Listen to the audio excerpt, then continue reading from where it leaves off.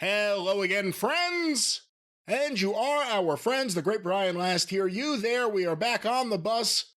This time, Volume 1 of From the Files, Jim Cornette's Omnibus, our look into the files, discovering wrestling history with this man, the leader of the cult of Cornette, Mr. Jim Cornette. And of course, Brian, we are uncovering nuggets never before known about the nonces that once occupied the world of wrestling. And thanks to your voluminous files and my amazing computer-like brain, we pull things out, we talk about them, we reveal these tidbits. It's something you can get nowhere else in the world of wrestling. And boom, and here's just oodles and oodles of it. That's right, the first in what will certainly be a continuing series. Let's get to it now. From the Files, the Omnibus.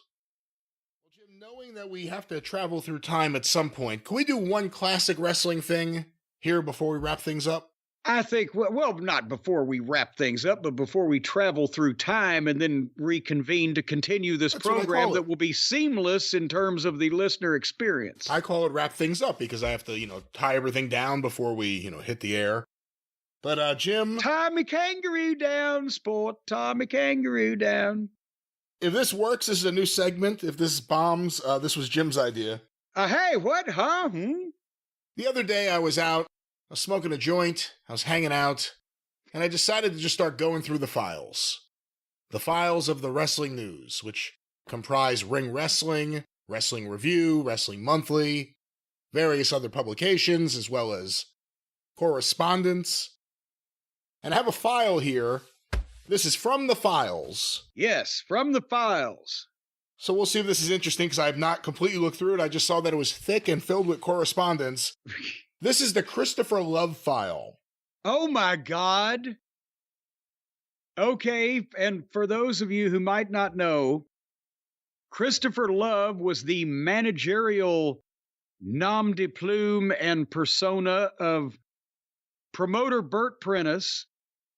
And at various points, he was Queen Christopher Love, especially in the LPWA, where he managed Leilani Kai and Judy Martin, the Glamour Girls. And Burt, during his manager days... Honey Love was another persona. Burt was a very flamboyant individual during his younger days and also his manager days. But Burt was gay. And he wasn't even like Ronnie Gossett, where Ronnie Gossett would say, "I'm not gay, I'm just friendly." Burt was gay, but he didn't let that get in the way of business most of the time. And he ran great shows. He was the classic definition of an indie wrestling promoter and a hustler and a go-getter and remember I did. This was after you joined the podcast. I did a show for him, or went to a show that he ran. Yeah, he was on the show. Yeah, down in Jackson, and we talked about his operation and everything and that he had down there. He was working with the city, running regularly. And, of course, he passed away a couple years ago, but... He won me over because he ripped off Howard Baum and Howard Baum's dad in like 1984 or 1985, somewhere in there. Took a bunch of money to help them run shows and left town. And when they opened his briefcase, it was like filled with women's underwear. The briefcase that he had left as collateral for the money, right? Yeah. And years later, he was on social media and Howard brought it up. Like, hey, that was a real scumbag thing to do. Burt Prentice sent him a check. And it cashed. Yes. So he made good on it. So that impressed me. That was actually really classy, I think. After ripping him off initially and leaving him all that underwear. But the interesting thing about this file, as I look through things, there's a lot of different addresses and names. Oh, he was all over the place. Burt started Music City Wrestling in Nashville. He had Ozark Mountain Wrestling in, I can't remember where he was headquartered, over in Arkansas. He had a territory in Kansas briefly for a while. He was everywhere. Well, in 1988, Christopher Love was at Box 201. Is it Gredinger, Iowa? Your guess is as good as mine. Well, that's where he was in 1988. This is, what year is this? This is 1990. The envelope says the International Association of Independent Promoters, Wrestlers, and Fans. Greensboro. How does that abbreviation break down? The IAIPWF in Greensboro, North Carolina. Yes, he was in North Carolina for a while.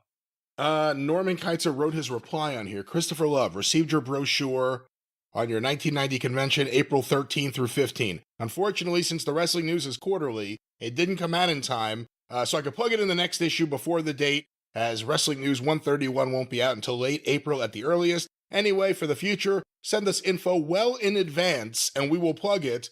Or if you wish something on what happened at the convention and your future plans for organization. I don't know what the hell that's supposed to say. Also, would appreciate your payment of the $225 that you owe me for the magazines you got from me in 1988. Wow. And here's a letter from the organization. And by the way, for Bert to send out stuff plenty in advance in those days, he may not have known what state he was going to be living in 3 months out. I have a letter here on the official letterhead of the International Association of Independent Promoters, Wrestlers, and Fans. February 15th, 1990. Dear wrestling fan, I have enclosed for you all of the exciting information on Convention 1990. Please read it over carefully, and I sincerely hope that you will make every effort to join us in Greensboro in April. This will be a dream weekend for many wrestling fans. Additional wrestlers that will be at the convention that we did not get to mention in the brochure include Tully Blanchard, Tim Horner, Hector Guerrero. Now, wait a minute. Hold on now. Pause 1 second. Chris Love at one point in San Antonio actually managed Tully before Tully went to That's right. Went to Crockett, but go ahead. Did he manage him again at this point in 1990 when Tully briefly... Did he manage him for Vern? Or where am I thinking of him and Tully in 90? But anyway. I don't know. And the list grows each and every day. There will be fabulous exhibits. And if you would like to reserve a booth for yourself, please call us today. Christopher Love, 1990 convention host. And when they called him Honey Love, because that was a thing he did when he was cutting promos. And let me tell you this, honey. And here comes Honey Love. Convention 1990, April 13, 14, and 15th, the Holiday Inn, Four Seasons Tower Center, Greensboro. On the front cover, Buddy Rogers, Lou Thez, and Bill Apter. And then, that was when he was in, I'm going to say it was 1995, 96, because right about the time Smoky Mountain closed down, Bert was doing, I think that was when he was Ozark Mountain Wrestling. He was in Missouri or wherever he was, a boot heel down there.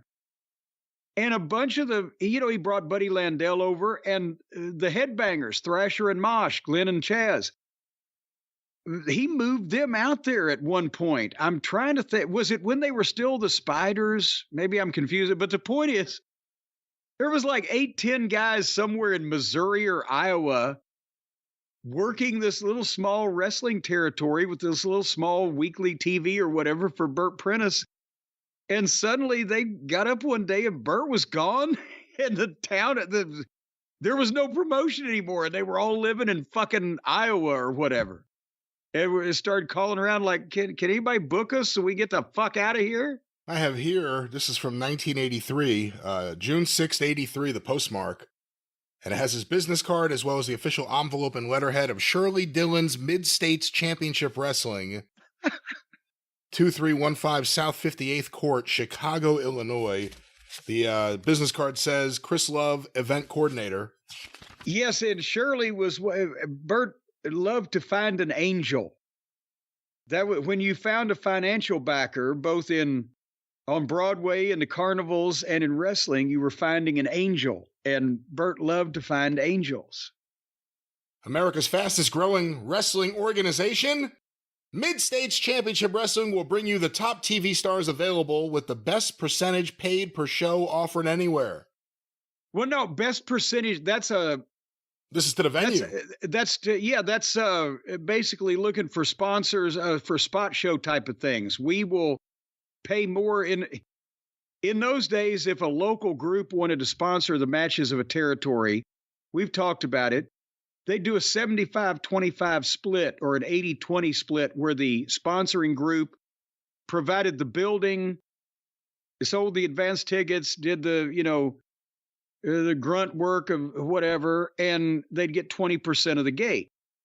But Bert would give them bigger percentages, but it was still, 80% of jack shit is still fairly shitty. We also provide top-of-the-line advertisement promotions, including window posters, newspaper, and radio features. We will guide you through an exciting promotional event that will want you to make it an annual happening.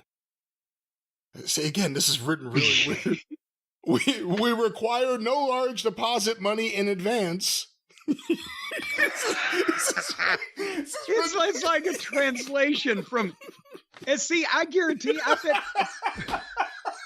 Bert even had, because Bert was better than that. Bert had people doing this shit for him. Because remember, he could write better than that. The promotions that Bert started doing in the late 90s, especially with Music City in Tennessee, and some of the other things he was doing, he had some longevity with and drew some houses and was doing some business. But back in the 80s and 90s, because he wasn't that much older than me. So he, in his younger days, he was all over the page. Once again, we require no large deposit money in advance, and with our stellar lineup and your enthusiastic support, together we will make this a gigantic success. This reads like a Ponzi scheme letter or something. Professional wrestling is drawing bigger live audiences now than in the history of the sport. Mid-States Championship Wrestling is a consistent winner at the box office.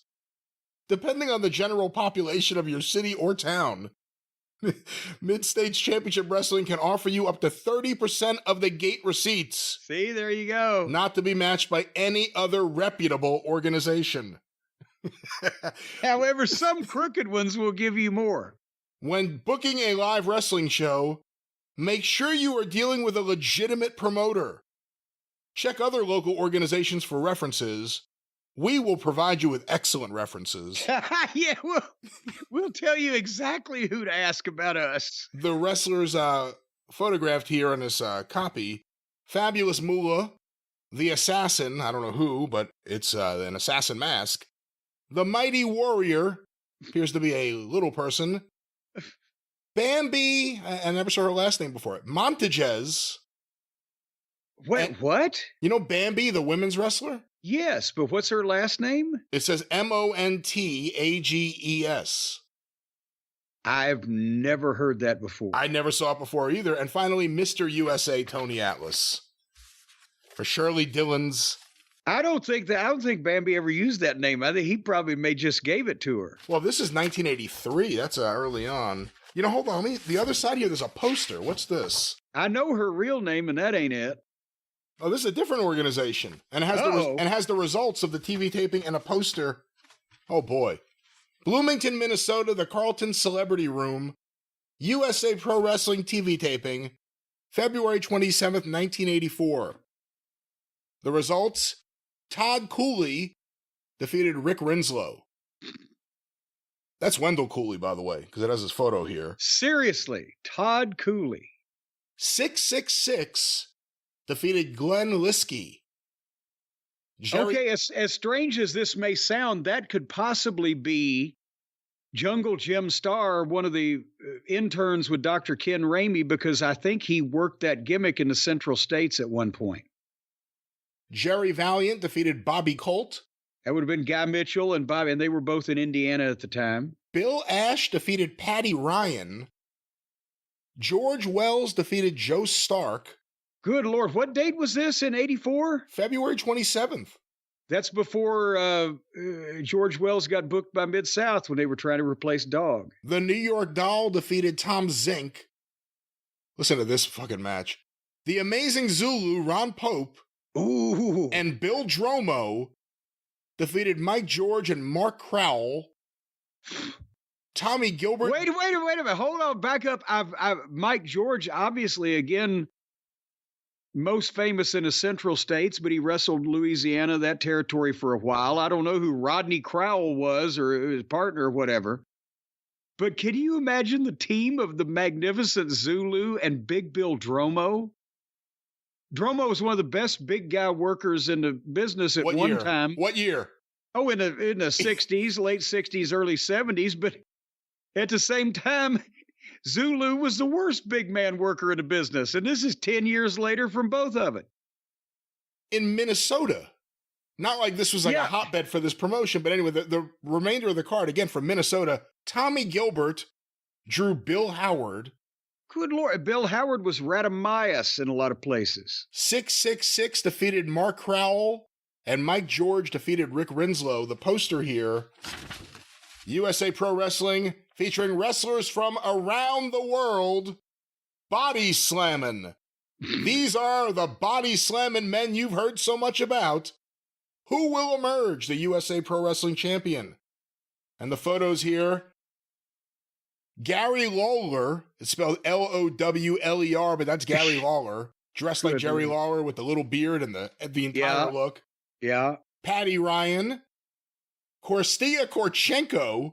Oh my God. 6'5", 300 pounds, Moscow. Glenn Liskey, the Amazing Zulu, Todd Cooley, and again, that looks like Wendell Cooley to me. I could be wrong. Tom Zink, George Wells, Joe Stark.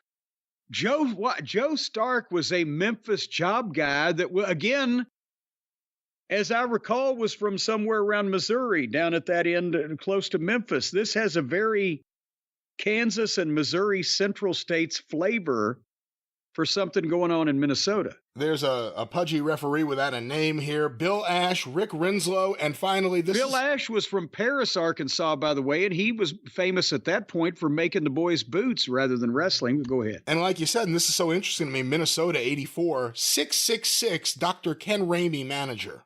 There you go. Wow. So who was the promoter that was trying to fight Vern Gagne with guys from the Kansas City territory from 10 years before? Dr. Ken Ramey, Reverend Pro Wrestling Manager. Reverend? Excuse me. Revered Pro Wrestling Manager of such greats as Superstar Billy Graham, and now 666 offers $1,000 to anyone who can stay in the ring just 10 minutes with 666. All right, well, that's this promotion. Again, there's like stuff from all over. So is this working so far? Are you interested in this? I'd like to see the show now. Oh, you mean the segment? Yes. Yeah, I'd love you to pull things out of your files. I don't know who this is. Cecilia Fontana. Lady Cecilia Fontana. It just looks like a woman. Cecilia, you're busting my balls. Here's a picture of Peggy Lee being interviewed by Chris Love. Here's Chris Love early in his career with Sherry Martel in Texas. Photo by Sue Carpenter. Well, here's some really flamboyant ones. Norman, story for magazine. Thanks, Christopher Love. He was sending in his own stories, obviously. Christopher Love, Iowa. Shirley Dillon. Christopher Love, here are the 50 copies of the Wrestling News 123 you wanted. I'm sending them in return for the story you sent that appears in that issue. As far as additional copies purchased in bulk, the cost is 75 cents per copy for 10 or more copies purchased at one time. Thank you again for your help. I apologize in always being behind in everything recently. Norman Keitzer. And then it's just like almost like a pen pal thing. There's tons of like, this is an orange marker. Well, the guys in a lot of cases in those days would try to stay caught up and in contact with the people that did the magazines, because that was the way you got publicity to the wrestling fan base. There was no internet. If you weren't on TV in a particular market, you had to rely on the magazines, not only the newsstand magazines, but the ones that were sold in the arenas in various places. I don't know what this is about. Let's see. There's a lot of things attached here. This is from December 23rd, 1986. Burt Prentice. Per your recent letter about not getting the latest issue of the Wrestling News, I checked our files, and the only issues I can find that you ordered were number 120 in April and 121 in October. Both those issues were mailed out long ago. As far as I can determine, your previous subscription expired with issue number 24. And these are the only 2 issues that you purchased from us since that time. 100 issues ago. Now, you know what's interesting, too? He's writing this in 86 to Burt Prentice. A lot of the other correspondence from before this and after it is to Christopher Love. Would Norm Kizer have already known that?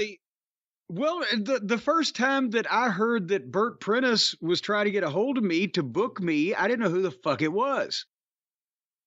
And then I found out that it was Chris Love because I'd known him as Queen Christopher Love in the LPWA in 1990. This is almost 10 years later. And Burt Prentice is running Nashville. He wants to get a hold of you. Who? But, it changed over a period of years. Whatever the case, and because it is cheaper than writing back and forth, I have enclosed a copy of issue 122, which certainly should square us on everything. Per your comment about rumors, I've been publishing wrestling magazines for over 20 years and have no plans on quitting, nor did I ever tell anyone that I was. I think that is just some more of the garbage put out there by a former editor who worked for me, who I caught trying to pull a fast one. Oh, who would that be? In any case, the magazines continue to cost, in bulk. That is for 10 or more copies of the same... that's the same thing you said before. I hope that answers all your questions. I apologize for the recent delay. Did he do it on the same typewriter, Norman, that filled in one of the zeros or one of the O's and dropped a letter every now and then? Here's an address in... that is the one here, but this is an address in Birmingham, Alabama now. Highland Avenue South. Now here's a photo of Rick McCord with a bow tie on. Why do I have this here? You may be asking yourself. It was either in San Antonio or the Central States that they tried to make some type of male stripper gimmick out of Rick McCord, which I don't think it fit his personality. He was a very nice, polite young man. I have the picture here, I don't know why this is in this folder. July 6, 1987, Mr. Kizer, thank you for your prompt response to my letter concerning the Rick McCord picture in issue 123 of the Wrestling News. I am anxiously awaiting the next issue of your magazine. Sincerely, Janet Ray Banks. Sedalba, Missouri? Sedalia. It's hard to read what she wrote here. Sedalia, that's right around Gus Karras's backyard. So yeah, this is the kind of stuff. Oh, here's a Christopher Love envelope. Well, it's the laugh riot that you'll experience every time you go down Last Alley. Dear friend, this is June 29th, 1987. Dear friends, a big hello from Birmingham, Alabama. Things here look great for a BIG summer. I am now working with a very competent and new wrestling organization presented by North American Sports. Who was running Birmingham in 1987? We will be running regular shows. Besides Southeastern or Continental is what I'm talking about. We will be running regular shows throughout Alabama. We premiered in Birmingham on Sunday night, June 28th. We were at the Boutwell Auditorium, home of Fuller Wrestling. We'd expected maybe 200 people our first show. Surprise, surprise, we had nearly 800. Fuller sometimes doesn't do that good. Their average is 950 to 1100. Rumors about that threats were made to all boys working the show that if they showed up, they would not work for Fuller's. Who cares? Fullers are not he doesn't say the Fullers, just Fullers. Fullers are not doing that great of business now at all. Also, the supposed sale of this territory to Ron West or anyone else at this time is just a work. Totally untrue. Wasn't that about the time David Woods bought it? Not to say they are, you know what? That's right. Not to say they aren't wanting to sell and don't have anyone interested. It's just that no sale has been completed. Then on the side it says, direct all my mail to Chris Love, Milford, Iowa. It will be forwarded. Thanks. And then he has the results here of his show. In Birmingham, the Blue Infernos beat the Duke Boys by disqualification. Okay, who the fuck are these already? The Blue Infernos, unless it was Gypsy Joe and Frank Martinez from the 60s in Memphis, that was a gimmick. Well, don't forget about the Duke Boys, but also Nikki Leathers, Drew Larry Clark, Mike Jackson, beat the Midnight Cowboy in a fabulous match. That's all in caps. The Masked Nightmares beat Ranger Ross and Dino Manelli. Butch Rhodes beat the Terminator. Wendy Richter beat Joyce Grable. Ricky Gibson and Randy Rose, no contest with Gypsy Joe and Joe Rossi. Holy shit, I was right about Gypsy Joe at least. Wow. This is 1987. Okay. Gypsy Joe was even old even then, but Joey Rossi, Lynn Rossi's son, had been retired for over 10 years at that point. And I'm surprised to see Ricky Gibson on this show too, actually. Well, Ricky Gibson, that may have been one of the last matches he ever wrestled, if that was either right before or potentially right after the car wreck that he had. I can't remember exactly, but he was almost done at that point. Well, Randy Rose turned on him in this match. Also, JT Southern was incredible with a win over Goliath. Adrian Street pinned Ken Timms. And Southern and Gibson won a 16-man two-ring battle royal. Jesus Christ. How did he talk all these guys into being on his show? He had a two-ring battle royal right away? Did it really happen? I guess that's the other question. Well, I don't remember ever hearing. Why were these people working opposite Ron Fuller at that point? Why would Adrian Street and Randy Rose have been working opposite Fullers? I think we need to back up that this actually happened. Here's a postage due envelope sent to Keitzer Publishing Company, Mankato, Minnesota, 1988. Christopher Love, 904 13th Street, Milford, Iowa. Undeliverable. This was sent, whatever he said that Chris Love was undeliverable, and it came back. To the address that Chris Love had said, please send all my mail to this address. January 20th, 88, enclosed as 124 Wrestling News. Just want you to know I have another issue available. Also, a reminder, there is still due $225 on the stuff I sent you in Alabama in July. March 88, so this is a few months later. Christopher Love, per your calls, your check arrived on Saturday. I tried to call you this morning and left a message. I'm sending you the magazines you wanted via UPS this morning. Since your shows are on April 8th and 9th, they should be there in plenty of time. And he blocked out the word, so I don't know exactly what it was, 3 boxes of 75 copies each, which totals 225 copies. The extra 25 copies should more than make up for any spoiled copies or miscounts. Your bill, $150 for 200 copies of the Wrestling News 124 at 75 cents each. Would appreciate prompt payment. Thank you, Norman Keitzer. Is there any evidence that the bill was paid there? He usually does have receipts. I don't see one here. But that's one of the great things about these files. He kept everything. This is going to be like the Pfeffer collection at Notre Dame. Instead of it's going to be the last collection under Nutter Dome. Well, speaking of Nutter Dome, any closing thoughts on this? Christopher Love, Burt Prentice, did this work? Should we do this again? What do you think? I don't think we'll do it again with Burt. I think we've plumbed that well. But yes, we should open up those files every now and then and see who the deadbeats were. Actually, I just follow up real quick. March 21st, 1988, from Christopher Love, Gratinger, Iowa. Dear Norman, received the latest issue of the Wrestling News. It was the best! 4 exclamation points. Thanks for remembering me. I had no idea that you had not gotten paid for the magazines you sent to me in Birmingham. My roommate was to pay you way last August after we sold them. But there were also a lot of things he didn't pay, so I guess I'm not really that surprised. At any rate, Norman, here was a money order for $225. I'm sorry for any confusion. If you would like to send me 200 magazines, I will gladly sell them for you. Is my cost still 75 cents? Please enclose an invoice. If you wish not to send them, I understand. And then he wrote in hand, this is typed out, with an arrow where it says, please enclose an invoice. Send them soon. I have shows 4-8 in St. James, 4-9 in Pupstone with zinc.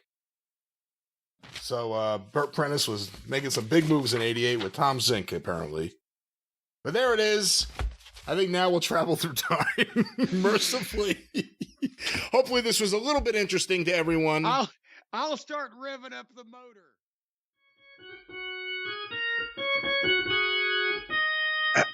All right, Jim, you know what time that is. Good Lord, it sounds like rush hour at Romper Room. It's time to romp on, to move on. Before we get to more contemporary wrestling, a quick classic wrestling topic. From the files, I've gone to the files, and I pulled something from the files. This is the Brian Hildebrand file. Oh, no. I have a letter here.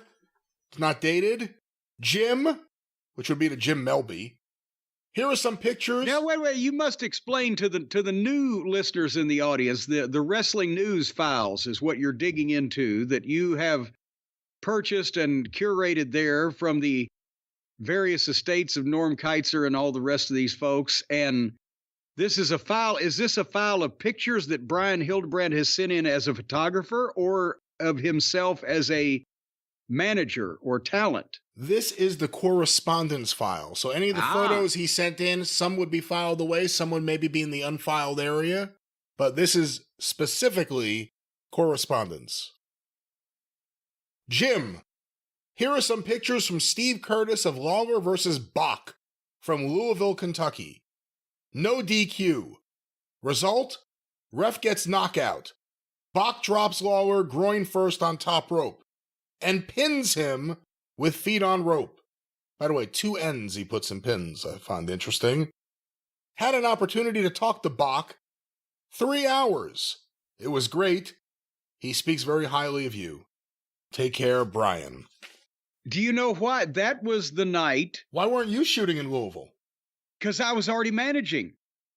That was Brian came down to spend some period of time, I can't remember if it was 5 days or a week or whatever, on the road with me in Memphis. And in Louisville, the main event was Lawler and Bockwinkel. And that's the night that I ripped. I want to say I was managing the Galaxians. That would have been early 1983, so that makes sense with Lawler and Bockwinkel. Because I was managing the Galaxians against Cowboy Jim Dalton and one of the other baby faces, and Dalton had just got there, and I didn't know that he had actual blank pistols as part of his cowboy gimmick, and when they introduced him, he was going to fire 2 of them off in the air, right? And I've got my back turned talking to Danny Davis and Ken Wayne, the Galaxians. And all of a sudden, this motherfucker fires those guns off, and I dove out of the ring for a shoot and ripped the seat out of my pants from asshole to appetite, all the way, the whole crotch out on the way down, and had my head covered up. And fucking Danny jumped down next to me and said, "Hey, stand up straight. Your pants are ripped." The point is, well, here's where I was going with this, is Brian Hildebrand took a picture of Nick Bockwinkel pointing at my ripped out seat of my pants and laughing at them at the Days Inn when we dropped him off that night after the matches. And it says here that he was talking to Bockwinkel for 3 hours. Were you there with him? I don't know if it was 3 whole hours, but yeah, we rode Nick over to the hotel, and that's probably stopped and got something to eat with him. Because a couple of times when Bockwinkel came in, I've talked about it. I was able to have dinner with him one night at the Kingfish. Not the Amos and Andy character, but the restaurant. You know, we assume everyone knows who Brian Hildebrand is. Brian Hildebrand was referee Mark Curtis, first in Smoky Mountain Wrestling. He was a manager on the Indies before that, trained as a wrestler, but famous as a referee, Mark Curtis in Smoky Mountain, and then in WCW, maybe the most popular referee. Really, when you think about it, maybe the most popular referee of a long period of time. He was really, the fans got behind him.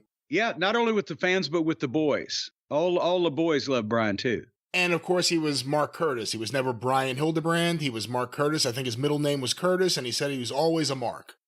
So that's how he got the name. It says here the pictures were from Steve Curtis. Is that...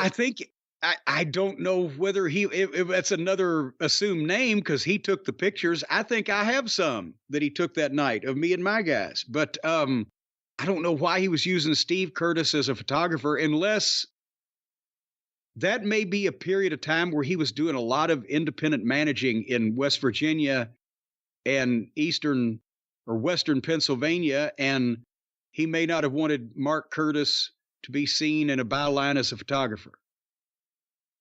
I have a letter here to Brian Hildebrand from Jim Melby, December 18th, 1979. Hi, I just thought I would drop you a few quick lines, encloses a copy of Wrestling News number 57 and a check for your 3 stories. I hope you like the way they turned out.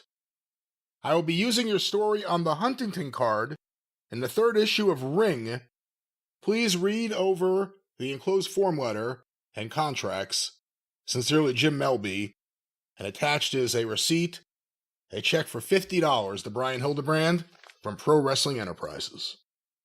And that was top pay for Norman and Jim back in those days. So they must have been impressed with Brian's stuff. How did that compare? You were shooting for all the different magazines. Now, again, you kind of got yourself into a nice position of leverage, but not counting Japanese magazines, the American magazines, and there were still a lot at that point. How did they pay?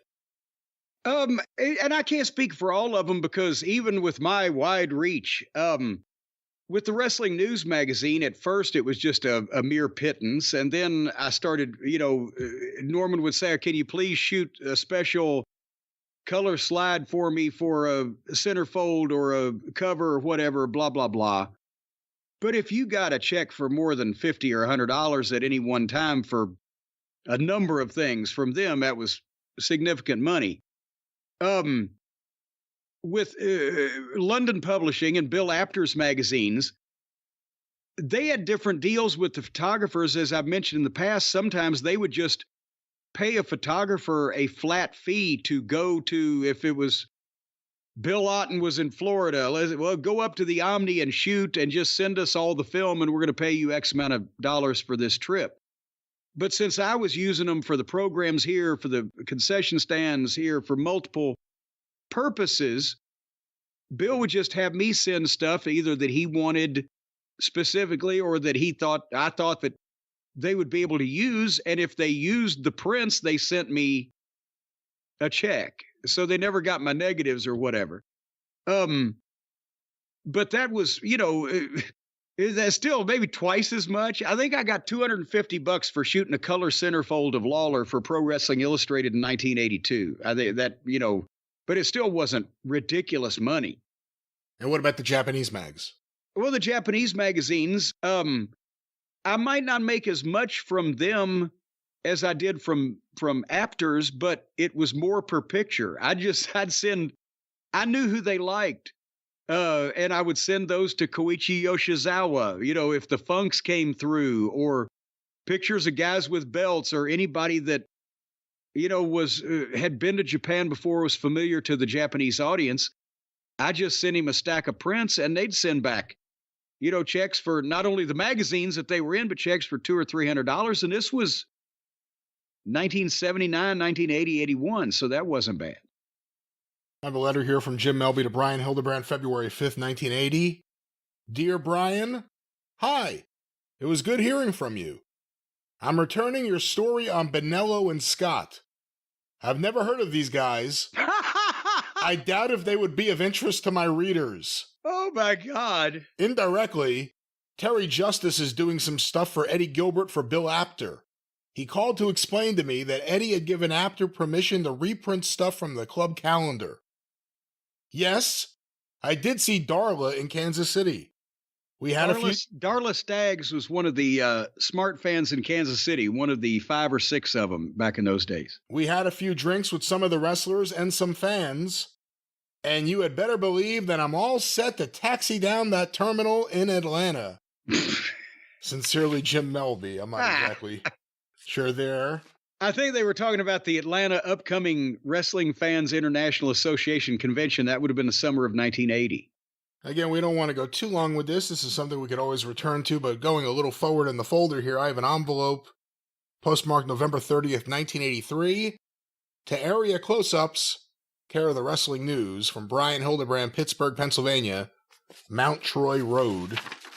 Mountain State Wrestling. Run shows in Morgantown and Terra Alta, West Virginia. Recognized champions, West Virginia champion J.W. Snakeman Hawk, the World Junior Heavyweight champion Zoltan the Great. That's Kenny Jugan. And the West Virginia Tag Team Champions are Bill Berger and Buckwheat Jackson. The big news here is the feud between manager Greg Punk Rock Mason and Mark Curtis. And at this point, Curtis has 2 S's at the end of it. Yes. Curtis refereed a few shows, and Mason tried to take a few shots at the self-proclaimed Master of Disaster, who is now hearing cheers as he feuds with the manager. Curtis is teamed with Mike Savilli and Buckwheat Jackson to get at Mason and his protege Zoltan and Hawk. Other wrestlers in the area: Buddy Donovan, The Beast, The Bulk. The Bulk, yes. The Bulk. He was a giant fat guy. You never would have guessed. Bob Beecher, and Rusty King of Pain Jones. That's all the news for now. Sincerely, Brian C. Hildebrand. And that was his Brian Curtis Hildebrand was his full name. Then he also sent along the results for the Card in Altoona for World Championship Wrestling, November 3rd, 83. Les Thatcher beat Joe Lightfoot. Ron Garvin over Paul Ellering by DQ. Road Warriors over Wrestling 2 and Pez Watley. Brett Wayne over Jake the Snake Roberts by DQ. And the main event in a cage, Tommy Rich beat Buzz Sawyer, reported to be a sellout. Promoter Gene Dargan is doing great in Pennsylvania with WCW wrestlers. Next card, 11:30 in Johnstown. Home of the Flood. That was Johnstown, Pennsylvania. That old building was probably my least favorite facility anywhere in the state of Pennsylvania. What a dump. And you could see where that town could be flooded real fucking easy with a catastrophe like that. That's one of the things I love about the Norm Keizer magazines, especially from that period. It's the only look you get in a lot of cases of some of the smaller, not even territories, but you want to talk outlaw groups. Yeah. Guys running shows with skinny wrestlers and wrestlers you haven't seen in a while and people you don't know who the hell they are. But there's more reports of that stuff in those magazines. I mean, you read about Randy Savage in there before you read about him anywhere else. Well, and see, that was because Norman, for a lot of that time with the wrestling news, ring wrestling was a different thing. And later on, he got newsstand distribution. But the wrestling news was primarily sold in the arenas by the promoters. And so he tried to cover as much as he could, because if you didn't have any of the local guys, and like, even then, though, you can only go so far. Like Bonello and Scott, right, were not exactly household names, but the more he covered, the more promoters would want to get. Well, send me 50 of your magazines so I can sell them at the matches. And he would give the wholesale price to the promoter, and then blah, blah, blah. That's why that I started doing my own magazine in the Memphis territory, because originally he sent magazines to Pat Malone and Christine Jarrett, the Wrestling News, and I started sending pictures and stories for them so that the Memphis fans would want to buy those magazines in the arena. But then gradually it became, well, there's only 4 or 5 stories of the Memphis guys in this particular Wrestling News, because he's got to cover, Atlanta and this territory and that territory. So I started doing a little 16-page magazine, Championship Wrestling magazine, that he printed for me. And it was all Memphis guys. And I wrote stories, took the pictures. But then after the first 3 of them, he said, well, now everybody's buying your magazine. They're selling out and nobody's buying the Wrestling News. So how about, for the same price, I'll print you, God damn, what was it? Was it a 48-page magazine or whatever, with all of the Wrestling News advertising in it? And if you'll just sell those, so that way I don't lose my advertising customers. I was like, okay, so that he doubled the size of the magazine and only put in half again, as many pages as ads. So I had all kinds of space to fill up now for nothing extra. But that was the deal, is if he couldn't sell in the newsstands, he had to cover all of the territories that he could, so the promoters would buy the magazines and sell them at the matches. Well, Jim, we will close this edition of From the Files with this final thing here because it clarifies something earlier. A typed letter from Brian C. Hildebrand, May 1st, 1983. Dear Jim, once again Jim Melby, as always, I hope this letter finds you in the best of health, mind, and spirits. And Brian still had his spelling issues even then. In other words, I hope that you will be taxiing down the runway into the open space of the mind any day now. My, what college does to a person. Sorry that I haven't written sooner, but school is a bitch. And now I'm finished with it for another year. So now I could sit back and get some articles written and get it sent out. Listen, when I graduate, if I graduate, do you know of any promotion that needs anyone for anything? I mean that as long as I've been in the business, I've done just about everything except suck Barnett, who he misspells the name of. He adds an E at the end. Is there any positions opening up in the magazine? Keep your ears open, please. I might have an opportunity to be the commentator for the ESPN PAFO show. Huh. Oh my God. But I'm afraid of being blackballed from the rest of the wrestling world. Let me stop there for a second, because this is May 83. I had never heard any rumors or anything about the PAFOs getting ESPN. Well, and that's what jumped out at me. And because Brian was working with the outlaw promotions, the early independents, in West Virginia, there really was no territory except Crockett shows in West Virginia at that point. And, Western Pennsylvania, Johnstown, Pittsburgh, etc. A lot of those guys would go to work for the PAFOs, ICW, even if only to do jobs on TV or just, whatever. So there was some back and forth. I don't know that there was ever any legitimate chance or close chance, or even talks have not been uncovered between the PAFOs and I'm telling you, folks, and again, I love territory wrestling, but their television show was low budget. I don't see how that ever would have been possible at that stage of the game. They were almost ready to go out of business. But was Angelo telling people that he talked to somebody, or did he talk to somebody and he was just telling them his part of the conversation to get people to think, hang on, we got something big coming? That might be possible. Let me go back to this letter from Brian Hildebrand, May 1st, 1983. I've been reffing for the WWA occasionally, but I have to lay off for the summer due to me being in PGH. Pittsburgh. And plus the fact that I broke my foot moving back. And guess what? Bruiser, in his infinite wisdom, has me booked for a number of dates in Indiana. What's even funnier is that he won't give me his number. So how am I supposed to get a hold of him? I called Colt to tell to Brew what my condition is. And that would have been Bobby Colt, who at the time Bruiser was using as his top heel because they were about to go out of business. And Bobby Colt knew Brian from the Indies. I don't know. I still think I'm going to get heat. So what's up with you? Done any more traveling to any exotic wrestling areas? Do me a favor. If you see Peggy Lee anywhere down the road, give her my regards. I have included to you, the mighty of all editors, a story for any one of your magnanimous, I've been listening to Paul Ellering too much, publications.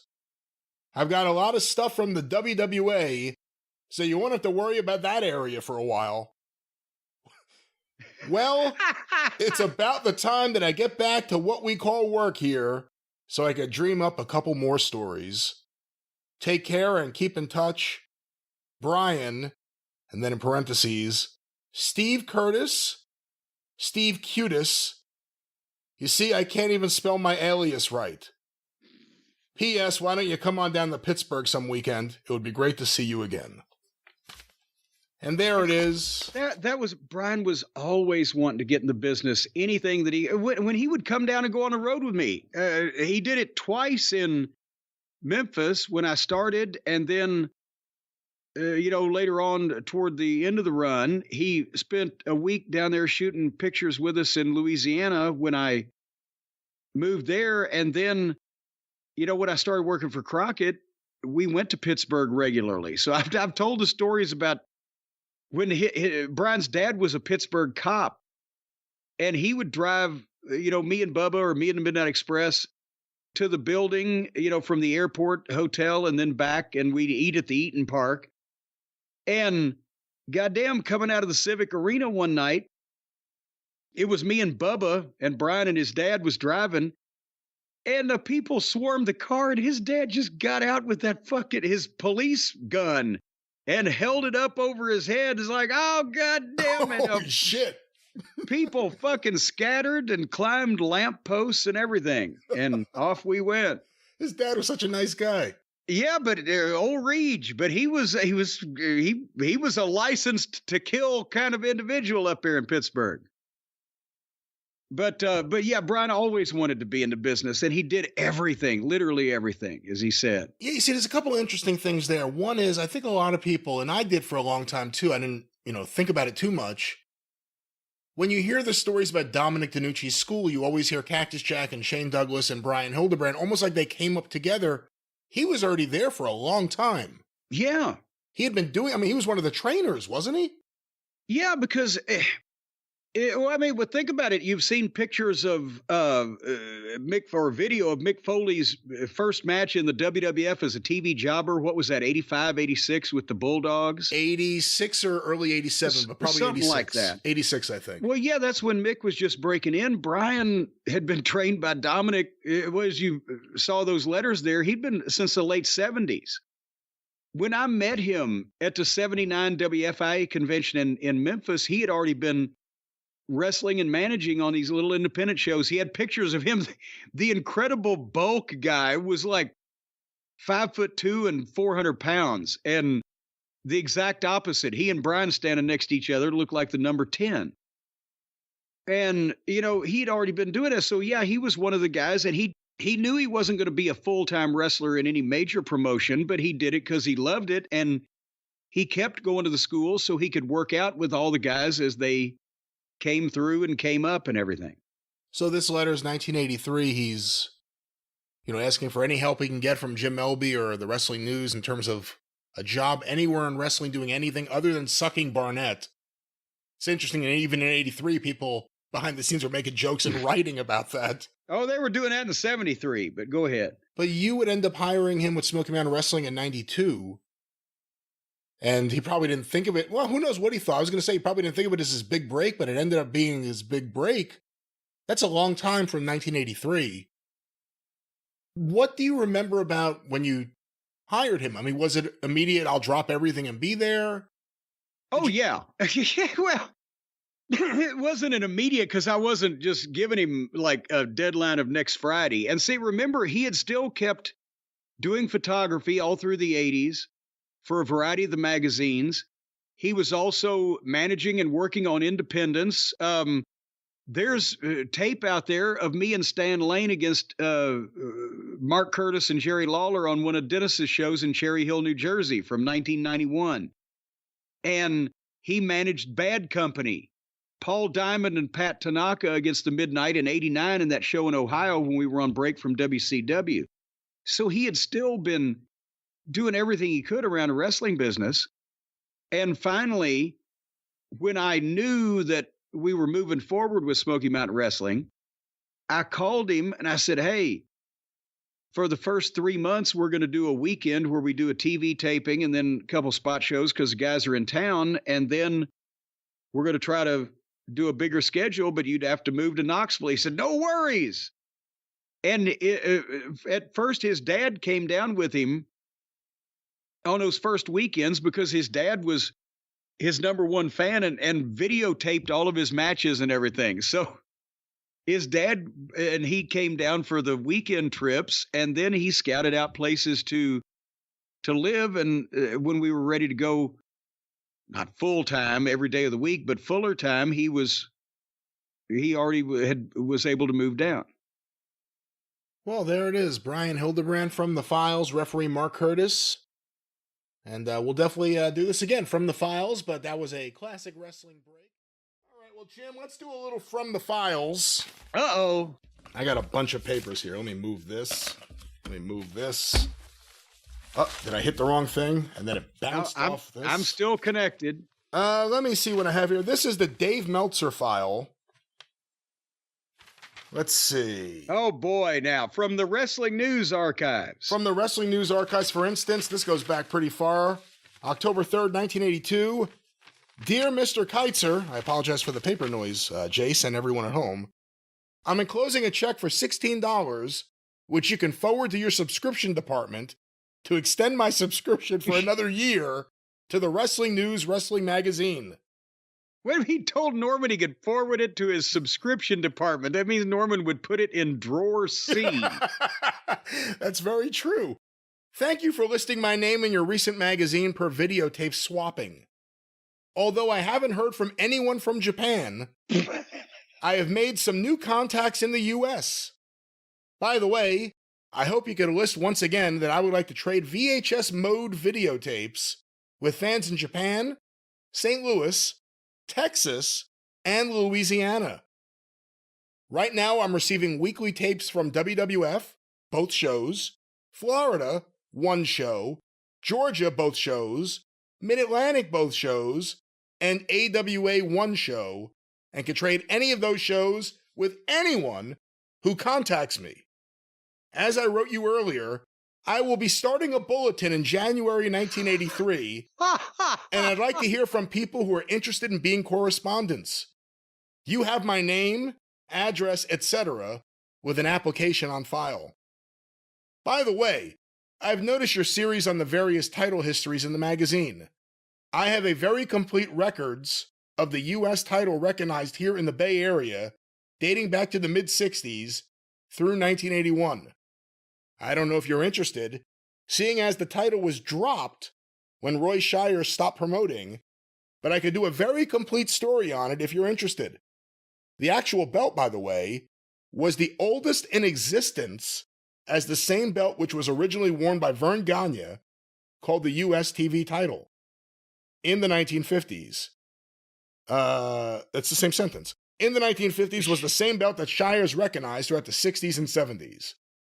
I don't have photos of the guys with the belts, so with the story, however, most of the champions are internationally known competitors: Bill Watts, Fritz von Erich, Patterson, Stevens, Mosca, Morocco, Lonnie Main, Maivia, Dusty Rhodes, so I'm sure you have shots of most of them on file.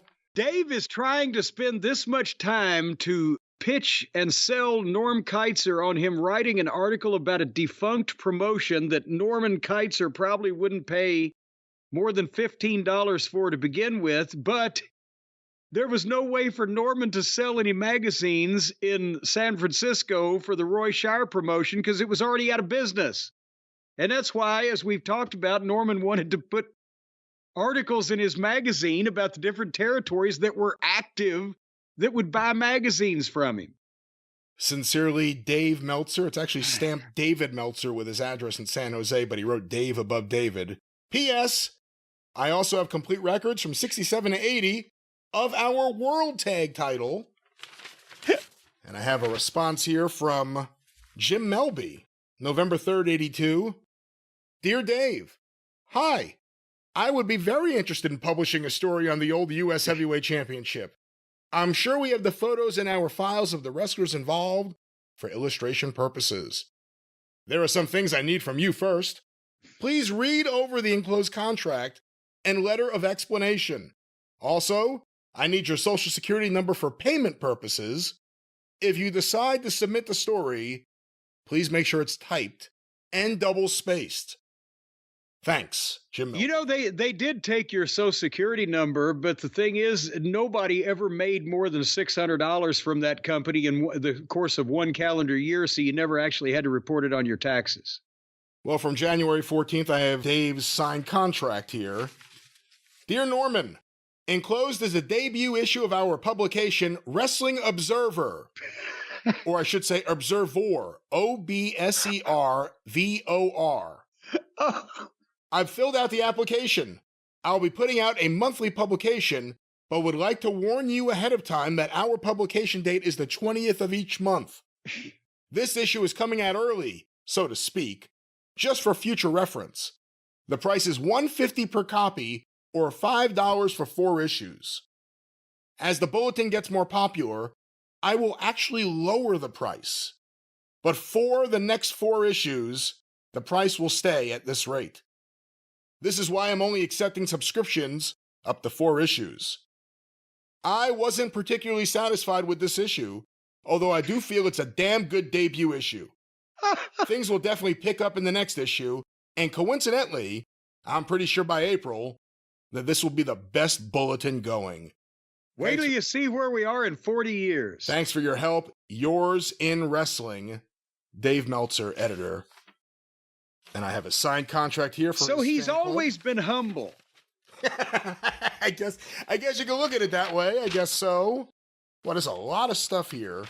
There's a lot here, more than I thought would be here. So bear with me for a moment.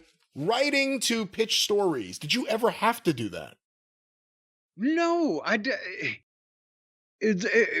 basically, the idea, as I said, was that Norm Keiser sold all the magazines to the promotions who would then turn around and resell them in the arenas. So the more content there was on the Memphis guys, the more that they would sell in the Memphis territory. That's why Norman did different editions. There would be the main wraparound of the magazine that would have some stories that everybody would get, but there would be the NWA East edition, where it was primarily for the NWA territories in the East, or NWA West was out in Texas, or the AWA edition. He even did a Stranglehold edition for Bruiser's WWA just in the state of Indiana, maybe Chicago.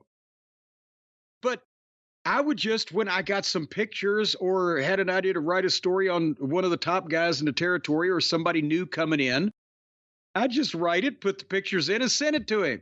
And he'd run it because Teenie told him to run shit about the wrestlers in the territory so she could sell more books. I never pitched anything. All right, I have another letter here. This is after that first one I read back from Jim Melby, November 30th, 1982, from Meltzer. Dear Jim, received your letter the other day. Thanks for the prompt reply. Also, much thanks for your listings for the awards. I'll keep them in the strictest of confidence. Jim Melby sent in his submission for the Observer Awards. I will be sending you our yearbook in late January. I'm pretty excited about putting together a bulletin once again. That's fine about sending programs in exchange for it. One more thing. If you ever want to do stories concerning activities in Japan, I'm sure I could do a good job in that area. I have traveled there in the past and have a decent knowledge of the language. And from this area, I do receive videotapes of all the TV shows and many clippings and magazines through friends in that country. I don't know how regularly you receive photos from Koichi and any of the others, but I can write stories about the various feuds and matches from that area. I think that an interesting article concerned the feud between Inoki and Fujinami versus Russia Kimura, Animal Hamaguchi, and Isamu Teranashi. Lots of interesting twists and a very wild bout, not to mention good crowds, have resulted from that. Aside from that, the only real major things going on are the tag tournaments, and I'm sure you're aware of that. I also heard that Inoki and Shinma had bought out LaBelle's promotion in Los Angeles. Oh, good Lord. But have yet to hear if they are promoting any shows or anything else. I am sure you know more about that situation than I do. Please keep in touch, Dave Meltzer. Some things never change, do they? That's one of the earliest, I guess, examples of Dave trying to pitch his expertise in Japanese wrestling. I mean, there weren't a lot of people in America, I would have to think, until videotapes that could monitor what was happening there properly. Yeah, well, and also I wonder how many issues of the wrestling news that Norm Keitzer was selling over in Japan. But that, that's the thing, is that the Wrestling News magazine covered a variety of eclectic things that the London publishing, the Bill Apter magazines, didn't cover, because Apter and under instructions from, the corporate hierarchy, they wanted to put on the cover the NWA champion, or Bruno, or Mascaras, or somebody national that was going to sell magazines, or Blood, sometimes, or whatever. And most of the articles were the big geographic territories with the major population centers: WWF, AWA, Georgia because of TBS, etc. And so Norman filled a niche that the newsstand magazines didn't fill, that, he would cover there'd be something from Amarillo, for heaven's sake, and they were underrepresented. Well, here's a letter from Norman Keitzer to Dave Meltzer, or as it says here, David Meltzer, July 21st, 1987. I have written to you several times, along with the complimentary copies of the wrestling news I've been sending you, but I have not heard from you in over a year now. Wow! So Dave was all fucking sweetness and light, sunshine, lollipops, rainbows, and waterfalls when he was trying to get printed, but now, a few years later, he don't want to hear from his buddy Norman. Possibly the address I had was wrong, as I got a notice from the post office today that the last issue of the wrestling news that I sent you was forwarded to the address I am sending this letter to. At one time, when I started to curtail the publishing schedule of the wrestling news, I sent you payment to make sure that you continued to send me your newsletter. That was over 2 years ago. At that time, you wrote me that I didn't need to send you payment because you would continue to send me the newsletter because my plugs in the wrestling news are what helped you get it started in the first place, and because I was continuing to give you free advertisements in it. I guess you changed your mind, which I can understand, but I have written to you several times saying I would like to be a paid subscriber and receiving no reply. Nor am I even sure I have your correct address at this time. Whatever the case, I am in hopes that this will reach you, and I've included a postage-paid envelope so that you can write me back and let me know the cost of getting to be a paid subscriber to your newsletter. Thank you, Norman Keitzer. Oh, man, here, you can't even fucking back out of it because I didn't send a stamp. Here's a stamped self-addressed envelope. Well, I wonder what happened to drive a rift into their relationship. It appears someone has made a mistake, too, in the middle of the Meltzer file of a bunch of pictures of Sam Menaker. Let me put these down. Someone filed wrong before it got to me, ladies and gentlemen. Going through a bunch of these papers here as they pop up. November 4th, 1985. Dear Dave, below is a copy of your advertisement as it will appear in the Wrestling News number 120. Please let us know right away if you want any changes in the wording of it. Otherwise, it will go in just this way. Also, always let us know if you want any changes in the future issues for your advertisement, other than updating as far as new material received. And then it has his plug here. And at that time, what was it? Dave Meltzer, Turlock, California, sent us 4 issues of his Wrestling Observer newsletter during the past 2 months. He doesn't promise an exact schedule, but it appears that it comes out about twice a month. Each of these 4 newsletters contain 8 letter-sized pages packed with news, results, inside information, and opinions on the major promotions. Dave charges $5 for a 4-issue subscription. I thought he was going to lower that price when it took off. He also asks that we mention that he has videotapes, and he charges $2 for a copy of his 50-page VHS tape listing of more than 500 hours of main event matches.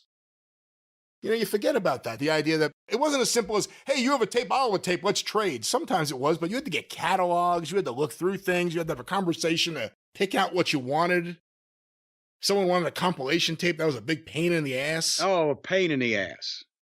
Any thoughts on any of this? Yes, it was a pain in the ass. That's why Weasel Dooley was doing all of my duplication at that point. I was on the road. He was making he was culling it down into what I needed to see and sending it off to me at that point. A lot of interviews from the AWA program, but poor Dave. It seems that he's left a trail of broken relationships everywhere he goes. Here's a check mailed to Dave Meltzer for $50, December 26, 1987, right after Christmas, Campbell, California, from Norman Keitzer. Above check is for a 50-issue subscription to your newsletter. I haven't received an issue since last month.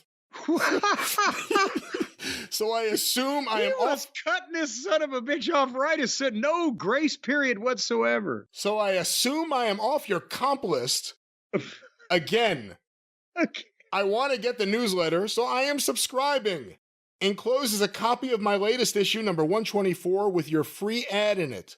Also, a copy of the ad I plan to run in issue 125, which I'm working on now. And there's a check for $50, a copy of it. What a no good. He's running free ads for Dave and having to send checks to subscribe for a year because Dave won't send him his shit. And it appears this right here, is this the U.S. title story? Here's a letter from Dave Meltzer to Jim Melby, February 11th, 1983. Dear Jim, got your letter last week and always interesting hearing from you. Agree with most of your comments, particularly about the Japanese wrestling. I enjoy Inoki's group, particularly the junior heavies, the best also. Inoki's success at the box office shows also. These are written really poorly. Really, he has by far a better group of Japanese wrestlers in his stable, which is the main difference as both groups book similar number of quality Americans. As I think I told you, I'm familiar with the Georgia problems, but I don't know the reason. I do know people who see them live don't seem to like the promotion nearly as well as the people from out here who only know of them through the cable. To the fans out here, it seems the Georgia promotion is like the ideal promotion, so to speak. Other things may be good, but nothing can compare with Georgia. Although I don't know the reasons, I will assume that you're right in saying if they lived there, they wouldn't hold the same opinion. So let's stop there for a second, because Georgia TV was on cable and you could see it in different places. This is 1983, February 83. This was really the beginning years of World Championship Wrestling being seen nationwide. People in other places thought it was great because it was different than their wrestling. At the same time, people in Georgia were rejecting it. Well, and that's true. And with a lot of places where they got over in the Sheik's old territory, Michigan, Ohio, West Virginia, not only had, as we've talked about many times, that had been dead and Sheik had stopped running, but the product the last few years of his promotion was just horrible in ring. Everybody was 80 years old. Or, let's face it, Vern had major names and stars, but they were all old. And he didn't have a lot of action in his territory because it had been built that way and he didn't have competition. But when they see the Freebirds in Georgia, all this new young talent and an NWA style promotion with a ring that wasn't made out of concrete and guys taking bumps and cutting these wild promos, that appealed to Roy Shire's promotion had gone out of business a couple years before in Northern California, and it had been on its ass for a couple years before that. So where there wasn't a strong promotion or a strong youthful promotion, the Georgia TV was the thing everybody had to see. But in the state of Georgia, where they had not only been used to that style and that method of presentation, but every major name in the NWA had been in there regularly for the previous 10 years, they were harder to fucking please, and Ole's booking at that time, that 1983 period, guys were going to Japan and he'd just they'd be off and then they'd come back. It was kind of like Tony Khan's booking.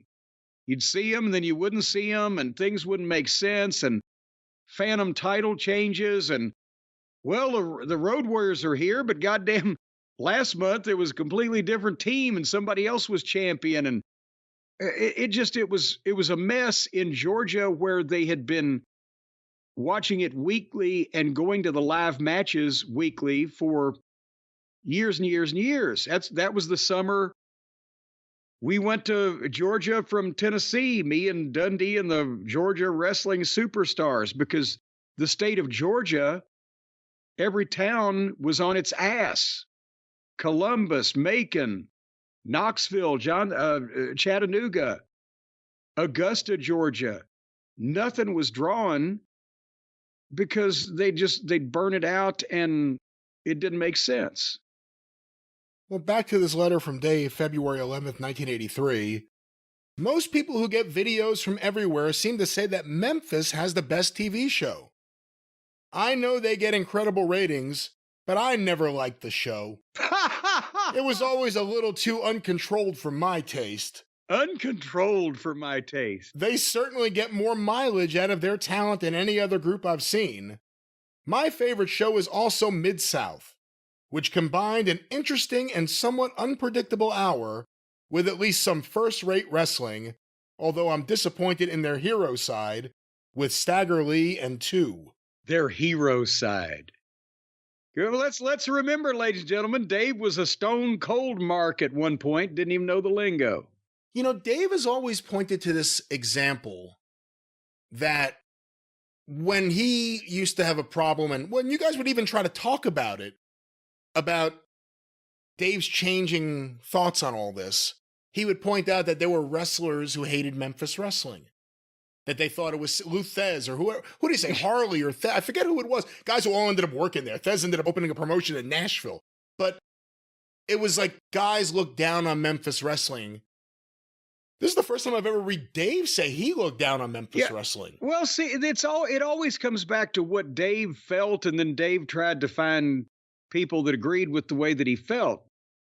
But the guys looked down on the Tennessee territory more because of the payoffs, especially because Nick Goulas had set that precedent. But Jerry Jarrett wasn't going to go hungry at the expense of taking care of a wrestler. And the guys didn't mind working there, except for a Lou Thez who had somewhat, high standards. But it was the money, not the style of the wrestling. And Dave didn't get that. They would knock it just because they didn't want to come out and say, well, I didn't make any money there. They say, it's a bunch of bullshit. Yeah, and I didn't make any money doing bullshit. Other people made money doing bullshit, so they must be better than I am. And by the way, for the record, attached to this letter, which is a little more too, a copy of the check sent to Dave Meltzer, San Jose, for the U.S. title history used in number 93. How much did he make for that article? $35. Okay, I said 15. I was undercutting it. I'm quite interested in how WWF draws next month in L.A. AWA may get a good crowd on March 5th in San Francisco. I've heard a decent amount of comment about Lawler, plus Hogan versus Ventura has been very well promoted. Here's my social security number. I'll be sending you my bulletin. What is that? Can you read that? I am not going to do that. That is not allowed. I'd be most interested in programs from Mid-South, with Southwest and any AWA programs that aren't sold in this area, also of interest. Don't know your publication frequency, but we often have shows every 6 weeks, so I may not see all your issues of the AWA program. I really enjoyed the Japanese wrestling the most because it was so unique. I treated in such a high-class manner, etc. I have tired of Abdullah and Singh's antics, although at first they were great. Sometimes, when they don't have good Americans, Baba's show is just tough to watch because it doesn't have the first-rate Japanese wrestlers. Inoki's Japanese villains make his show almost never tiresome, although they abuse that double count-out ending a little too much. That's all for now. Keep in touch. Dave Meltzer. You know, the Japanese TV shows I first started seeing them in 1980. 80, 81, 82, 83, they were incredible. And we've talked about, you saw not only the best Americans, which Baba had the best Americans, and then his top Japanese 2 or 3 guys were okay, and then it dropped. Or Inoki was stuck with only having mostly WWF guys, but he also brought in the Mark Roccos and the guys from England, and it had more international flavor. It was a great show to watch wrestling matches, and you got to see, like, we never got to see goddamn Ricky Steamboat on television in Kentucky, but we got to see it on tape from Japan, or Nick Bockwinkel, or the Funk Brothers, or every top American, and the matches were good to great. But when I was watching, I was like, this is great. I'm getting to see. I liked, obviously, Tiger Mask was a thing, and Dynamite Kid was great. But as far as the Japanese talent, Inoki was good. We knew Baba, was past it at that point. Inoki had an aura about him, and his guys seemed like they wrestled harder, but there was an element of interchangeability. And there was also no promos, no interviews. So you liked being able to see the American wrestlers and the top stars that you hoped one day you'd get to see live or in your own territory. And wow, this match, Dory versus Terry going 56 minutes. That was a curiosity that you enjoyed seeing, but didn't live up to the hype. When you saw the pictures and heard they wrestled each other, I don't know what I expected when I eventually saw that years after the fact, but it wasn't the match I saw. Well, and they had to put Dory over, even though Terry was the more exciting at that point because seniority. Dory was the more well-respected guy because he came first. But point being, you got to see all that stuff, but it didn't replace Memphis wrestling or Mid-South wrestling or Mid-Atlantic wrestling where you'd have a Ric Flair or a Jerry Lawler or a Junkyard Dog or fucking whoever coming out and cutting promos, and the personal issues and the angles and the fuck finishes to build the stipulations. That was what I liked about wrestling. And then, when you watch the Japanese tapes, which I still have every single one, I have a tape of every Baba and Inoki show from 1980 through 1992 or so. The matches were great, but I always liked seeing the American guys go against people you never got to see them work with. That Nick Bockwinkel wrestled some other great talent that only wrestled for Crockett and never went to work for Vern or whatever. That was the appeal of and also Japanese wrestling is the only place then anywhere you got to see main event arena matches, which was wild and off the charts as far as holy mackerel, look what they're doing. So there was an appeal to it, but at no time did I or anybody that was watching or viewing it with me, Norman Dooley or whoever, think that program or that promotion could replace Memphis wrestling in Memphis or the Crockett's in the Carolinas or whatever.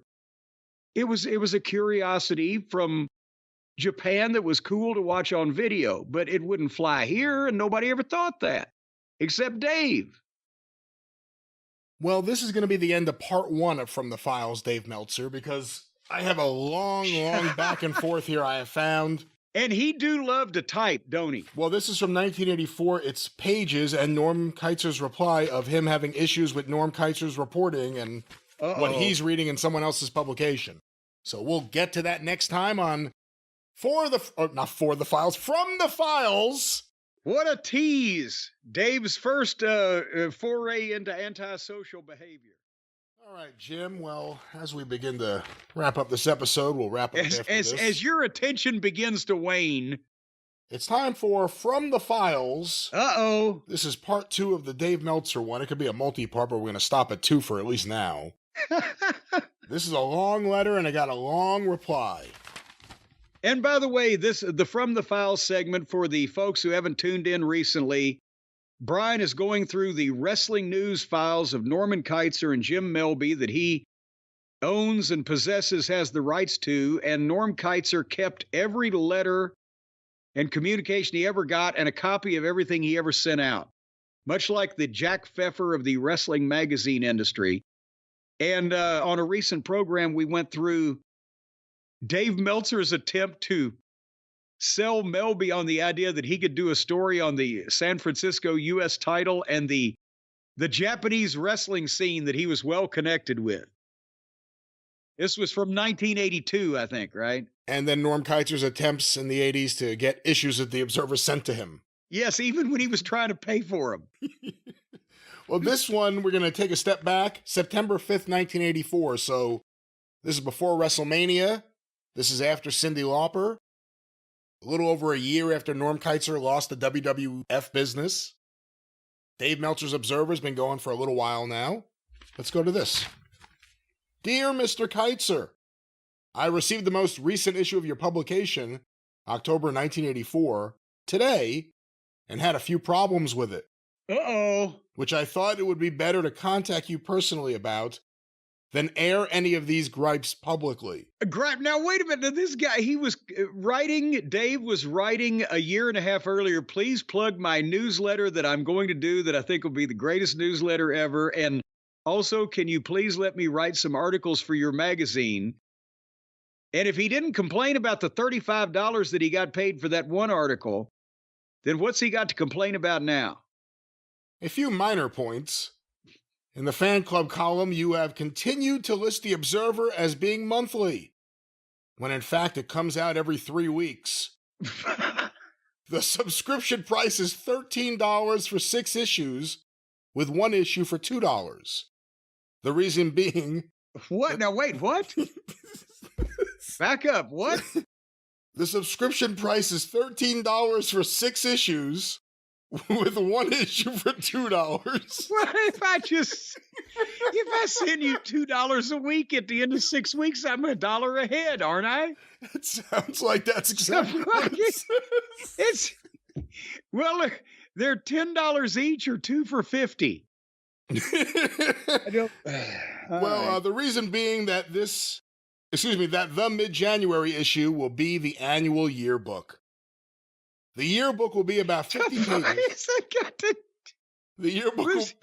Well, wait a minute. That again, I don't mean to bog you down here, but that fucking pricing scheme seems to be year-round, and we're not just talking about... Why doesn't he have a set price for issues and then in the add-on a la carte the annual? I'm just spitballing here. I don't know. The yearbook will be about 50 pages and individually cost $5.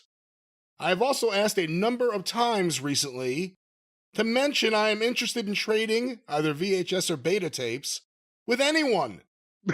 Right now, especially if you have a good-looking girlfriend. Right now, especially the Mid-South area.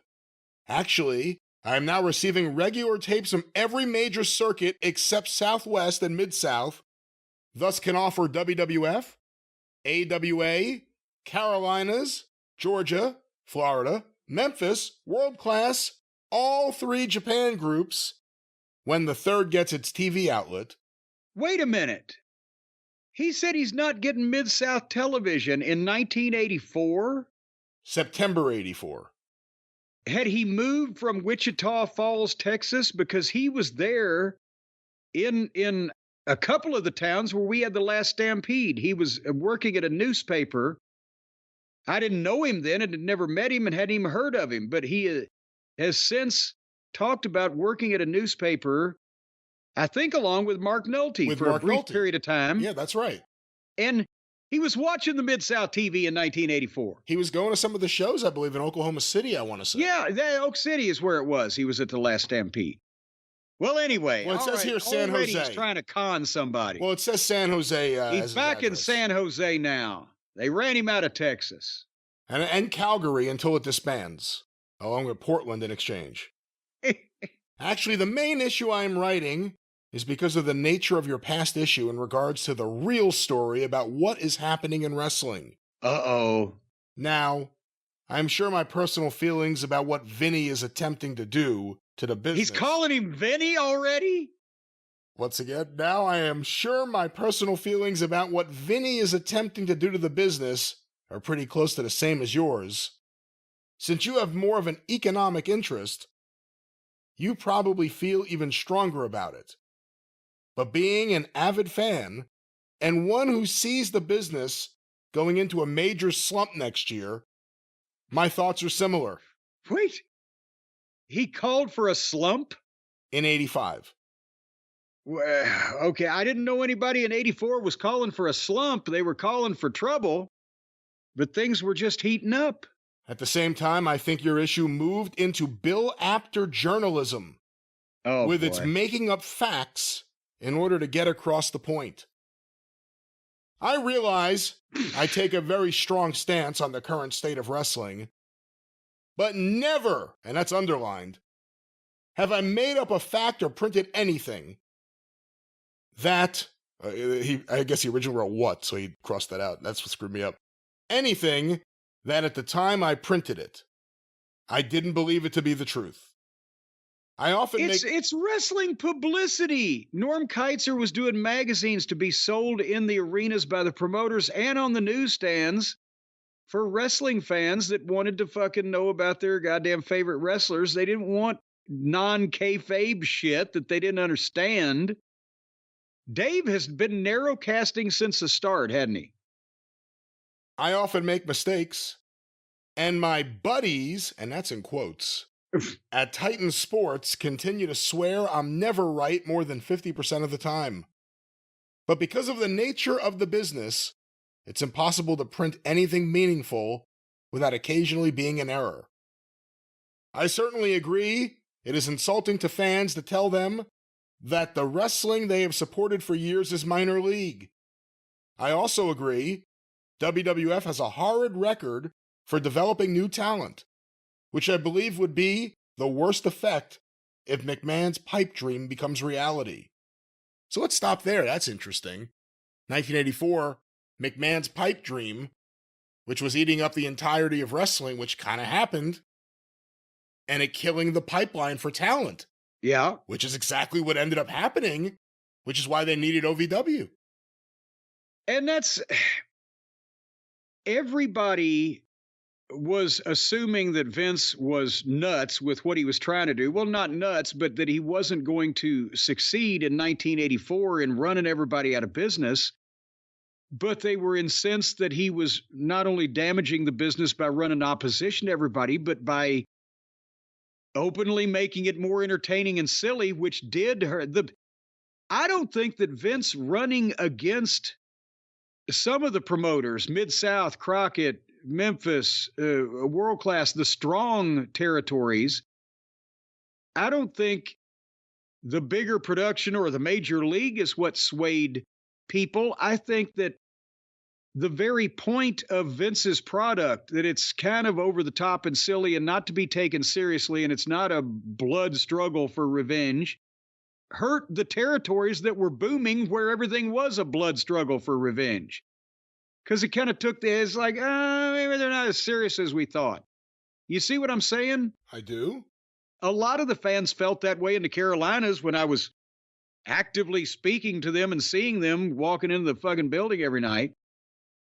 But that's the thing is, I don't think the promoters thought that he was going to succeed until him taking so much of the over talent in so many of the key places hurt the businesses to the point where they were on the verge of, and then it was like, oh shit. And by then everybody's getting smart. Not everybody. Now everybody's smart, but people are being smartened up, and kind of entertainment wrestling was the thing that was bulletproof because you already knew it was bullshit. But the other promotions were harmed by the revelation that it was bullshit. And again, this is that period of time pre-WrestleMania, just months before Mr. T would get involved, months before David Schultz and John Stossel, and they got a ton of publicity. Yeah. There was a perfect storm at the beginning of 1985. But how about Dave writing a guy that's been publishing magazines for 20 years, and he's like a 23-year-old journalism graduate, And he said, "Oh, I had a few problems with your recent publication." I'd be like, "Motherfucker, you were asking me if you could write for me a year ago, and now you got problems with my publication?" Let's go back to Dave. Whether the WWF has more top talent working for it than the NWA, AWA, and Mid-South combined is, of course, opinion, and you are entitled to it. I disagree, however. When it comes to meaningful talent, which really counts, the few with real box office appeal, the WWF has a distinct majority with only a few real draws: Kevin and Kerry Von Erich, Ric Flair, Jerry Lawler, the Road Warriors, and a very few others left. Let me turn the page here. Your first knock against Titan is they have bought... So now he's holding up for him. Is that they have bought TV time out from existing AWA or NWA promotions. While I'd rather the business didn't operate this way, I have grown accustomed to the business practices in wrestling, which are like an old-style Texas death match. Anything goes until one man is left standing. The fact is, tracing history, the TV time slot the WWF bought from the AWA here in San Francisco, which is really the only direct theft, shall we say, KPLR TV in St. Louis. Yeah, KPLR was St. Louis station. Was going to drop Geigel whether Vince had come to town or not, was originally an AWA theft from ICW. He was probably going to pick up Matisic, though. They would have picked up Matisic, and then Vince came in and they forced Vince to work with Matisic, and then Vince pushed out Larry Matisic. But again, to end this sentence, and there was a lot in between, he's saying that Vince, the TV Vince is being, that they're saying Vince stole, the AWA stole from ICW, when the Poffos somehow got TV in San Francisco, if you remember that. Oh, good Lord, that's right. That's when they started saying on TV in Lexington they were having big matches at the Cow Palace. In fact, for all the multitudes of complaints from the AWA when WWF first came to this area, the AWA came in when an existing NWA group, Roy Shires, was still operating regularly. If you look at crowd figures from this area, it is obvious the wrestling public is quite happy with the change, at least at the present. I realize your publication will never print anything negative about the AWA, but when you realize the AWA only averages 800 fans monthly and WWF has topped 10,000 3 straight times, you can see which side the fans have chosen. So I'm guessing Norm Keitzer wrote an editorial saying they're not doing good everywhere, and Dave's taking up for the San Francisco part of it? I believe so, because Norm lived in Minnesota. He had known that's how he had got started, was doing AWA publications and Vern and etc. So with Vern running but at that point in time, when Vern made money in San Francisco and going out to Northern California, Shire was really only running the Cow Palace. His territory had fallen apart, and he had stopped even producing his own television and was using another tape and bringing in talent. And that's what Vern invaded and, took over and did well for a while in California. And then Vince came in and snatched, the whole roster. I always say, what side is Leo Nomalini on? And that's where I go. There you go. You can't go wrong with Nomalini. The next knock is Titan's ticket prices. I lived in Texas and know that for a big show in Dallas, the best seats go for $30. I don't know anywhere McMahon charges more than $30, by the way. That would have to be front row at Texas Stadium. Because you could still get front row at the Sportatorium in Dallas in 1984 for like fucking $10. Well, yeah, the next sentence says McMahon charges no more than $12 for any tickets. $30 for 1984, it doesn't seem like a lot now. That's an extraordinary amount for ringside for a weekly territory or anything. I don't even think that was front row at Reunion Arena for a Christmas or Thanksgiving Star Wars. He had to be talking about Texas Stadium. We'll see what we can find out about that. The Mid-South shows in Oklahoma City charge $12 for ringside for a normal show and $15 for a special show, in quotes, The special meaning... Whenever the Midnight Express was in the main event, they got 15, baby. Special meaning any card after a previous sellout at $12. You know what? That's true. Yeah. The AWA here was charging $12 until crowds got so bad, they got so desperate and chopped $2 off. In most competing cities in the AWA region, the prices between both groups are comparable. WWF charges $3 more in Miami. Why is he telling Norman Keitzer this, who couldn't give two French fried titty fucks about it to begin with? WWF charges $3 more in Miami than the NWA group and charged $1 more in what had been Lawler's region, but your blanket statement is false. In fact, it was Bill Watts, not McMahon, who had the nerve to charge $50 for the recent Superdome show. Was that ringside at the Superdome? $50? Well, okay, that $50, then that would have been the front row at the Superdome. That's not ringside. That would just be the front row. Second row would probably be 25 or whatever. It was in Florida on NWA soil that they had the nerve to charge $100 for the Orange Bowl show. Holy shit, really? I didn't know that. No wonder they didn't do a fucking major house there in addition to the fucking inclement weather. No wonder Dusty said, hey, Eddie, I'm leaving unless you give me the fucking money I drew on this fucking show. What? And you know what?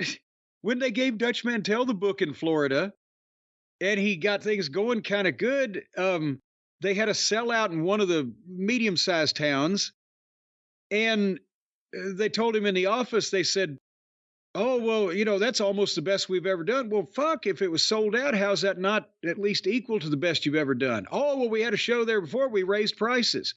That was the first time Dutch had been to Booker. He said, hell, I didn't know you could raise the prices. We'll raise the fucking prices. Anyway, go ahead. Now, for action received, I agree. Titan shows are overpriced, which is why I will no longer attend them. But they aren't higher priced than all the other promotions as you indicated. Your knocks against Hulk Hogan, I won't waste space on, because of how unimportant in reality wins and losses are. However, to my knowledge, Bob Backlund never pinned Hulk Hogan, and I'm certain Santana never pinned Hogan in WWF territory. And even if he did, those bouts took place 3 years ago, thus aren't valid in anyone's mind, except for the precious few wrestling historians. So probably Norman is doing the old thing where, well, Hulk Hogan has been defeated by Bob Backlund and Tito Santana and this and that guy. And Dave's got to tell him, no, he hasn't. Norm probably knew he hasn't. Jack Pfeffer, where do you think his shit came from? More interesting, he says it hasn't, and then he says, well, even if it did, no one would care except for the precious few wrestling historians. That's Dave putting down the historians. Oh, God damn it. Next, in the past, this is a quote from Norman, in the past, most top stars move freely back and forth between all the major organizations. End quote. Quit spewing the party line when it's a bunch of crock. If somebody writes you, no wonder there was heat. If somebody writes you out of nowhere, some fucking college kid, quit spewing the party line in your magazine. What the fuck are you? Once again, quit spewing the party line when it's a bunch of crock. They moved of crock? They moved back and forth only I thought a crock was the container. They moved back and forth only... If you can't have a bunch of containers, can you? You'd have to have a bunch of shit or a crock of shit, but the shit would be integral to be the stuff that's inside the container. I think he's trying to say shit, but he went with crock. But anyway, the wrestlers moved back and forth only at the whim of their controlling promoter. What? Don't talk about all the freedom these wrestlers have. He still didn't know how the business worked then in terms of if guy fucking then gave his notice and left, he could do whatever the fuck he wanted with anybody that would hire him? Don't talk about all the freedoms these wrestlers have, when in reality, they have little. And McMahon's competition actually gives them more options. In your Georgia section, you stated how, quote, through a corporate takeover and corporate decision, end quote, McMahon got control of Georgia Championship Wrestling Incorporated. Why don't you just say he bought the stock out from a majority of the shareholders and the courts ruled there was nothing illegal in the way he did it?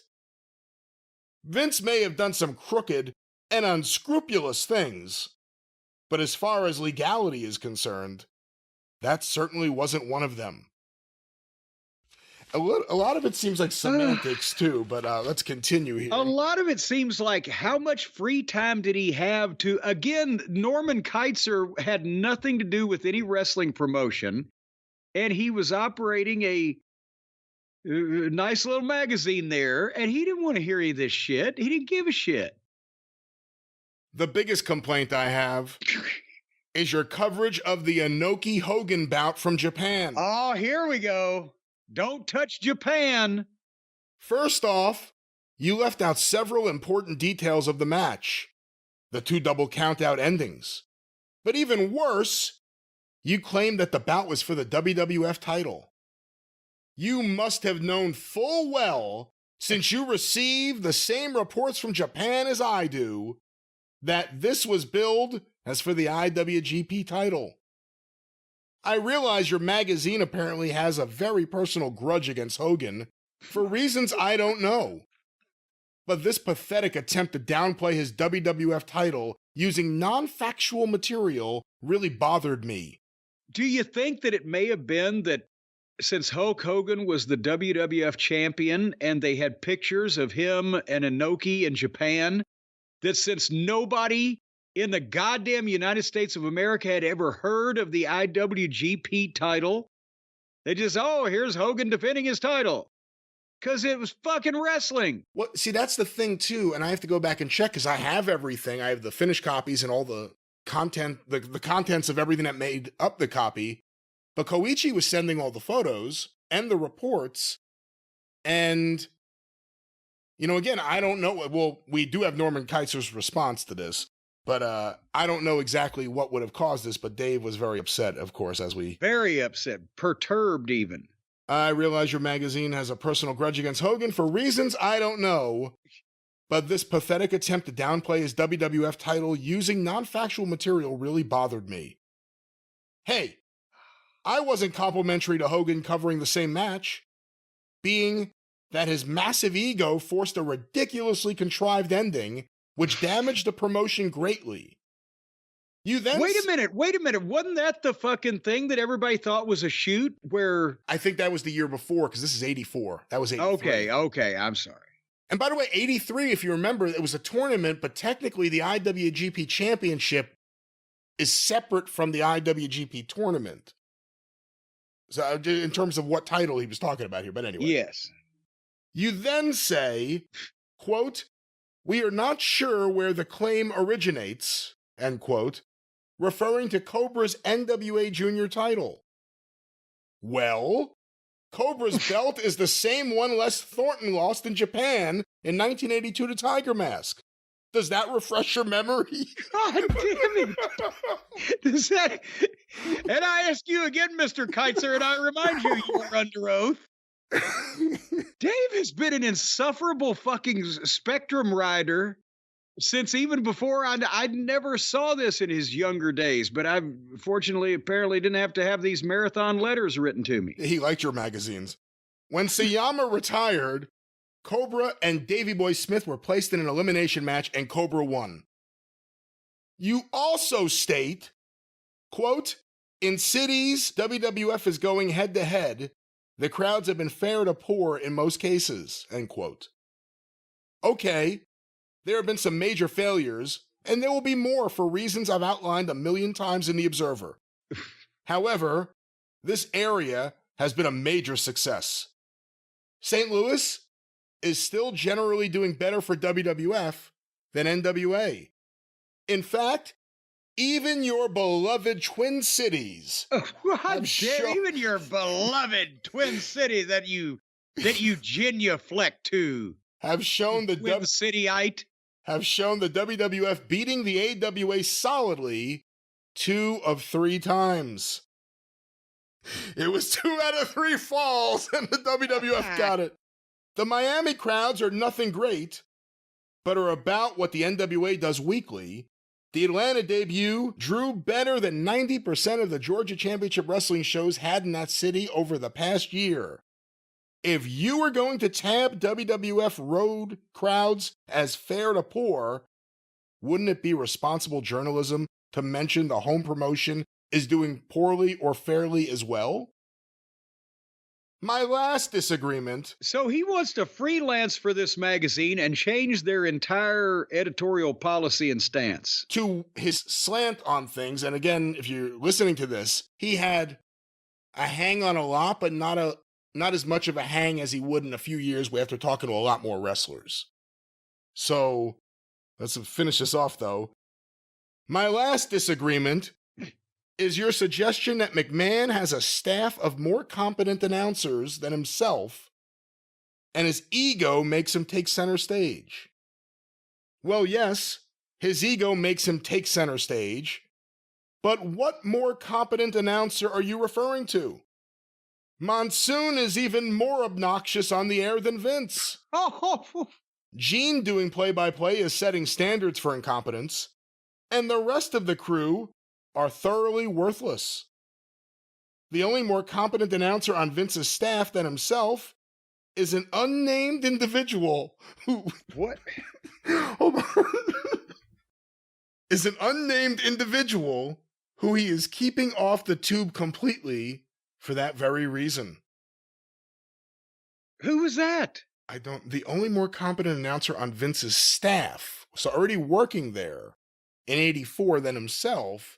But now ring announcer would be Howard Finkel, but Finkel was always ring announcing. But he's saying commentary, and he keeps him off TV because he's better than McMahon. Not talking about Pat Patterson. No, and he had been removed from commentary a year and a half earlier or so. Well, boy, Dave leaves these teasers. I don't know who that might be at that time frame. And by the way, we're going to end with his last little bit here, and we'll pick up. We'll do a part 3 next time with Norman Keitzer's response to this. My last question will be answered. Did it begin with, "Hey, motherfucker"? Okay, go ahead. My last question will be answered probably in your next issue. Will you try and create a federal case when reporting the results of the July 25th match when Jumbo Tsuruta beat Rick Martel via countout to keep a title, but not the AWA title? In fact, the whole match has been ignored by Gagne and his promotion here. And there was no interference in that match, nor 2 double countout endings prior to that. And he signs it, "About all." What? That's about all. Last time it was Yours in Wrestling. Now it's Yours in Wrestling, comma. Now it's About All, period. Dave Meltzer, San Jose, California. So again, I think in terms of communication skills and interpersonal skills and being able to take what you truly believe is the only way to see things, I guess what I'm trying to say is it doesn't seem too dissimilar than the way he behaves on Twitter right now. Well, but he's been doing it since before he knew anything or should have thought that he knew any goddamn thing. Because now he's all inflated because he's been doing this for 40 years and he's talked to everybody and smoked everybody, whatever. But then he was telling this guy's been doing this for 20 years, doesn't give a shit about what he's saying. Oh, yeah, you got to do all this way. He's always been like that. Huh. Again, noticeable is the ending. Yours in Wrestling versus About All. About all. That's about enough of you. It's about what I gotta think of you right now. You're dismissed, and I will call for you when I need you again. Well, like I said, next time on the Drive-Thru, Norm Keitzer's response from the files, Dave Meltzer, Volume 3. Jim, let's go to the files. Uh-oh. Let me grab all this. Of course, set the files down on the desk. Yeah, there's a few things here. Of course, from the files is where I go through the archives of the Wrestling News, Wrestling Review, Pro Wrestling Enterprises, and we talk about some of the interesting historical tidbits that we're able to find looking through the correspondence files of Pro Wrestling Enterprises. Yes. Does that sound correct? Yes, that for one side, you're doing it, and I'm saying yes, you have encapsulated that correctly. Well, I think we have to start where we left off. I have Norm Keitzer's letter to Dave Meltzer. Well, because you should mention that we have done From the Files Part 1 and Part 2 on Dave Meltzer because it is such a thick file, because when last we left our space travelers, Dave had written Norm Keitzer about a 4-page typewritten letter telling him what was wrong with his fucking magazine. And that was dated September 5th, 1984. Here's Norman Keitzer's response, September 14th, 1984. David Meltzer, per your letter, first of all, here is the entry I plan to use in the Wrestling News number 114, which I am now working on. David Meltzer, I will not give his address in San Jose, sent us the September 10th issue of his Wrestling Observer Fan Club Bulletin. It consisted of 26 legal-sized pages with complete reports on virtually every major area, also some photos and clippings. Included were a lot of opinions from Dave and from his members. Dave charges $2 for a single issue or $13 for the next 6 issues. God damn it. $2 a piece or $13 for 6. How the fuck? He promises a new bulletin every 3 weeks.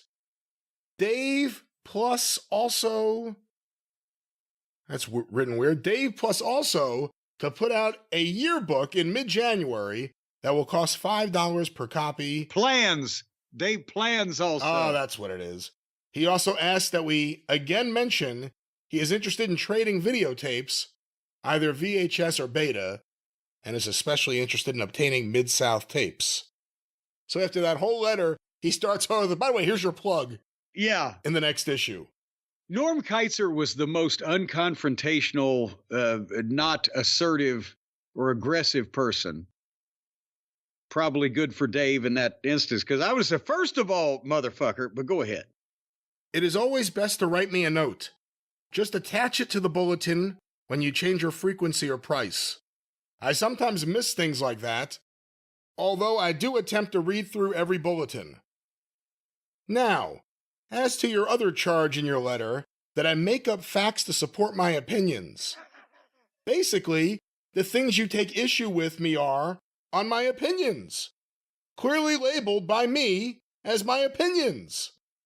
On attendance, I have stated that WWF is outdrawing the AWA in San Francisco. That is not the case here in the Twin Cities. The first 2 WWF cards reported by Vince Jr. as sellouts drew less than half a house each at the Met Center. And once again, this is September 84, so they had just started going into Minnesota. They had Hogan, they had Mean Gene, David Schultz, but Vern wasn't dead right away. No, and he had the Road Warriors. 84 was a strong year for them still. Their last card with Hogan and Okerlund versus Fuji and Steele, which they reported at 17,000 on TV, jeez, and you reported at 15,800, drew about half of that. After 3 rounds, the AWA drew clearly larger crowds the first 2 times, and about the same the last time. On average ticket prices, from the information I have, which I admit is not a complete compilation of all tickets sold, as I don't think anyone has all the figures from every card promoted, I believe that the average WWF ticket price is higher than that of other promotions. On Japan and Hogan, first of all, I don't hate Hogan. While I do have some lack of respect for wrestlers who cut interviews for one promotion saying that they will appear on a card and then jump to McMahon, I think that the primary reason they have done this is that McMahon feels getting someone to come over to him in that way is the way he can most damage the opposition. Nothing wrong there. Yeah. If Hogan, Ventura, Junkyard Dog, and others do that, you can't blame them for making a decision that they think will make more money for themselves, but I think the long run is that McMahon is doing more damage to the sport of wrestling as a whole than he is damaging his individual competitors. and that a lot of people he has made promises to are going to end up not getting what they were promised. Let me stop there for a moment. What do you think of his insights into the state of wrestling in '84? Well, the thing is, Norm Keitzer had dealt with promoters and been around a lot of these guys, especially in Minnesota, but all over the country for a period of 15 years or more at that point. And he dealt with Vince. He printed and produced the programs for Vince Sr. for years, from the mid to late 70s to the early 80s, when Vince Jr. banned everybody and took their stuff in-house. So he already had an inkling of how these people operated, and that was his opinion of what Vince was doing. And he turned out to be right. And again, the idea that he doesn't hate Hogan, but he has a lack of respect for people that walk out on the promoters they were doing promos for. You were there when Junkyard Dog did exactly that. Yeah, and Norm Keitzer was up there in Minnesota when Hogan did it for all those towns, and then didn't come back from Japan, went to work for Vince. And it does hurt. It hurts the wrestling business in the way that Norman is talking about from a business perspective, especially back then. Fans, they didn't give a fuck what promotion. They were going to see wrestling.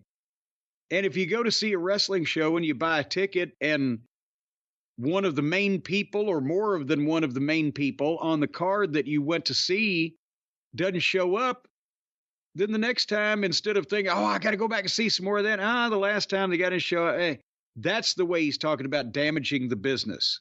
Because that sentiment will spread, the more often that it happens. And it wasn't, the wrestling business and the fans didn't look at it then like they do now, where the fans now, they don't even know who's going to be on the fucking card. They're going to go see Dynamite or Raw or whatever. In that era, they read the entire card that you were going to see at the house show on television, and goddamn it, down to the first match, and those things better happen that way. And people got mad when they didn't. Well, back to Norm Keitzer's response to Dave Meltzer.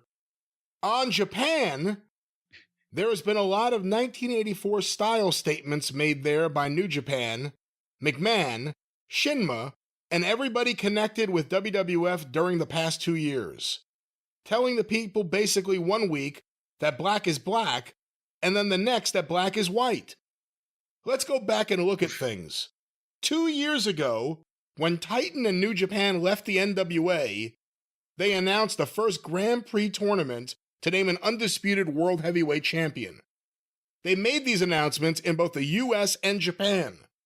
The tournament was to culminate with the finals in Japan, with the winner of the competition to meet Backlund at MSG for the undisputed World Heavyweight Championship. McMahon Sr. appeared at the opening of the finals in Japan and repeated that basic statement. Then Hogan won, but no match was scheduled.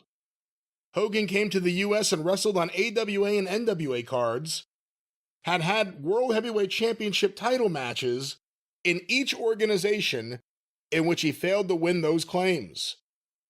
Then he went to MSG earlier this year and won the WWF title, making him undisputed champion according to Junior's statements. Both Titan and New Japan recognize him as the World Heavyweight Champion. Then we had the fiasco when Junior tried with Shinma to start a separate WWF promotion in Japan. That's the UWF, if you remember. I heard so many conflicting statements on that and on the UWF that I don't know what the true story is. In fact, the true story probably changed from day to day as everyone seemed to be double-crossing everyone else involved constantly. Anyway, the end came with McMahon Jr. saying New Japan was back as a WWF member. The New Japan promotion announced a second Grand Prix competition with the winner to meet Hogan for the World Heavyweight Championship. Nothing was said at that point about there being two separate titles, a WWF World Heavyweight title and a Grand Prix World Heavyweight title. Now they and you are saying there are two separate titles, and that Hogan only lost the Grand Prix World Heavyweight Championship to Inoki. The descriptions of that bout are also somewhat confused, with interference and countouts, but in the end, Inoki was declared the winner and the champion in Japan. From what I have heard, I could see several reasons why a title would not change hands in that bout, and why it would. I thought I covered them, but I didn't ignore the bout in my magazine. So let me stop there for a moment, Jim, and take a pause. What are your thoughts on him defending himself here? Well, and he's trying to be nice as he could, because remember when we read, and we encourage anybody who didn't hear the first segment, go to the YouTube channel, or the clip is up. But he's trying to be as reasonable as possible as he could to Dave, who, as you will recall, we said, what is this fucking, why is he telling this shit to Norm Keitzer, who don't give a shit? He's just trying to sell some magazines. He doesn't care about these minute fucking complaints that Dave has brought up, and now he has to go through and explain his rationale to a guy that he's given plugs to for a fucking newsletter. I think he's bending over backwards to be understanding to the guy that said his magazine sucked, which by at the time, Dave had never published anything that didn't come out on copy paper. And he's talking to a guy that at least had run a magazine. You also fault me on the junior title, saying that Tiger Mask was undisputed World Junior Heavyweight Champion when he retired. And I agree. So that New Japan had right to create a new WWF Junior Heavyweight Champion with a tournament, which they did with Dynamite Kid winning, which I'll agree to. But how could they run a separate elimination for an NWA World Junior Heavyweight Championship with the Cobra winning, when they were no longer members of the NWA and was sanctioned by the NWA? The NWA itself gave the title back to Les Thornton. Now, I believe the NWA says the title is vacant and there'll be a tournament. I agree that all acted badly here, and that wrestling in general, especially here in the US, does not do a good job of promotion the junior division, of promoting the junior division as a separate entity. A lot more wrestlers did more back and forth between promotions before Junior attempted to take over everything. Even McMahon Sr. showcased wrestlers from other areas off and on. He even had NWA and AWA title matches on his cards. I guess that's defending. Remember, Dave had a problem with Norm Keitzer saying wrestlers could go from one territory to another? Yeah. And also, as Norm points out, Vince Sr. not only had the pipeline to Florida with Eddie Graham, where he had Florida guys guest starring at the Garden and making the shots every now and then, and Dusty on a kind of a regular basis, but also he brought the Funks in. Dory Funk Sr., and shortly before he died, wrestled in Madison Square Garden. Vince Sr. would bring the top talent in from other territories, when he was a member of the NWA, other promoters that he would work with and give their talent a showcase in the Garden, but also it made the Garden look different than every other town in his territory, because that was the place where stars came from all over the world. And as the topic of Japan is concerned, it was a big deal in Japan. MSG. They had MSG tournaments for years. And apparently just the tournament winner didn't go on to get the title shot that he earned. Well, the problem is if you're trying to logically follow what they're saying and they just change things, what are you supposed to do if you're reporting on it? Yeah. My point on Hogan is that he did lose to others the first time in the WWF area, the ones I mentioned, and that logical matches would be against those challengers who faced him before. Both Flair and Martel have faced a larger variety of challengers, both in numbers and styles, than has Hogan. This is not the fault of Hogan, and I don't say it because I dislike him. I say it as a comment on Junior, who has declared war on me, not the other way around. We turn the page, and of course, Norm Keitzer was the producer of World Wrestling Federation, WWF and WWF programs from the early 70s until 1983, Vince wanted him to only cover his company. Norm Kietzer said no way, and that began Vince's journey to building his own magazine. Yeah, and that's when he banished the people from the Apter magazines, London Publishing, the former Stanley Weston publications, and all photographers from any magazines except the ones in-house with Vince were banned for a while there. So then all the shots in PWI and the wrestler and all that was like with a telephoto lens from the stands. I go to wrestling matches to be entertained. And Junior's cards just are not as good as the other cards. Part of this being because even though he doesn't lack talent, he doesn't use the talent he has well or in enough variety of ways. Basically, the next Twin City card is a main event for the WWF of Hogan and Mad Dog Vachon versus Jesse Ventura and George Steele. Ventura has had so many different confrontations with the other two here over the years, and Steele is a part-timer who doesn't do that much other than stick out his green tongue at this point in his career. I think very strongly that the new talent in the AWA these days, the Fabulous Ones, the Road Warriors, Brody, Atlas, etc., is better than the talent the AWA lost to the WWF. Certainly more entertaining as it is presented here in Minnesota. Can you imagine Hulk Hogan and Mad Dog Vachon as a tag team? Mad Dog's 5'7", Hulk's 6'7". Hulk was not even 35 years old then. Mad Dog was close to 60. Mad Dog could have torn Hulk Hogan to shreds within seconds with his bare hands and eaten him. What a fucking tag team. The idea that they lost Hogan, they lost Mean Gene, David Schultz. By this point in time, they'd even lost Al DeRusha for a period of time. Lots of people, and it wouldn't end here. Norm Kietzer, a lifelong AWA fan, although he lived in New York for a time, saying that the Road Warriors, the Fabulous Ones, Brody, etc. coming in, the talent's better. Again, 84, the AWA did not die in 1984. But what do you think of this? Because you saw the Fabulous Ones before they got there. Well, and I mean, he's right in that Mad Dog was an icon and was a huge star, but at that point, age had caught up with him. And George Steele, Minnesota was not the venue for George Steele. He had been primarily a WW and WWF guy and a Detroit guy because he lived in Detroit. He taught school for all those years. He didn't start wrestling all year round and give up the school teaching until the early 80s when he could make enough money to in the Northeast to make the difference.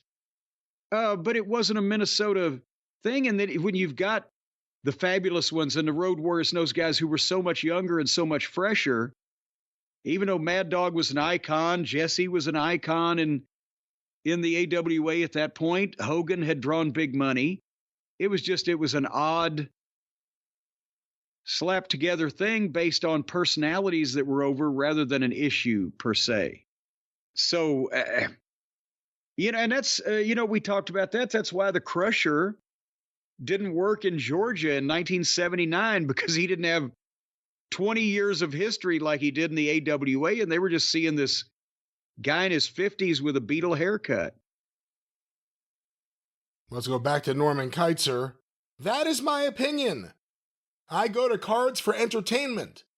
The same reason I attend events of other professional sports, football, baseball, etc. In my opinion, colored by many influences, I admit, the AWA is the better promotion here. Time will tell if enough ticket-buying fans agree with me, and who knows what changes will be made by both organizations in the future. You certainly have a right to your opinions, and I plug all publications who ask for free ad space in my magazine, whether I agree with all the opinions held by the person putting out the bulletin or not. Is that Norm's nice way of saying I think all your opinions I think you're full of shit, but I'm going to plug you anyway because I'm a nice guy. I don't tell you to give up your opinions or claim that I am always right. or you are always wrong when we disagree.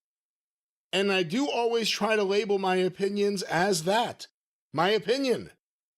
I don't even rate wrestlers, as I have stated for some 20 years, that ratings are simply opinions that are not valid. Let me stop there for a second. Considering all we talk about with Dave's ratings, I don't rate wrestlers. As I've always said, ratings are opinions that are not valid. Yes, and he never had ratings in the wrestling news or ring wrestling or whatever, only under ring wrestling did under a different editorship. And that although I think I know as much about the sport as any who do publish so-called official ratings, my opinions would be no more valid than theirs. In short, I don't try to foist off my opinions as being the ultimate truth, but at the same time, I don't try to hide my opinions and claim to be an unbiased reporter, a unique and probably extinct species in that I have never encountered same in any publication on any subject, if such a thing existed. I do tend to go on and on when I write, so I'll close. And it's signed by Norman, but we have a P.S. P.S. One last self-serving point.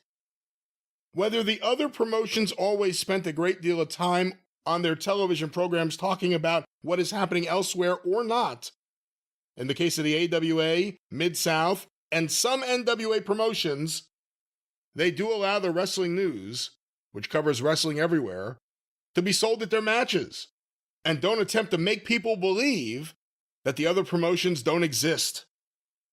That, when compared to a promoter who says that he is going to run me out of business because I refuse to cover only his promotion in my national magazine, that may have a tendency to make my feelings towards that individual less generous than I am towards others. My quarrel specifically is with Vince McMahon Jr. because of actions which he has taken against me, which I have elaborated on in my magazine, not against everyone who works for him.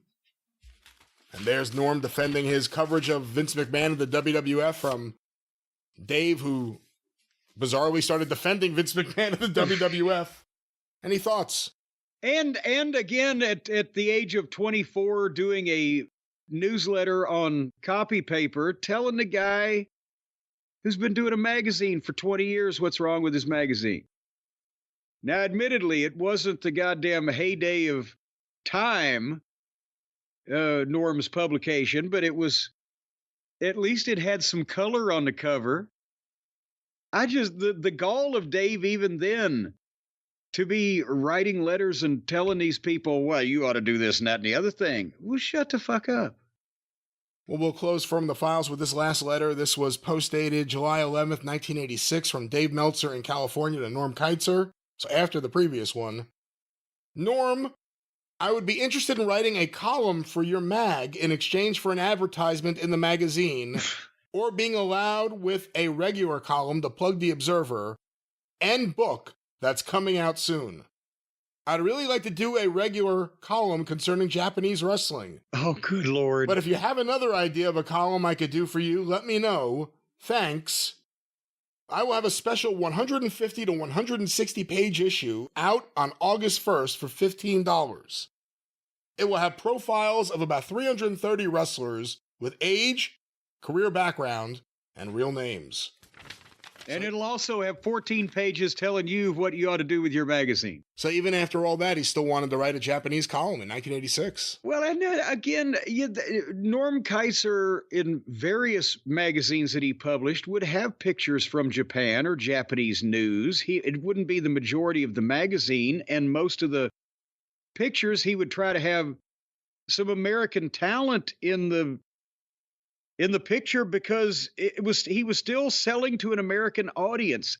Can you imagine if Dave was writing a column on strictly Japanese wrestling, and we've seen the way that he does it with just the names and who beat who, and sell that on the fucking newsstand in Chicago or Ottumwa, Iowa, and people are going, what the fuck? It's not the same market. Norm was going for wrestling fans in the United States of America where he sold his magazine. It wasn't any slight against the Japanese folks that he didn't cover to cover embrace it. And you got more coverage of Japanese wrestling there than any other magazine in America. Well, yeah, because all the Bill Apter magazines, the London publishing that were on the newsstands, except if a big American star went to Japan, they might have pictures of that, or if a big Japanese star came to the Garden or wherever. But otherwise, there was no coverage of what was going on in Japan. Well, Jim, let's wrap up here today with a little bit from the files, for the files, from the files, in the files. Mildred Burke, the file for Mildred Burke I have in the Wrestling News Archive. The subject of the Queen of the Ring movie, in which I am starring in a scintillating part, with the premiere taking place Tuesday, February 25th at AMC Stony Brook in Louisville, with many of the stars, including myself, where I will put my handprint, footprint, and print in cement right out in front of the theater before the showing. Because they've just redone the parking lot. If I wait too long, the cement will dry. How the hell are you going to do that? Are you going to just lay in the cement, or are you going to individually put your hands down, then your feet down, and your dick down? I'm just going to kind of fall face first and waller around in it for a little while. It sounds like a happening. Be there, folks. But Jim, let's go to the Mildred Burke file. There's a bunch of interesting things in here. Here's a folded up copy, Sunday, July 8th, 1990, from the National Sports Daily, Wrestling with the Devil by Frank DeFord. Mildred Burke created a sport and became its greatest champion, all in spite of the man, her husband, who was trying to destroy her. So there's a little bit of, from 1990, the story was already starting to get out there. Well, of course, Frank DeFord, the mentor in the journalism category of our friend Uncle Dave, he was the guy that Dave looked up to. Yeah, but when you put it like that, people are going to dismiss it. He's a legend in terms of sports journalism. Well, I didn't say Dave could replicate that. I said he looked up to him. Frank DeFord was a big-time sports writer. Dave wanted to be like Frank. Don't be like Dave, folks. Be like Frank. I have a stack here of original Mildred Burke 8x10s, all stamped with the ring on the back of it. Here's another. That's back from the Nat Lubette days. Here's another one. This one, Mildred Burke, World Champion Wrestler, 1955, another 8x10. Here's an interesting letter. It's kind of a part of a two-part thing here. January 1st, 1973, and this is also initialed at the bottom. I, Marilyn Bender, do hereby make the following statements of my own free will, and will declare it to be the absolute truth. Mildred Burke, the manager for the following girl wrestlers: Betty Mahaffey, a.k.a. Mae Weston; Opal May Ernst, a.k.a. Rita Bennett; Gilda Marie Vagnon, and myself, Marilyn Bender, booked us all in the state of Kentucky for a Mr. Saul Weingeroff and a Mr. Phil Golden. Phil Golden. Marie Vagnon, or Vagnoni, was the girl that Phil Golden's All-Star Wrestling was using as their women's champion. They would have 4 matches on all these outlaw cards. It'd be a tag match, a single match, a girls match, and an opening match of either 2 midgets or 2 guys from the tag match. And she was used on almost all the shows. And Mae Weston, not to be confused with Mae Young, Mae Weston was one of the pioneer girl wrestlers that worked with Mildred Burke years before, but she had become Ma Bass and was like a Ma Barker type, but was the manager of Ron and Don, the Bass Boys. And she used to get so much heat, she got them shot at. Did you get to see her? On TV, but not ever live.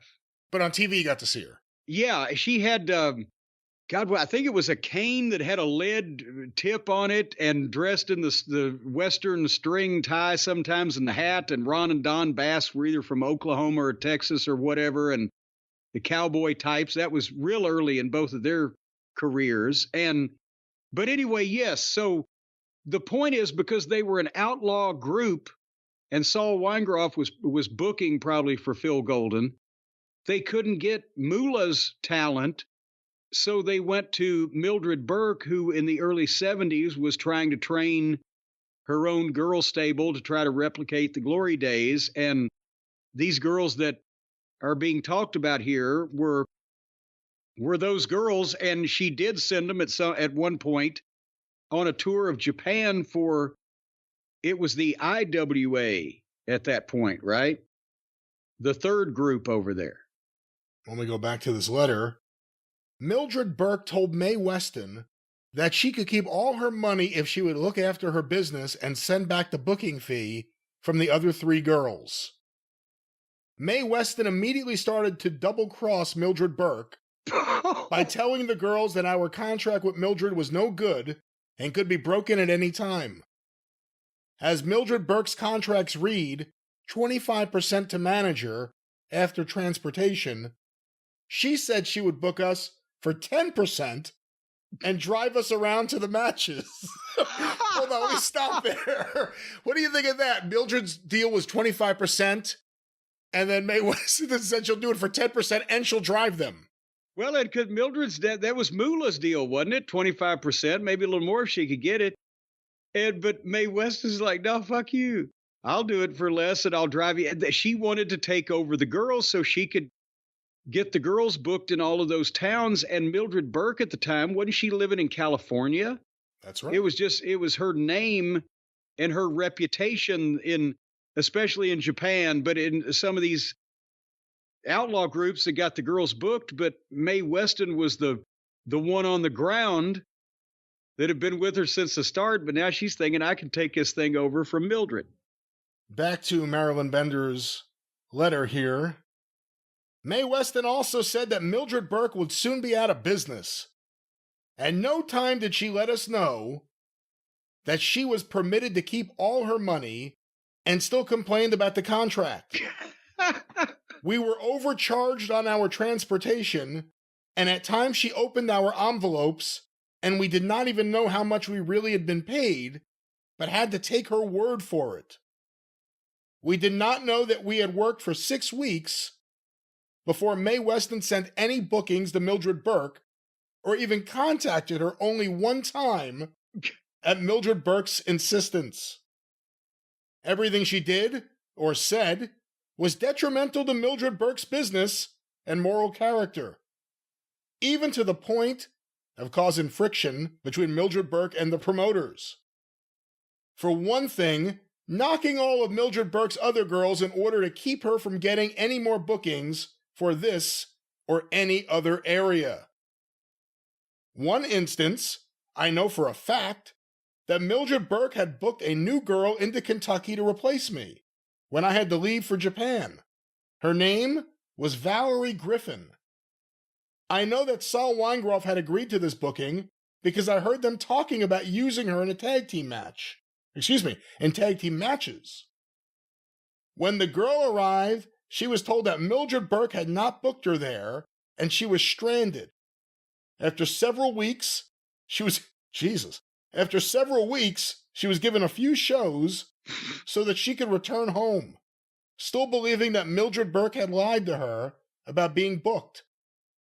I know that she was booked because I heard the promoter and etc. talking about the booking of Valerie Griffin. I personally intend to let Valerie Griffin know that Mildred Burke did not lie to her. Let me stop it here for a second. Again, dated January 1st, 1973. What are your thoughts on this women's wrestling drama here outside of the Moolah camp? Less popular, less publicized than the Moolah camp, all this happening. Well, I mean, again, it's, somebody trying to undermine a booking agent and take their talent away through hook or crook and then make a profit by turning around and booking them with the promoters. That's as old as wrestling. And the thing with Mildred, or the girl getting stranded and not having a way home, I'm wondering, did they just have her sleeping in a fucking sleeping bag under the overpass, or they let her hang around in this town for a couple of weeks to starve her to the point where she'd take the job at blah, blah, blah. But the same thing happened to the Headbangers once when they were the Spiders before they came into, I think it was before they came to Smoky Mountain. They went to Arkansas for Burt Prentice, where he had started a territory, and they were working 6 nights a week in this territory for very little money. But then one morning, all the wrestlers woke up and Burt was gone and the territory was closed, and some of them didn't have enough money to get home. I think that maybe they came to Tennessee from Arkansas because it was halfway to New Jersey. At least they'd be further home. But sometimes you get stuck in those days. Back to Marilyn Bender's letter/declaration. There is no doubt in my mind that Mae Weston is trying to steal Mildred Burke's business, girls, and even her champion that she has spent 3 years trying to build up. We are speaking of Marie Vagnon. Is that how you pronounce that? I'll go with that. Vagnone, for those of you who are wondering why we're trying to figure it out. Who has now sent in her written notice to quit wrestling. It is unfortunate that Mae Weston... And apparently she did, because you ain't never heard from her again. It is unfortunate that Mae Weston is Marie Vagnon's aunt. It's all just so incestuous. I'm signing these statements in the hopes that it will stop some of the injustice that Mae Weston is doing to Mildred Burke, who has a legal contract sanctioned by the California State Athletic Committee. These contracts are valid worldwide and apply to Mae Weston, Opal Ernst, aka Rita Bennett, Marie Vagnon, as well as myself. Mildred Burke has many girls, and most of them are better wrestlers than any of those mentioned above, including myself. Including me. In my opinion, Mae Weston should be made to pay her percentage of her booking fee to Mildred Burke for all of her matches in Kentucky, as she did not look after the business to Mildred Burke's best interest. But to bring her great harm, I know I was there. I was there. I knew that's the way it was going to end up. That's I interesting. know who you are, and I saw what you did. Obviously, it ended up in this file, but we don't know who it was sent to and how it got here. So it's an interesting little artifact. Here's a picture of Mildred Burke and Mae Weston. Here's the one and only world champion girl wrestler, Mildred Burke, 8x10 with her famous belt. Here's her sunbathing. Mildred Burke, world champion lady wrestler, suntanning at her California home. A lot of these photos are photos you may have seen. Here's Mildred Burke. You know, do you have any Mae Weston bikini photos? From what I remember, they used to put those in prison to cure the sex offenders. Here's a photo of Mildred Burke with a headlock on Al Jolson of radio and screen fame. And as I go through these... He said, Mammy! Again, lots of photos from all over the place. Some of these are labeled. I am looking for... Here's an article on Queen of the Mat. But this appears to be quite old. Here is something from the desk of Stanley Weston. He appeared to doodle a lot. Lots of drawings of men on here. Here's a girl wrestler, Mildred Burke's protege, Holly Howard, girl wrestler, Sun Valley, California. It's a picture of her with a man in an airplane spin. You familiar with Holly Howard at all? Never heard of Holly Howard, or Holly Hawk for that matter, but that was unfortunately what the last, 15 or 20 years of Mildred Burke's involvement in wrestling was living in California as a kind of a kindly grandmotherish type, training girl wrestlers that didn't really ever go anywhere or make any names because she was shut out from booking them anywhere important.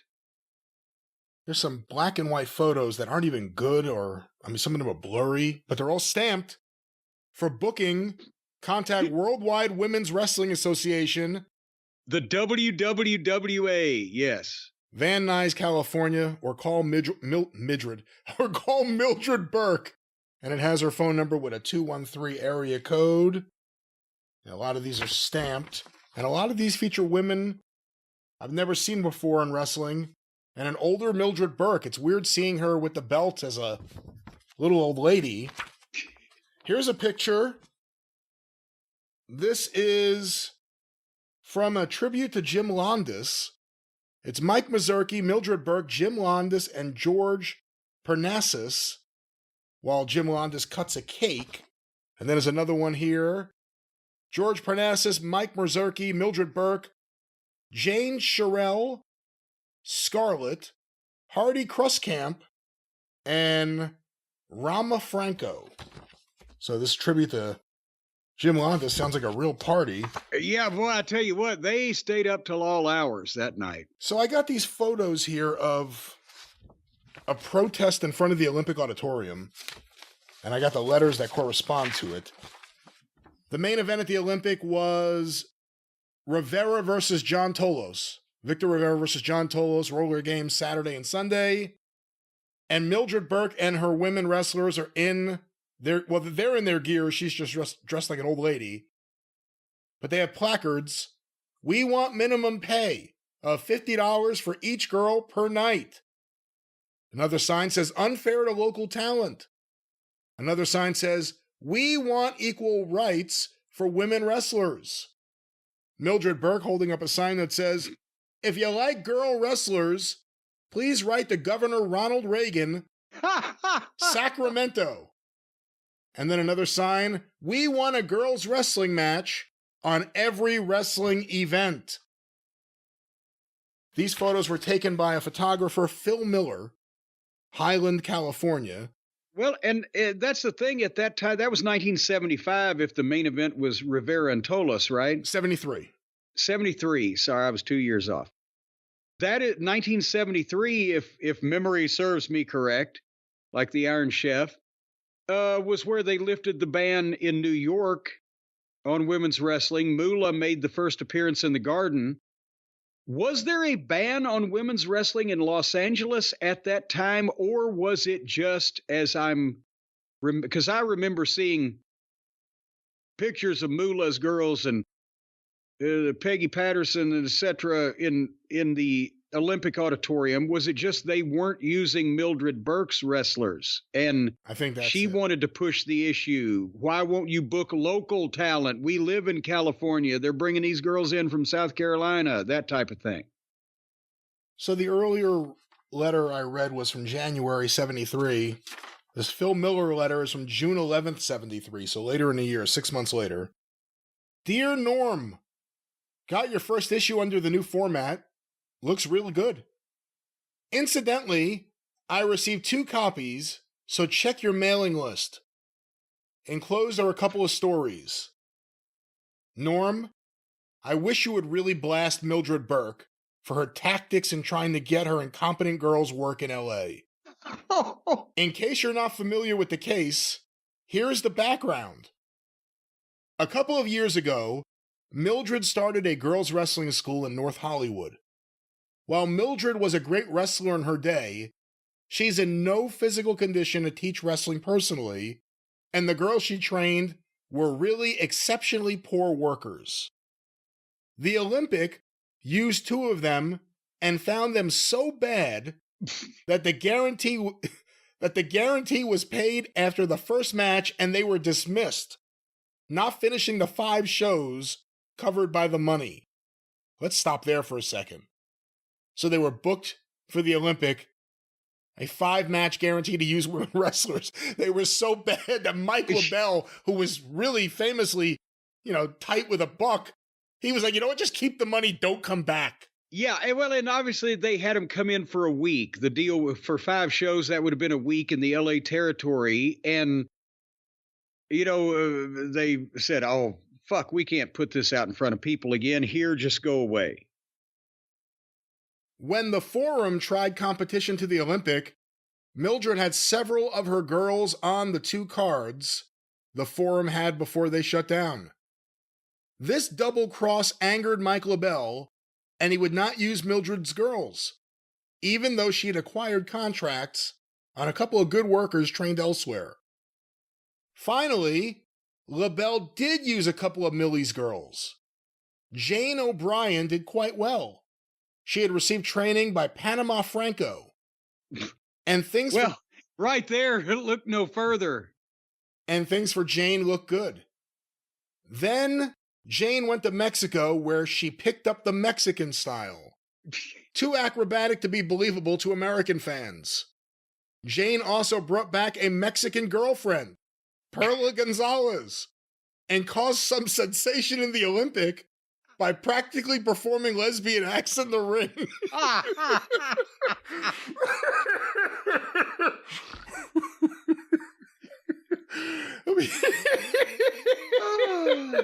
Whatever Lola wants, Lola gets. Sure, I'll book you guys again. Just don't do anything outrageous. Can you just drop the 69 spot? She's been in that leg scissors for a long time, hasn't she? Let's go back to this letter here. Jane also brought back a Mexican girlfriend, Perla Gonzalez, and caused some sensation at the Olympic by practically performing lesbian acts in the ring. That finished her with LaBelle. It's well known that except for Panama and Warstar, all Mildred's girls are lesbian. Later, Panama and her daughter, Warstar, were used in Bakersfield, California. After the match, which was quite good, Moto, that's Mr. Moto, found out that Warstar is only 14 years old. Oh, boy. Millie's gym is open to the public and has large signs on the store-type front.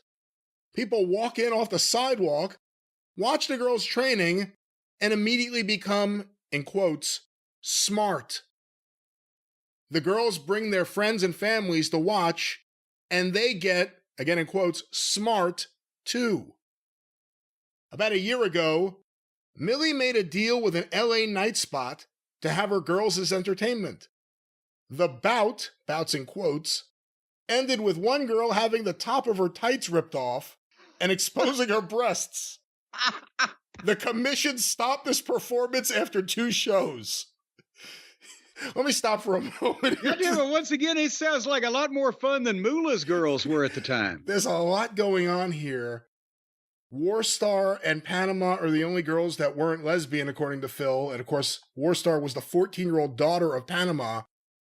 Is that an uncommon thing? Not necessarily the age, although... What, for them not to be lesbians? No, for a mother-daughter team to work together. Well, no, I've seen a few mother-daughter teams work together, but you're talking about wrestling. Yeah, not in the Danny Hodge sense. I'm talking about in the wrestling sense. Hey!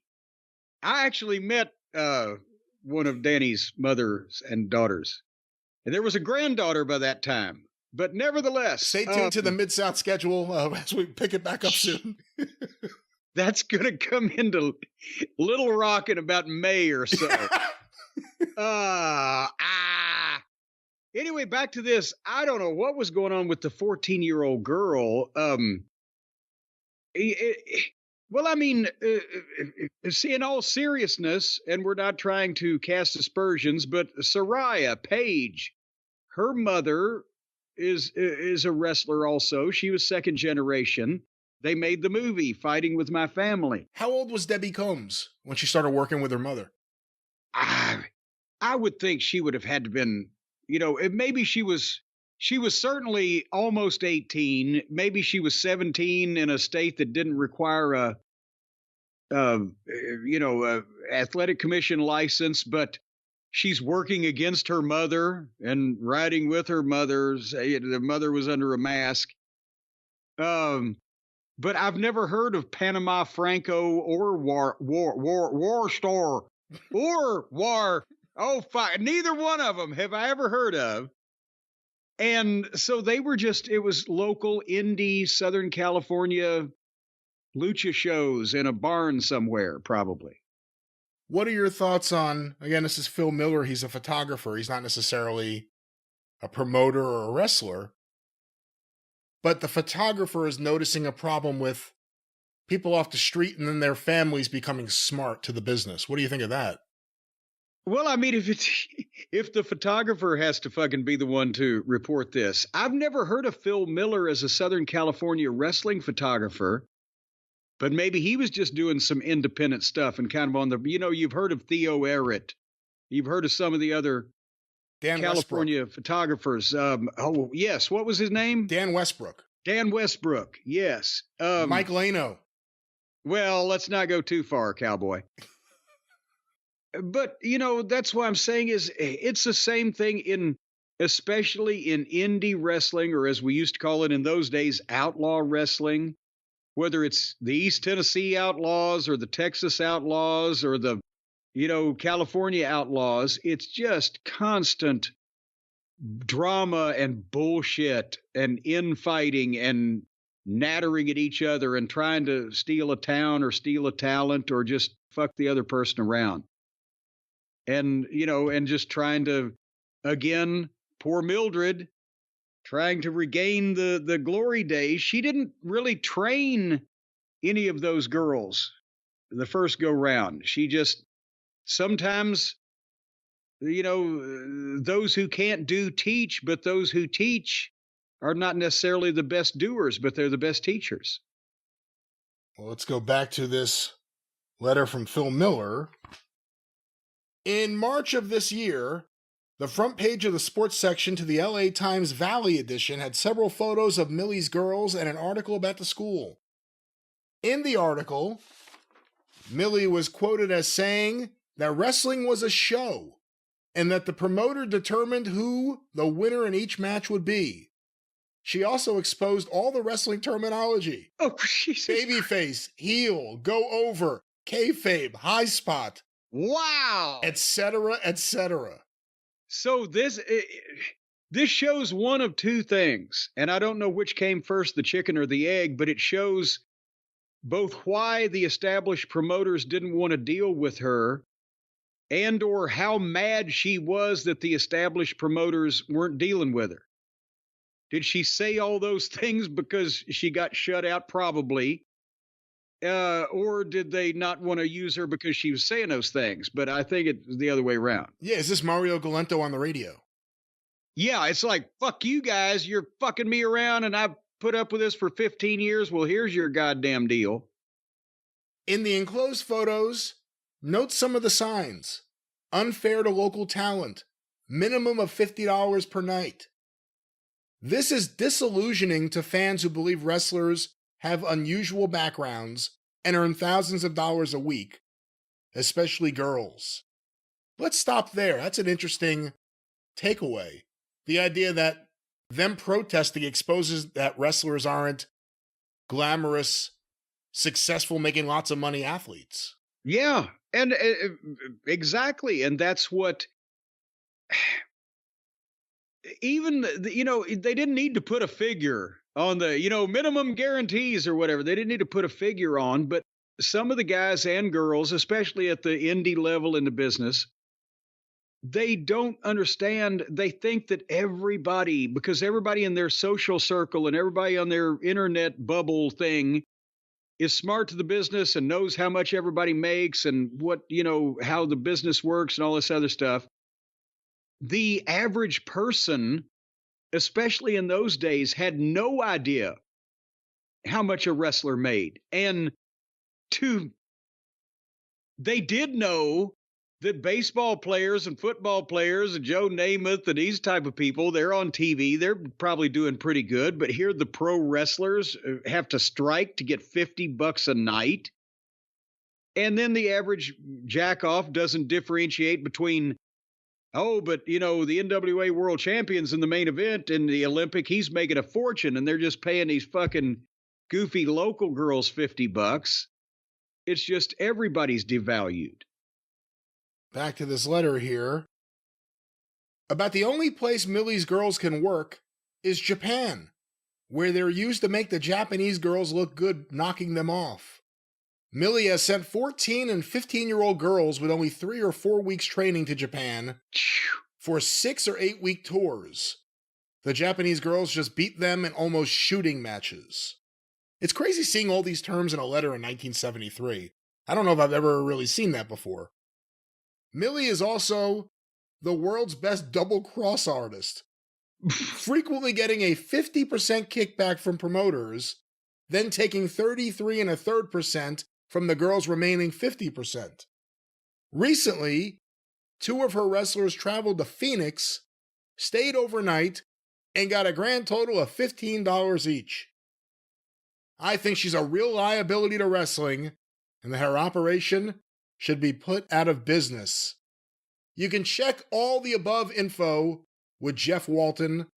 Enclosed are a couple more photo stories. Well, yeah, Jeff Walton just happened to be the publicist for the LA office that they were striking against, but I'll shoot some more color soon and send the negs to you. Regards, Phil. Once again, Phil Miller, June 11th, 73.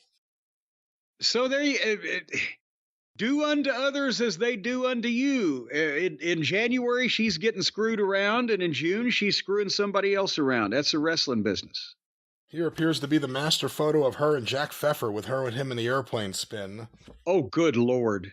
Yeah, see, there's a lot of stuff here you could tell based on the handwriting it came from Pfeffer. Here's Ripley's Believe It or Not with Mildred Burke. Mildred Burke, Kansas City, Missouri. Champion woman wrestler, never lost a bout, can do 80 body bridges in succession. Believe it or not. And I think that's about it, because the rest of these, here's a bunch of more photos, and here's a bunch of Billy Wolf photos. Have you seen the photo of Billy Wolf playing cards by himself? Oh, wasn't that reprinted in a book at some point in the modern era? It seems like I remember something about it, but not specifically. It may have been, but there it is from the files, Mildred Burke, and, in a period of time where people were going to learn a lot about her, she really struggled later in life, all because of everything that went down, everything that people were about to see in the movie. She didn't die right after the movie. Yeah, no, ends. It wasn't over at that point. When did she lived into the 80s, did she not? I think so. Let me double check that. Hold on. I believe she did. But that was the thing, is after 89. Wow. 1989, after 1956, her only involvement or presence or impact in wrestling was doing that early 70s Southern California wrestling school thing that didn't take off. She never was able to get back in anywhere except in Japan, because she was the girl when they discovered pro wrestling. She was the female champion and had a reputation there like Carl Gotch. So that was pretty much it. Well, the interesting thing too from the 2 letters, obviously a very polarizing figure at that point. There were people that were appreciative of her. I mean, I assume this woman didn't write this declaration under duress. And then there are people that are working with the office, I guess, that see her a completely other way. And again, I look at it as someone who's struggling to take the one skill she has and make some money with it. Yeah, and that was the thing, is that she never was able to do anything again. She was completely shut out after that split on a mainstream basis. That was it. Jim, let's get on to some other things here. You know what? Why don't we start with From the Files? From the Files! Because I got a whopper of one here. Let me pick this up. You used the word whopper before, and you were tantalizing me, thinking that you were going to send me a coupon for free Burger King or something, but it's a whopper of a file from the Arcadian Vanguard files of the wrestling news, ring wrestling, and the assorted assimilated products there within. That's right, and these are from the archives of the wrestling news. It's actually 2 files. One is the photo file, one is the correspondence file, which is massive, for Lil Al Vavasseur. Oh my God. Who was the primary photographer for Leroy McGuirk's wrestling company throughout the 70s. Well, now, and he was based in Louisiana. Yes. And that is the time where McGuirk had not only his tri-states territory up there, Oklahoma, Missouri, and Arkansas, but also he promoted Louisiana, and most of from what I understand, because I used to see, and I was fascinated by that name, but I used to see his work in the magazines, and a lot of his work was done when the guys were in Louisiana. And he sold just about every picture he took to the Wrestling News. So I have one of just about everything. And in the photo, I don't know whether he sold them to him or sent them to him. well, no, I have the receipts. So Okay. I could pretty much say we got the rights to these. This one here is his car. He had a station wagon, and on the door of the station wagon, he's posed here with his camera. It says Lil Al's Wrestling Photos, Port Allen, Louisiana. It has the phone number and the P.O. box. World's largest supplier of color photos of professional wrestlers. He's driving around town in this car. And then it has him and his assistant, Mike Fortune, his photo assistant. Do you have any insight on his name? Because obviously, being from South Louisiana, there's the French and the Cajun influence down there, but Lil, L-I-L, Al, A-L, Vavasseur, V-A-V-A, I believe S-S-E-U-E-R? Is that it? It's E-U-R. Okay, I added an E. But what kind of fucking name is that? Well, again, I have a couple photos here from, I'm guessing the 1974 WFIA convention. You see why they call me little. It's him next to Jim Melby and Norm Keitzer, and he appears to be a smaller man. Here's another photo where he appears to have a couple inches on Tom Burke. He's standing next to Danny Goddard at the 1974. Here's him and Bill Apter looking over a camera. So obviously he was in with all the hipsters of the day. The cool cats. But let's get past the photo file. Let's go to the correspondence file, because this is some interesting stuff here about when it ends, I guess is a way to look at it. Again, this is a very, very big file. We're going to go to 1979. And now at this point in time, Watts has started Mid-South Wrestling, right? In 1979, or is this when it's about to take place? That is right. Mid-South has started. Here's a letter from Norm Keitzer to Lil Al, June 4th, 1979. Dear Lil Al. Not Dear Al. Even then, you can't just say, hey, Al. I've been holding this check waiting for more money to come in, and just wrote you another check, which I will hold as well. I wrote you a message on it, but I decided to send it right away with this one. My wrestling publications business is just not doing well, and I have had to make some very tough decisions. One is that I'm going to hold back on buying any more photos until the business picks up.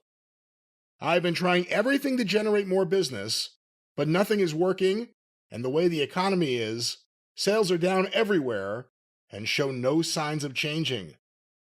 Therefore, I have decided to try and keep things going with the material I have from new photos I get from those photographers who provide them to me in return for free advertising.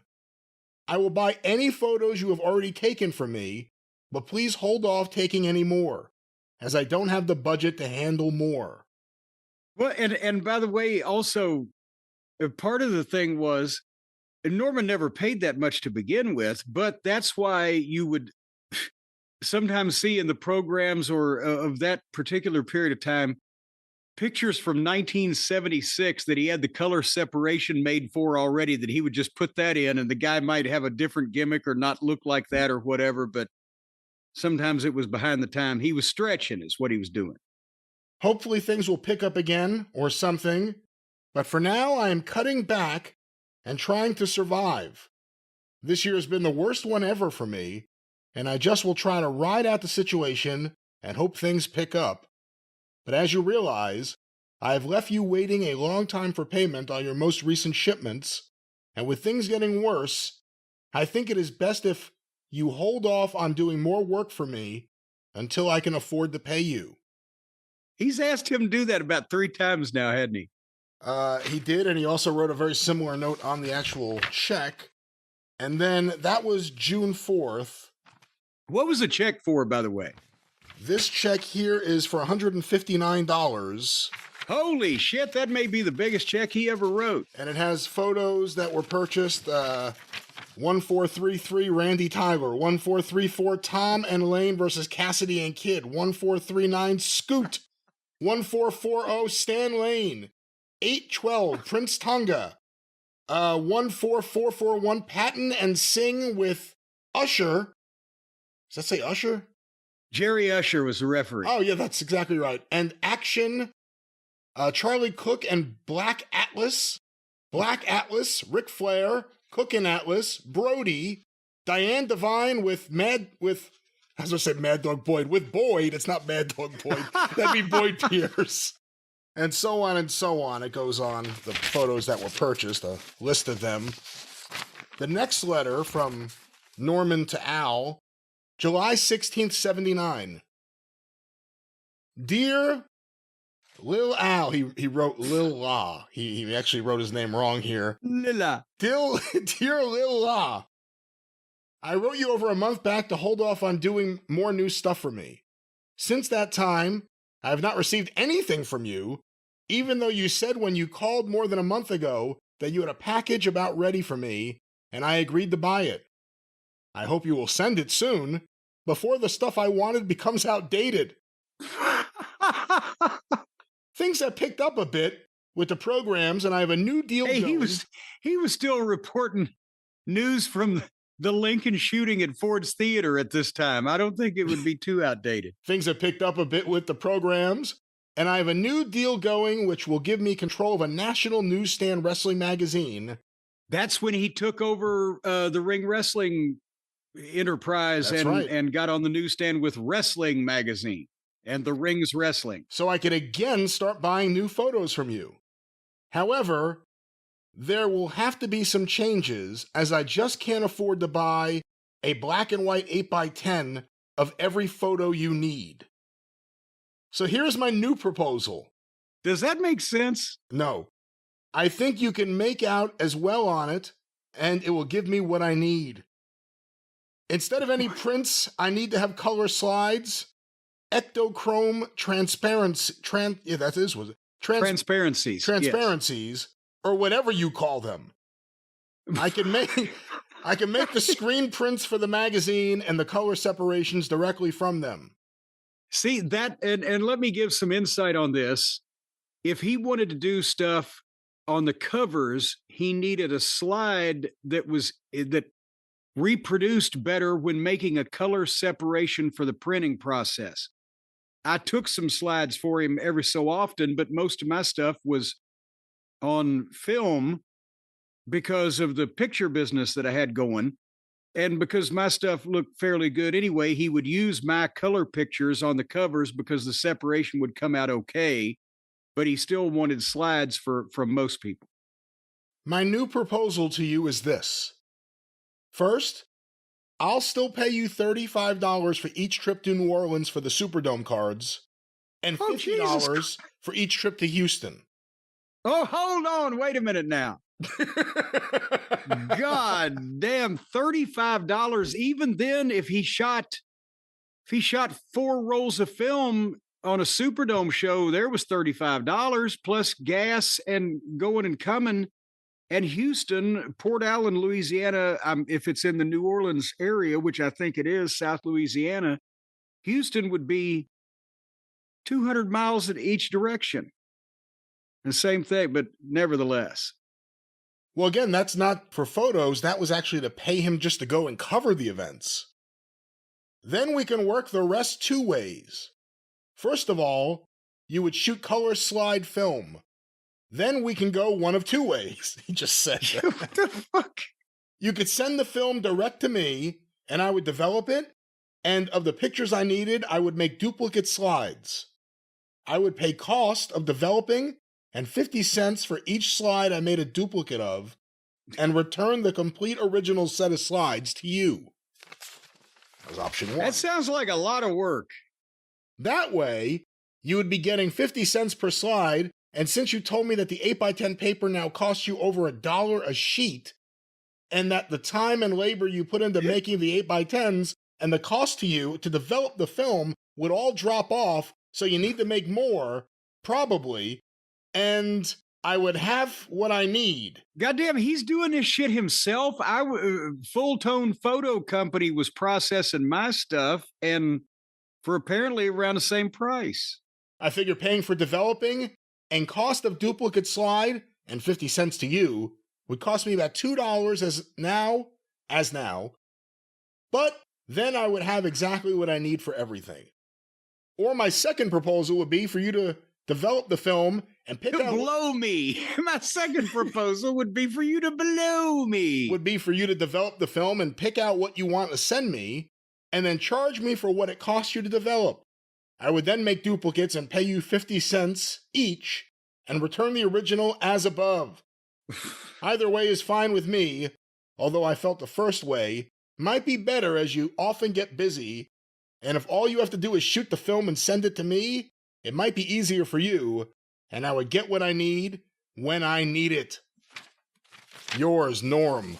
Is there any response from Al? Well, here's another check. This is kind of where things change. We'll get Al in a second. One more from Norm to Al, September 10th, 79. Dear Lil Al, I finally got information on the new promotion setups for the area. The way things stand right now, I will not be able to buy more photos from you of Louisiana wrestling, but I'll buy the ones I agreed to on the phone last week. Mid-South Wrestling is the new promotion in Louisiana and Mississippi. I will be doing the programs for them, but they have picked out another photographer who they want to do all the photo work for that program. Mr. McGurk will continue to promote in Oklahoma, but as yet I have not made a deal with him to do the programs. However, that is outside of your area. I don't know how things will work out for the future, but that is the way they stand right now. If there are any changes or any other projects where I can use material from you, I will let you know, but as things stand right now, I will not be able to buy photos from you until there are some changes. Norm. Well, and hold on here. And the reason for that, for people whose heads are spinning with Norman's kindly tone, when Watts took over from McGurk, Lil Al had been with the McGurk operation for years at that point, and he was probably heavily loyal to the McGurk side, and Watts taking over Louisiana and Mississippi while McGurk still had Oklahoma, Arkansas, and part of Missouri, wanted new people involved, didn't want a mole in the locker room.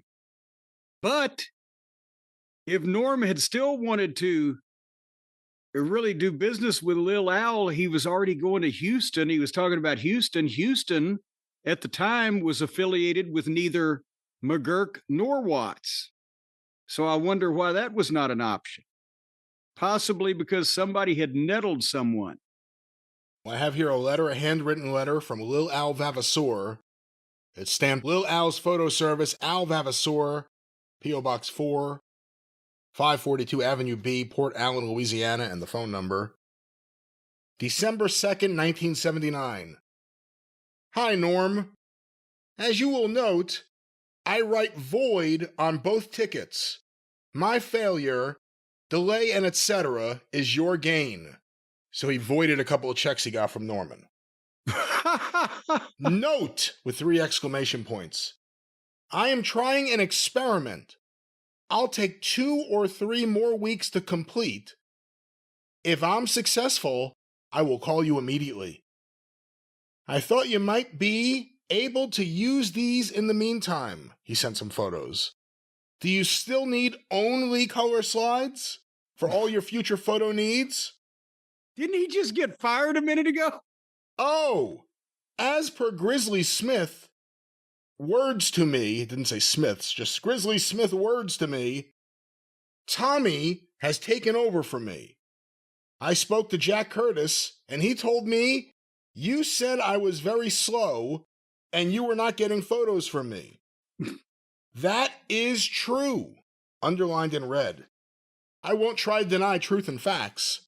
But remember, I told Jack, and I pleaded with Grizzly for help and assistance to get photos I need. All Grizzly wants to tell me, and this is a quote, the boys don't want me to sell their photos. Aha! Then it says in red ink in parentheses, who in the damn hell is the boys? Now let me stop there for a second. If you've been shooting photos for years around wrestling, is it crazy to you that he wouldn't know that terminology? Well, yeah, of course. And I think he's saying it in terms of, well, who the hell are they? Like, I've been around here. But the thing is, the guys wanted to be in the magazines. The guys wanted, especially in Bill Apter's magazines, because they were newsstand, they were national.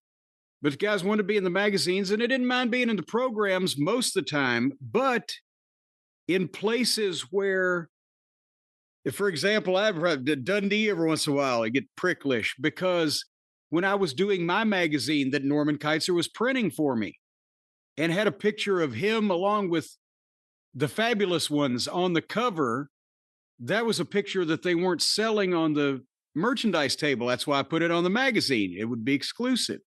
But then Dundee and some guys would go, well, why would they buy the picture of me when they could get the picture of me and the other guys for, the guys didn't like that sometimes. And if they had the right to sell their own pictures in a place, or just the idea that maybe they thought this guy, Lil Al, was making a fortune off of selling their pictures and they were pissy about it. Driving around in his wrestling car. Maybe he called a little too much attention to himself, but maybe also it was just that they were telling him whatever they were telling him because Watts wanted new fucking people. He didn't want a McGurk mole in the locker room. Let's go back to this, what Grizzly Smith was telling him. He even remarked I could not sell photos by mail anywhere if guys were in the area. Now, I was told that Buck Robley is also an owner of Mid-South with Watson Curtis and whoever. There's 3 question marks there. Well, Buck Robley at one time was the booker. I don't know if it was during this particular period of time, but he was never an owner of any of the company, neither was Grizzly. But also alerted to the fact that Grizzly probably won't be here very much longer. I was told, here's a quote, hang in there, keep your mouth shut and ears open. Well, now, and actually, is that when that Grizzly got sideways with Watts and started booking for Jack Curtis in Mississippi? In 79? Was that about that time? I don't know. No, it would have been earlier. He would have been 78, I think. Would have been earlier, yeah. So then Grizzly, well... When did he send him the book for Leroy? When did he send him the book for Leroy McGurk? Would it have been here? Maybe, but was Leroy folded up? No. Well, not by then, no. Watts got the rest in, late 82, early 83? Yeah. Let's go back to this. This is in bigger text than everything else. Okay! 3 exclamation points. I suspect that Grizzly Smith and Bill Watts are the 2 key people I need to overcome. But I don't know what is wrong or how to reach them to discuss a solution. If you know, won't you please tell me? Please underline. I was told by someone that my ex-wife, Mike Fortune, the kid that worked for me, and or Tina, Siegfried Stanky's wife or girlfriend, may have had something to do with my problems, especially Ethel and Tina. Ethel and Tina? Now, who would have thought that Ethel and Tina would have been involved in this? Someone is locally trying underlined in red, to reach Grizzly Smith and learn the truth and or problems. It's written so poorly, I'm sorry. So, 3 exclamation points. No wonder he just took the pictures and didn't write the stories. If I succeed in my trial and experiment, will you be able to continue using color slides and whatever from me? You can call me at night after 7 p.m., or I can call you collect. You refuse and call me back. Waiting to hear from you soon. Wait a minute, that's even better. I'll call you collect, you refuse it, then call me back. The fuck? What kind of cloak and dagger fucking bullshit is this anyway? No wonder he liked dealing with me. I just sent him fucking pictures. I didn't engage him in any sociological experiments with Ethel and Tina. If I call you up, hang up the phone, and then call me back at a special number.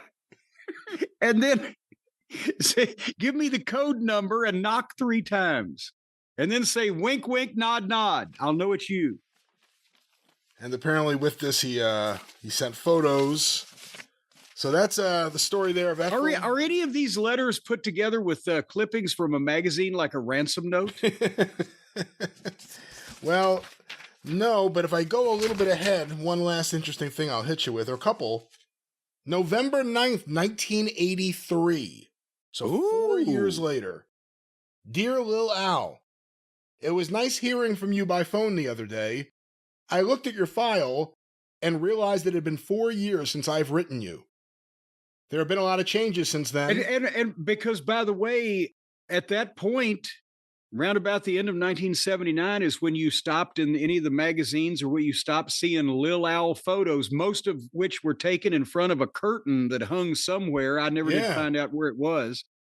But this big stage curtain that he would take for years, everybody, it may have been in the downtown building in New Orleans with a good lighting setup. I don't know, but go ahead. Well, let me stop for a second just because of that topic. I mean, you never experienced it. But the idea that you're a regular photographer and just all of a sudden shut out. Now, obviously, it was a different promotion. It was a change, but it was all the same people. It wasn't like Watts started up with new people. It was the same local promoters. It was the same booker. Everything was the same. A lot of the same talent. Yeah. Can you even imagine if one day you showed up and you were told you can't shoot and you can't sell any of your photos anymore? Yeah, well, that would have been quite inconvenient. And, that was the thing, is that in Tennessee, there was never any interruption in ownership or change in administration like that. But in a lot of cases, in different territories, when things happen, things change like that, guys would get on the outs, or guys that were on the outs would get on the ends. Dave McClain ended up Dick the Bruiser's son-in-law, right? He was the photographer, one of the photographers. No, it was Scott Romer. I'm sorry. I don't tell a lie. Yeah, I don't think that would have worked out.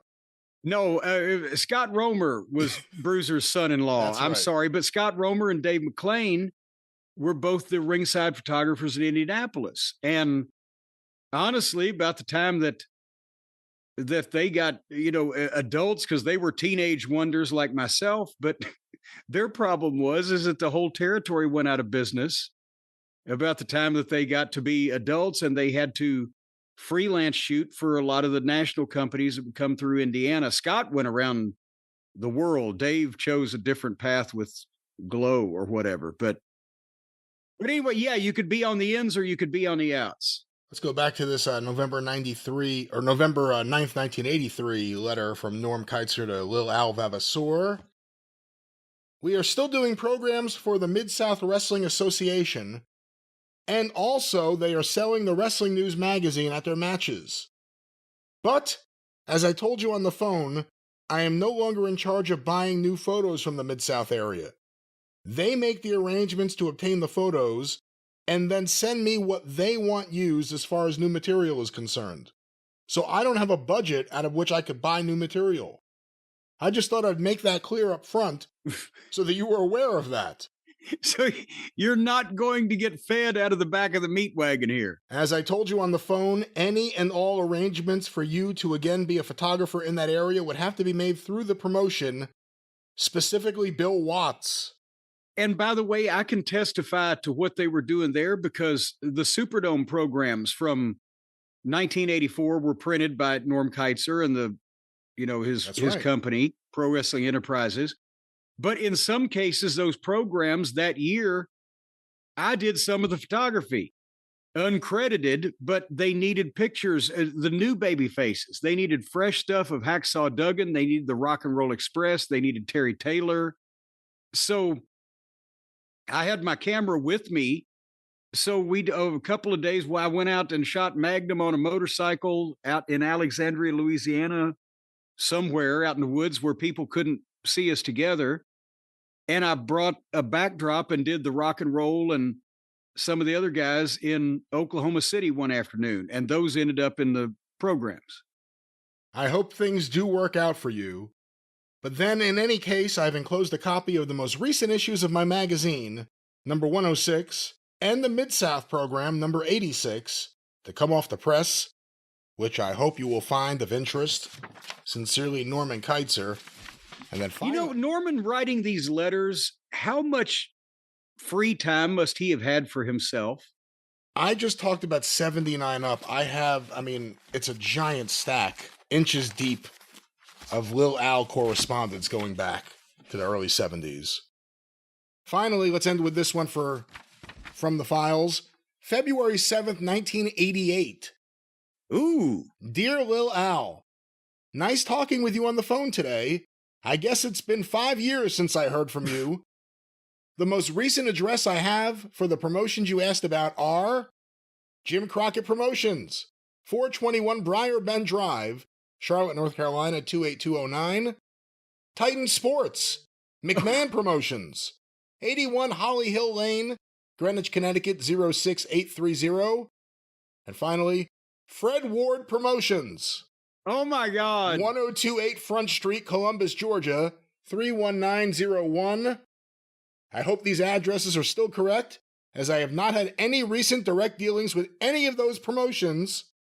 I've also enclosed a copy of the Wrestling News number 124, which is the most recent issue I did. Norman. So do you think Lil Al called him and said, hey, you think I can get a job with any of these other promotions? Because Crockett was running Louisiana at that point. Beyond the actual business of selling photos, and I'm assuming he did all right, is it something you can get addicted to? The idea of shooting from ringside and being there in the middle of, you're the only thing separating the fans and the wrestlers is kind of you're in that little zone where you can feel the heat, you feel everything. Well, yes, I mean, it was fun. And you got the best seat in the house. But I think in this case here, because like I said, Lil Al disappeared. I don't know what he did for a regular living. He may have been a regular photographer or do other things or whatever was going on with Ethel and Tina. I don't know. But if Norman Keizer didn't hear from him for 5 years and all of a sudden he's asking for addresses for Crockett, who at that time was on TBS and had just bought Mid-South and was running Louisiana, Vince, who was national, and Fred Ward. Where did that come from? Because, well, I'm thinking that maybe Lil Al didn't keep up with all the goings on in wrestling. And maybe he had been to, because Columbus, Georgia, if you were going to go from Louisiana to the Georgia territory, you'd hit South Georgia, Macon and Columbus first. Maybe he'd been up there before, worked for Fred Ward, but Fred Ward had been out of the business since 1983. So it sounds to me like he was trying to fall back on something if he was needing a part-time or a full-time job or whatever, and he's seeing all the wrestling on national TV and think, oh, shit, maybe I could get somebody to actually pay me to do this. But it doesn't sound like he was addicted or he would have been beating down everybody's door. When I went to Louisiana, I thought I'll finally see who this fucking Lil Al Vavasseur is. And he was never at a show, never darkened the doorstep, didn't take photos, didn't introduce himself to anybody. His name was never mentioned. I blame Ethel. I blame Tina. Siegfried Stanky's Tina? Were you ever around him, Siegfried Stanky? Never met him. Great name, but I never met him. Well, here it is, inside Mid-South drama that you never knew you needed to hear about from the files. Well, Jim, let's get away from your mother-in-law and let's get to... That's what I'm trying to do. Before we get to Raw, which more than likely because of the extra pay-per-view review here this week on the show, we won't get to any questions. It'll probably be Raw, but some classic wrestling before we get there. I have here a file, Jim, from the files. Yes. This is a file from the Wrestling News Archive, which comprises the various correspondence and photos of Norm Keizer, Pro Wrestling Enterprises, Wrestling Review, The Rings Wrestling, Wrestling Monthly, Major League Wrestling. What am I forgetting? There's a whole bunch of other publications, too. Yes. This is one of the big files in here, the Pat Malone file. Oh, my God. And because I swear to you, I am working on writing in my spare time, a piece on Pat Malone. Oh, this is very surreptitious. Is this for Time Magazine? No, it's actually, it's for Look. Look is coming back.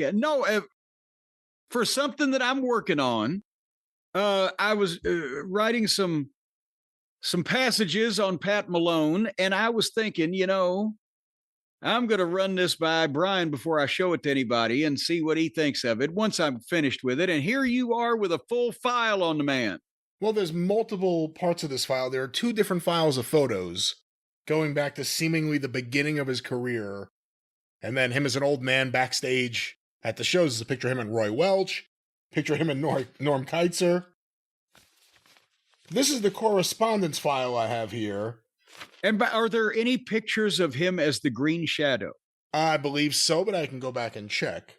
Because, okay, not only do I want to see him, and we'll do that off the air, but also Scott Teal in his research. The Green Shadow was so mysterious. And folks, the reason why I'm writing a piece about him was he was one of the, and I think we mentioned it on the show, one of the biggest draws in the history of wrestling that absolutely nobody talks about or remembers, and that's sad. But Scott Teal, when he's researched his Nashville book and Knoxville book, there are very few publicity pictures or any kind of pictures of Pat Malone as the Green Shadow still existing. But we didn't account for your files that you have curated there that have been around since the 1960s. Well, I'll see what I have. Again, there's a lot of stuff here, and this is one of the big files and a lot of correspondence. Here's a... Because, of course, Pat, as we've talked about in later years, was responsible for selling the magazines, the wrestling news in the arenas around the Tennessee territory, including getting the little kids, hey, boy, come here. Sell 10 of these magazines. You can get in and watch the matches. Yeah, and I have here, this is a letter from Pat Malone, typed to Norm Keitzer, November 10th, 1976. Please find enclosed a cashier check in the amount of $500, half of the amount I owe you. I will send you the balance, which is $500, in a few days. I want to thank you, I think he means thank, for the copy of the letter. I don't think it will create any problems for me. I will call you soon. Go ahead and get ready for me. The 2500 magazines, issue number 39. Thank you for everything. Sincerely yours, Pat Malone. And I guess he would be... I have a letter. I have 2... Yeah, and if I recall, because the Wrestling News was the magazine, as we talked about, that was sold in the arenas back at that time. When I started going, I think the first issue I got was like issue number 30. Maybe it might have been the late 20s, early 30s.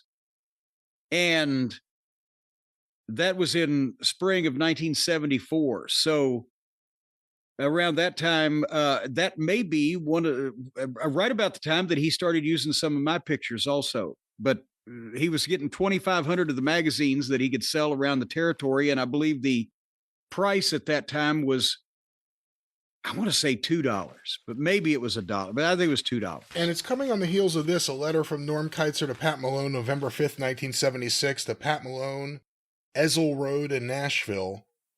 Dear Pat, Mr. Nick Goulas called me yesterday, and he was unhappy about issue number 38 of the Wrestling News. He said that Armstrong and Fuller had left the area, and Diamond was not important enough for a cover. And also that Don Green had left the area and was working opposition to him, and that he didn't like having any photos of Green. Hold on, because the Diamond he's talking about was Buddy Diamond, who was I remember this magazine, who had just done a deal where he was becoming the private in Jerry Lawler's, the General's Army, Lawler's Army. And Fuller and Bob Armstrong had indeed left and gone back to Knoxville.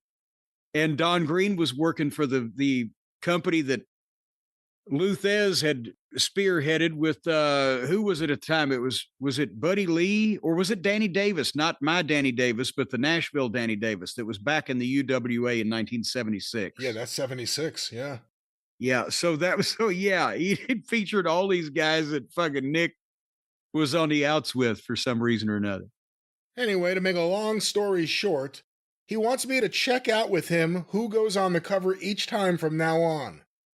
Also, he said either I or you should check out with him any stories about his area I put in. I covered all he wanted in a long letter I wrote back to him. I've enclosed a copy for your information only.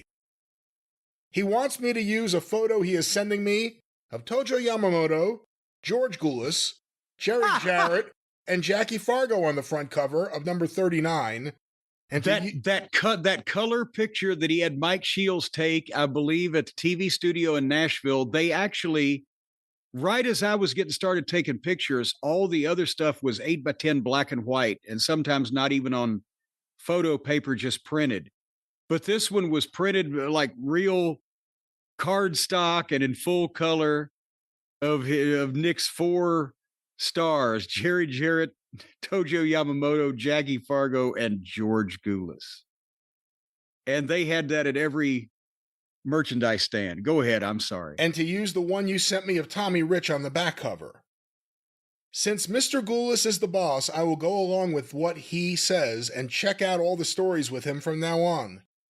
I don't think this system will be hard to live with, and I hope you think the same. I did want you to know what happened on this, so I sent you this letter and a copy of what I wrote back to him. Let me know if this will create any problems for you or anything. I think everything can work out okay, and I can satisfy him and give you a good magazine to sell. So issues from the office. And also the picture of Tommy Rich, as I recall from the back. See, a lot of these pictures were Mike Shields was taking them. Because Mike Shields at the time would pose still pictures back in the Mid-South Coliseum locker rooms, and then he was doing the film camera for the matches. And as I said, I was just starting in Louisville to take pictures at the other end of the territory. But Pat would just get pictures and send them in, and Norm Keitzer, as we talked about, would credit photo by Pat Malone. He never picked up a camera in his life. But that was Pat's interest in, and here's the kicker. 6 months, not even after this letter, Jarrett and Goulas would split, and Pat went with Jarrett. And because Pat and Roy Welch had been close friends since the 1920s, and they were intertwined with training the Wrestling Bears. And Roy Welch, when he established the booking office, he's the one that made Pat Malone the Green Shadow, and Pat Malone put Nashville on the wrestling map for Roy, and Knoxville. He did incredible business, and Birmingham. So the loyalty was with Pat and Roy. When Jarrett split off from Goulas, Pat still came to Louisville and still went to Memphis. He just stopped going to Nashville because Nick kept Nashville.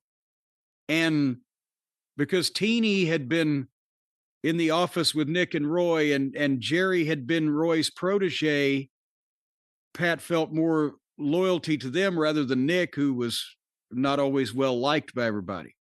Nick, who didn't like the photos he was sending into the magazines. Yeah, Pat didn't have to worry about what Nick thought. And then I don't know whether Nick was selling many copies of the Wrestling News in Nashville, Chattanooga, and Birmingham, because that's all he had left, and he wouldn't have those for 2 more years. Well, Jim, the next letter I have here, correspondence, this is from Norm Keitzer to Pat Malone, dated December 20th, 1976. Dear Pat, I received your check for $500, which pays for what you owed on number 38. Thank you. For number 39, I still have not located the 400 copies that were lost by my printer, but will keep looking for them. If I find them, I will send them immediately. But for right now, your bill stands at $840 for 2,100 copies of the Wrestling News number 39, NWA East Edition, at 40 cents each. I have the 2 slides you sent me. I'll have to get prints and negatives made from them. In the future, please send me color negatives rather than color slides, as they work much better. Just use, not knowing that he didn't take any of these photos, it's funny to me. Yeah. Just use color negative film rather than color slide film. And see, that's because in that era of printing, to make the color separations, they like negatives, but I couldn't send him any of my negatives because I goddamn needed them to, print the pictures here, so they had to deal with it. Now, as far as Knoxville is concerned, I got a call from Mr. Dick Steinborn, who I met while there.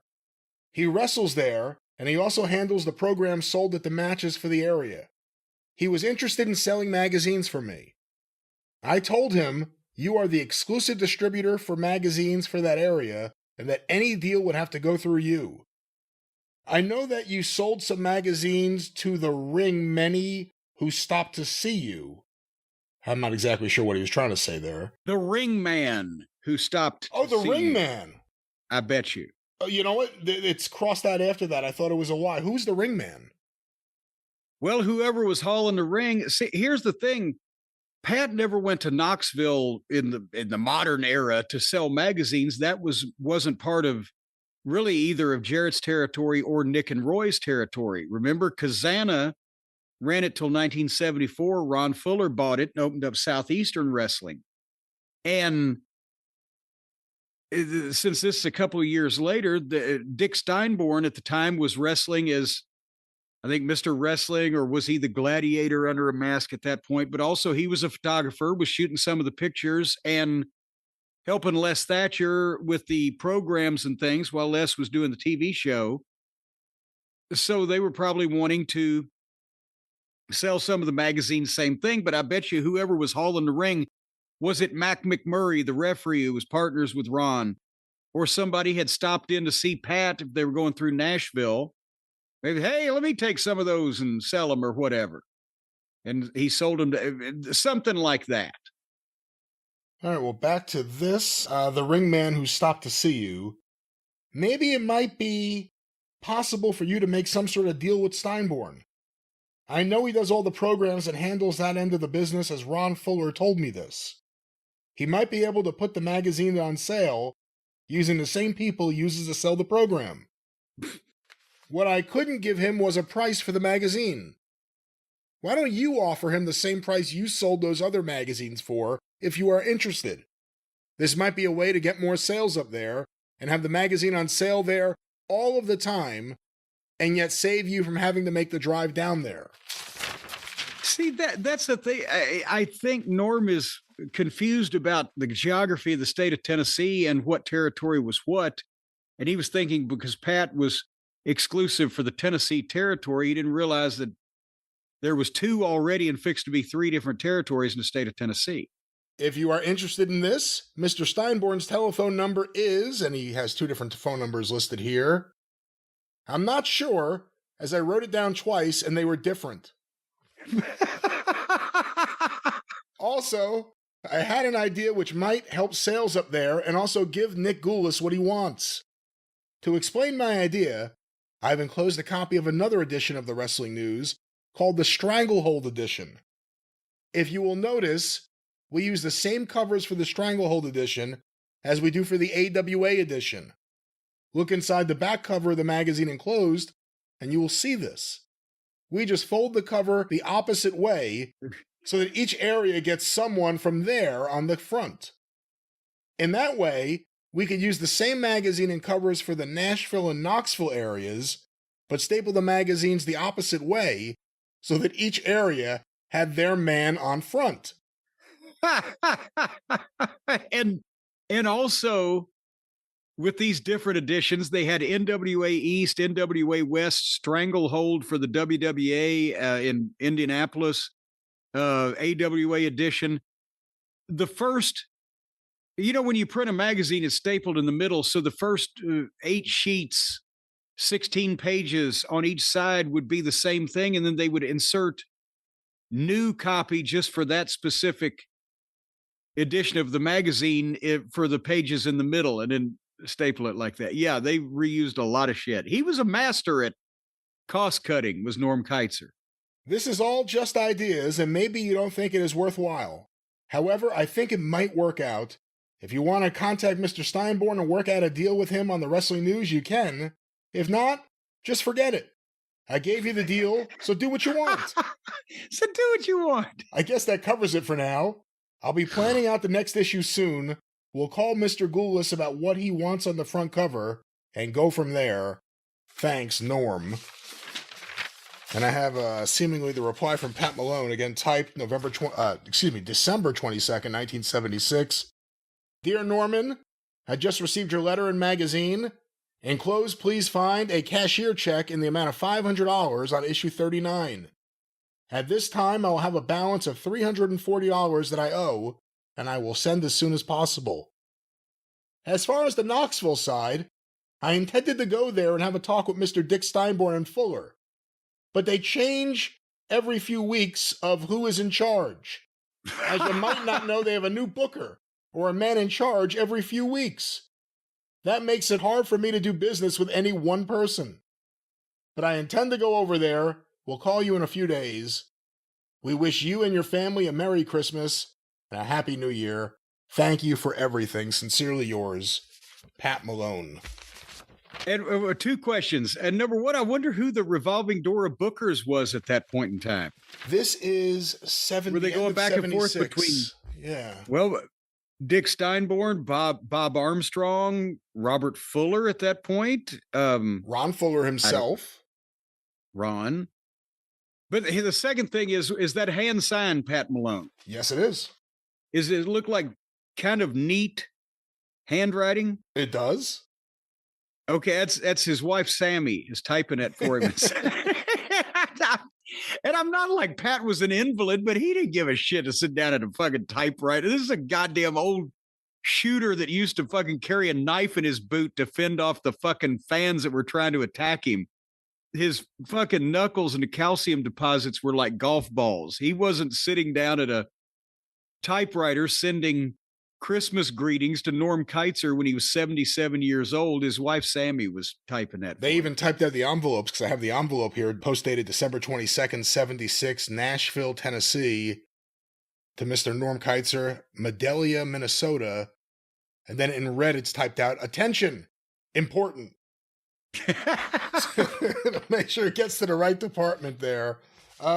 You got me actually interested. I'm just going to go a little forward just to see if there is anything about the Fallout with Ghouls that I can find. Anything from late April, early May, 1977. And by the way, here's another. While you're looking at that, another little factoid that I've come up with, and one of these days we'll talk about why I've been doing this research. But Pat Malone, as the Green Shadow, was responsible as the top heel for popping the wrestling business in Nashville in 1940 and 41, when Roy Welch had first taken over and established a booking office there.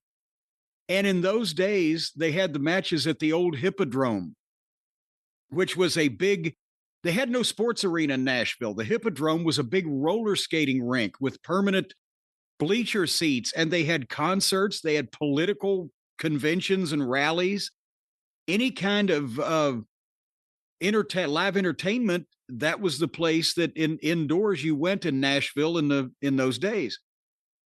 And if they were selling and jamming what we believe, Scott Teal has tried to investigate this, and I've heard Christine Jarrett talk about it, but the building supposedly could seat about 2,000 people, but if everybody was standing and they would do this all the time, you could get almost 3,000 people in this thing. And their tickets were like an average of a little bit less than $1. But if you use the old time promoters formula, and there were 6 guys on these cards, and Pat Malone was in the main event, and he was either wrestling the booker or the booker's brother, the head of the office. He was best friends. He was figured in. He had a run there of years. If they drew a $2,500 house and you use the old time promoters formula that Sam Muchnick used to use, you can see Pat Malone, this is where I'm going with this, getting payoffs in 1941 out of the Nashville Hippodrome. And $200 in fucking today's money equals like $4,000. So these old fucking shooters set this office up, and Roy kept it between himself and his brother Herb and Wild Bill Caney and Tex Riley and a few of the other Tennessee mainstays for the next 15, 20 years. And these guys were making what even today in the wrestling business would be considered legitimate money of the equivalent of thousands of dollars a week. It was a fucking amazing. If you go back and look at this that far, what they were able to do with no television, no interstates, and in the middle of the Depression and World War II. But bring us back to 1977. Yeah, let's go to here. We'll hit on a few things. It may be slightly out of order because this is a massive file of paperwork, and some of this in this area seems to be, it's all there, but out of order chronological, in the chronological sense, I guess. Here's a letter from Norm Keitzer to Pat Malone, February 16th, 77. Nice talking to you on the phone today. Hope that you are feeling well and your health is good in the future. I'm sorry that issue number 40 was delayed, but I wrote Mrs. Jarrett a note and asked her to decide who they want on the cover for issue 41 by March 1st, and if they want someone other than Lawler, to decide by then, so that I can then get the next issue out on schedule. I've already received some color stuff from Dick Steinborn of Boys in the Southeastern area, so we should have no problems there. I'm shipping you this week $1,000 for 2,500 copies of number 40, the Wrestling News NWA East Edition, at 40 cents each. I guess that covers everything right now. Hope the magazines arrive quickly. Son of a bitch, about 5 years later, he was charging me about 80 cents for my magazines. Here's another one from Norm on March 2nd, 77. Just a note to let you know that Jerry Lawler and Jimmy Golden will be on the front cover of Wrestling News number 41, which will come out in time, I assure you. I'm enclosing the slides from color photos in issue 40. And then, see, it goes a little out of order here, but here's March 28th, 77 from Pat Malone. Dear Norman, enclosed find the check for the amount of $400, balance due on issue 40. I would like very much in the future, Norman, if you would let me know who you are using on the front and back cover. As I sell most of the magazines in this territory, if I don't get a picture on the front and back cover of someone from East Tennessee, I can't sell the books over there. Let me know at once when to expect the books. Thank you, Pat Malone. That's a little terse. But if I go a little bit forward here, this is where I said they're a little out of order. Here's a letter from Pat Malone to Norm Keitzer, May 25th, 1977. Oh. Dear Norman, I received the magazines. I will send you a check in a few days for at least half of them. I'm going to tell you something. I guess Miss Christine told you. Don't use anything more of Nick Gula's boys.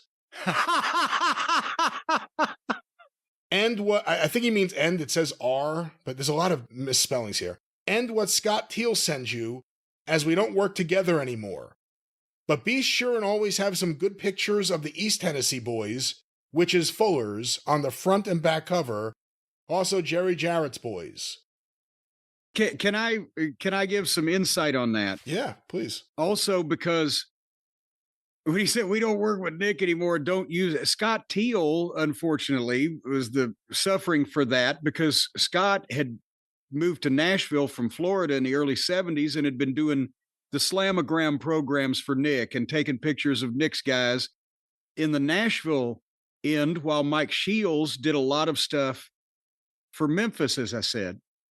And when Jarrett split off from Goulas, it became the Jarrett Welch Wrestling Company, because even though Roy died right about that time anyway, did he not? But yeah. Buddy Fuller, who was Edward Welch, had agreed to partner with Jarrett so that Jarrett could use the Welch name. And, you know, Buddy had kind of taken over at that point the head of the family status, since Roy was in ill health and the other brothers had retired. And so from Goulas Welch Wrestling, it became the Jarrett Welch Wrestling Company because Buddy Fuller was involved. And obviously, since Buddy's son, Ron, owned the Knoxville territory, Jarrett and Ron were working together, bopping talent back and forth, because it was all in the family, and neither one of them was particularly beholden to or, enamored of Nick.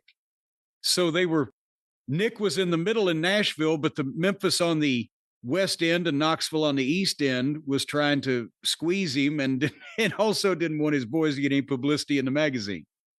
And Scott Teal had a good relationship with Jerry Lawler, and Jerry Lawler secretly had Scott Teal do the programs when they first broke off, and then Jerry Jarrett put the kibosh on that because Scott had the long time. Scott Teal's the one person who doesn't say a single bad word about Nick Ulis. Said he was always honorable with him, always treated him good. No, Michael St. John will not say anything bad about Nick, too, because he did the same thing. Nick treated him like he was his TV announcer. Nick, usually try to take care of the people in the inner circle in the office, but the opinion amongst the wrestlers varied. But as a matter of fact, Michael St. John said, I'll tell you this, I can't remember what it was, but he came on a point where St. John, maybe his wife's sick? He told me the story. But he just happened to mention it, and Nick got in his safe and gave him some large amount of money in cash and said, yeah, boy, don't worry about it. But that's the thing. Nick, he was still planning on being in business, forever, because he'd done that for 40 years. Why wouldn't he do it forever? He had a new office building built in Nashville after the split with Jarrett and paid cash for it, like $200,000. I'm talking cash that he had in his fucking safe in his old office. The old time wrestling promoters, they kept ludicrous amounts of cash around. Well, back to this letter. This will be the final letter of this edition of From the Files. Enclosed, you will find a program from Memphis and Louisville. You can see the boys we use in Jerry Jarrett's towns. I suppose you get material from East Tennessee of the boys who work for Fuller. Thanking you, I will close. Sincerely yours, Pat Malone. Yeah, thanking you, I will close was not a sign-off that Pat would come up with on his own. Oh my God, it has it here too. Here's the next letter, June 8th. Thanking you, I will close. Yeah. I love that. That's great. Pat's favorite expression was, boy, I'll either fight you, fuck you, or run you a foot race. Who took this photo of Paul Orndorff? I'm sending you a couple of programs. You will see Orndorff in front of Orndorff in front of a white concrete wall. Either he's got the old Southern Junior Heavyweight title belt on, or perhaps he's in either short trunks or blue warm-up pants. It doesn't have the photo here, but it says, I'm sending you a couple of programs. You will see a story on Paul Orndorff, all in caps. I would like for to use it in the magazine with the negative. I hope you have received by now. I would like for you to use the picture of Orndorff on the front cover, along with Fuller. And every time the word end is supposed to be here, it says R. Almost like a pirate.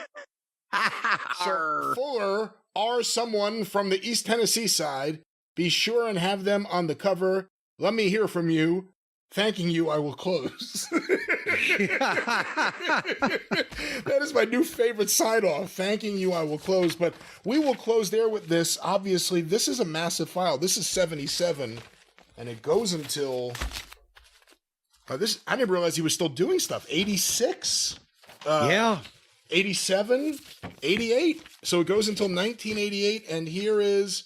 I think that's the year he died. And here is his obituary from the paper. Oh, my God. March 15th. Okay. Oh, I'm sorry. Well, I was just going to say, well, you and I off the air got to do some business. Your files will get a big plug in what I'm producing, but I need that information. But go ahead. Well, here's March 15th, 1988. Do you know his real name? Because I'm about to say it. Well, Edgar B. Davies is the consensus of what most people think his real name was. Here it says Edgar Brian Davey, 87, a retired professional wrestler who used the professional name of Pat O'Brien, died Tuesday at Southern Hills Hospital after a brief illness. Davey, who wrestled in Nashville for several years wearing a mask and using the name The Green Shadow, won the title of World Light Heavyweight Wrestling Champion in 1936. Funeral services, it goes into the information there. A native of Carbondale, Illinois, Mr. Davey was the son of the late Mr. and Mrs. Charles Davey. Good Lord. He first came to this area in the early 1930s and wrestled at the old Hippodrome, drawing turn-away crowds. He had wrestled in New York City and other cities in this country and around the world. Later, he promoted wrestling in Miami and South Florida. After his retirement, About 20 years And by the ago. way, that was in the 40s between 1945 and 44 and 47. Oh, no way. Wow. Roy Welch had taken over Tampa Yeah. and Lake Mary or Lake Worth, a lot of towns in Florida. Florida wrestling was on its ass and not drawing. This was before Cowboy Luttrell. And at various points, he sent Pat down there not only to wrestle as the Green Shadow, but to run towns and book for him. And even sent Nick down for a year out of Nashville. And it was too far away. It didn't work. And so they came back because Nashville and Tennessee was making more money. But they were the promoters in Florida, for most of Florida, right after World War II, right before Luttrell. After his retirement about 20 years ago, Mr. Davey continued to stay close to the sports world.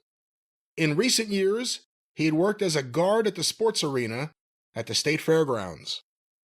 Survivors include a daughter, Patsy Davey, Nashville, 3 sons, Clyde Davey, Tampa, Edgar Davey, Nashville, and Patrick Davey, Alexandria, Virginia, 18 grandchildren, and 7 great-grandchildren.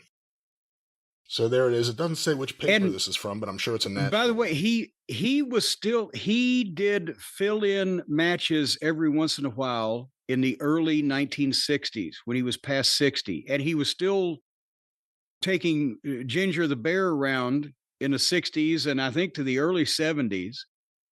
He was fucking mad. He had the legendary stories, but nobody got more heat than the Green Shadow. As far as with the fans, there are numerous instances of the fans rioted. The fans tried to pull the Green Shadow out of the locker room. Green Shadow was hit over the head with a broken bottle and slashed in the face. He was stabbed. He had a fight he was arrested for kicking the shit out of a fan. Everywhere he fucking went. And there's no video. There's no film. There was no such thing as television. There's no audio recordings. There's very few pictures. But he was inventing all of he and Roy Welch inventing or the first one to do all of the fucking heel wrestling tricks that have come to be blasé in front of these people. They'd never seen him. Of soap in the eyes, we're going to lynch this motherfucker. So he was the fucking saltiest old son of a bitch that ever walked the earth. Here's a letter from Pat Malone. Again, very nice handwriting. I'm guessing it's his wife. This is all handwritten, informing Norm Keitzer of falling and breaking his right hip on March 30th. We'll end with this. I just bumped into this. There was one time he was in the hospital in the 70s, and Teeny got mad because she had called up and she had asked for Pat Malone's room. And, I'm sorry, Edgar Davey. And so why does he have 2 names? It's a professional name. She was like, she didn't want anybody to think anything about wrestling was, phony or whatever. It's a professional name. Go ahead. Well, we'll end with this. This is in the file. This is dated January 10th, 1987. It's signed sincerely Christine Jarrett. Handwritten.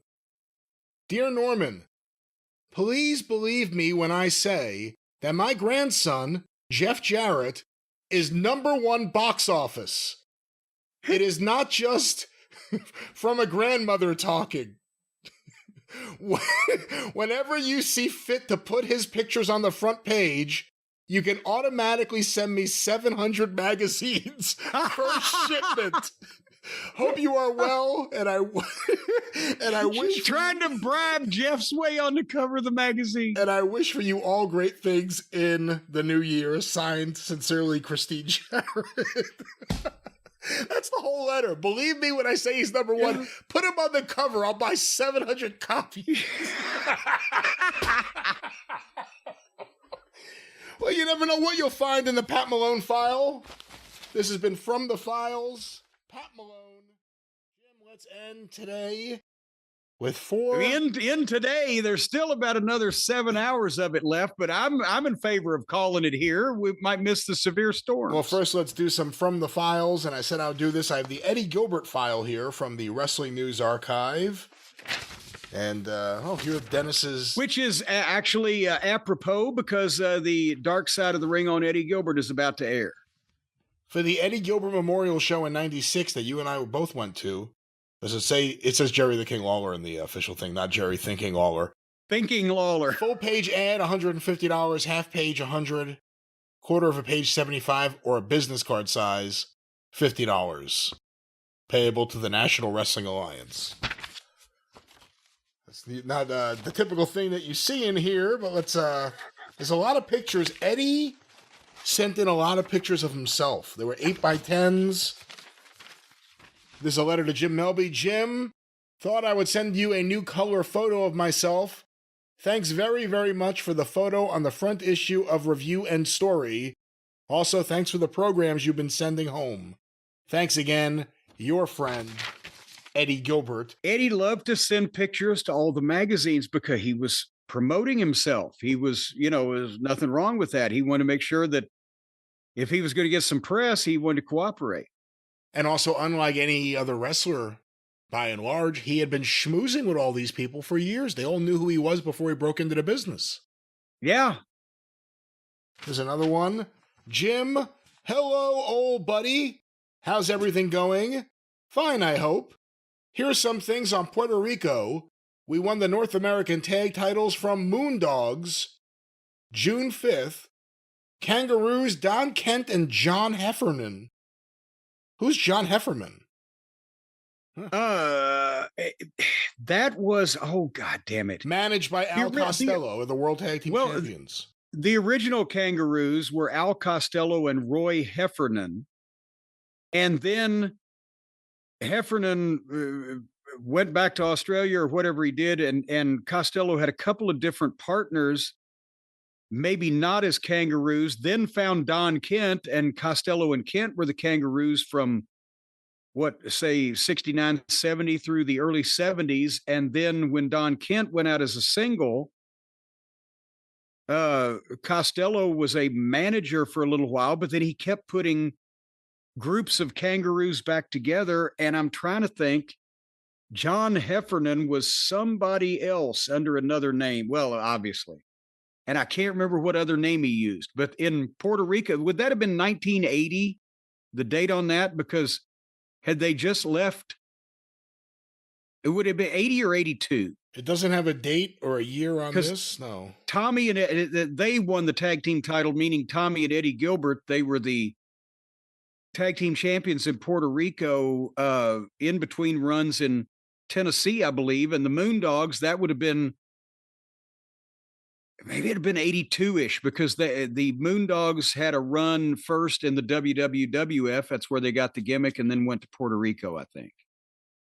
I sound like I'm playing Guess the Program now. Tell Norman I said hello. Maybe we'll get together sometime like we did in Kansas City. Take care, your friend, Eddie Gilbert. And again, lots and lots of pictures here. Lots of rare pictures. Pictures I've never actually seen before. And then some of these look like yours. This has to be yours. Yeah, this is yours. Lots of setup photos of Eddie.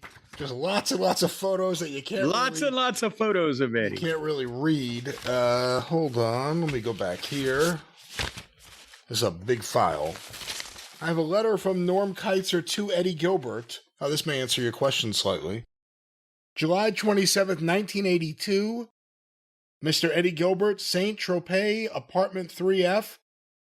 Isla Verde. I believe that's how you would say it. Who knows? Puerto Rico 00913. Dear Eddie, it was nice hearing from you. Thanks for the program and photos. I will see to it that they are used in our publications. The program is also of a help in compiling area close-ups. I was glad to see that you and your dad were being put over. Evidently, you guys are popular with the fans, winning the straps and all. How long do you plan on staying in Puerto Rico? Also, what is the attendance averaging? I've heard from other guys that Puerto Rico is a fun place to work if you can make the money. It must be nice to at least catch some beach action, excuse me. Puerto Rico not known as a well-paying territory, Jim? Well, no, if you can make the money, it could be good or bad, and I don't have any personal experience down there, thankfully, and on purpose. I wasn't going to go to Puerto Rico and be set on fire by those people. But I've talked to a bunch of guys, and Dutch booked down there for ever and eons. And what they would do is they would, let's say you were supposed to make $750 one week, but they'd give you 500. They say, "Oh, we're doing a little slow. We'll give you the 250 next week." Well, next week you were supposed to then make 1,000. Well, but then they'd give you 600, and they say, "Oh, well, we'll give you 400 next week." And you would get so in the hole on what they owed you that they were trying to catch up, but they weren't catching up properly, that it would be a situation where you couldn't afford to leave their company. And you couldn't afford to give your notice because you knew if you gave your notice that they'd fuck you on the rest of the money. So you kind of hung around trying to chase that carrot. And that's how they kept guys from leaving the island. Well, back to this letter to Eddie Gilbert. The people that we do business with all seem to be doing pretty good. The last Superdome show did their all-time dollar record. I don't recall the exact figure, but remember the crowd was 22,000 plus. Of course, the WWF remained strong. Buddy Rose is next up for Backlund around the horn. I'm glad to see him getting the push. I've known him since before he got in the business. We are now doing programs for Joe Blanchard, and San Antonio is doing okay too. They've been running some real big cards in Amarillo and Houston. Recently, Bockwinkel versus the Junkyard Dog set the all-time dollar record for a Houston house show. How big was Dog in Houston by the time you got there? Giant. Because he had, before Watts annexed Houston, when Paul split off from getting his talent from the San Antonio office, Bosch could still bring in individuals that he wanted. So he'd bring in some of the Hispanic stars for that group of the audience, and he'd bring in Dog, or he'd bring in Mascaras, or he was using Bockwinkel as the AWA champion. And he got Dog before that Watts, as I said, took over Houston. So Dog was already made by the time the rest of the Mid-South guys got there. But yeah, it was definitely big. And I don't know what the record dollar figure would have been at that time, but I know that when we got there at the end of '83, the best house for our first couple of appearances in Houston was the same thing. Dog was on the card, I think, against Bockwinkel.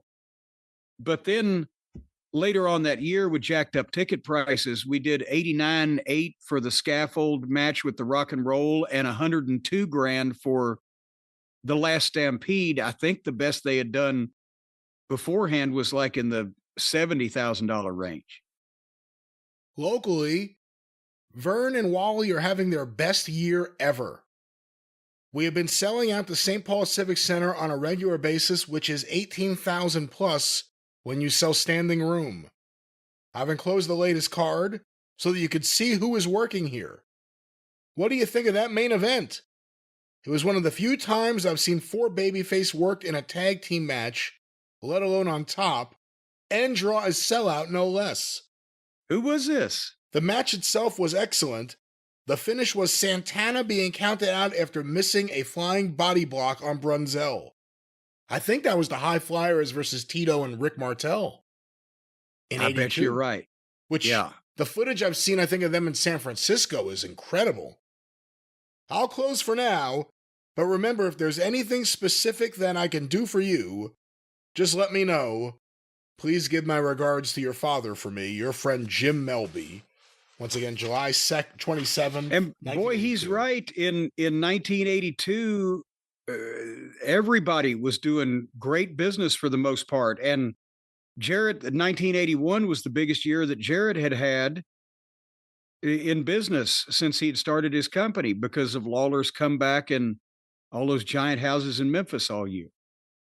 Well, that's going to wrap up from the files. Like I said, just looking through, there's a lot of pictures. I'm trying to find anything with writing. There's so many pictures here. But there we go, and that was a letdown. That was a complete letdown. I should have brought the other file that I wanted to, but I didn't. You know what? I won't make any comments in case you want to edit anything later.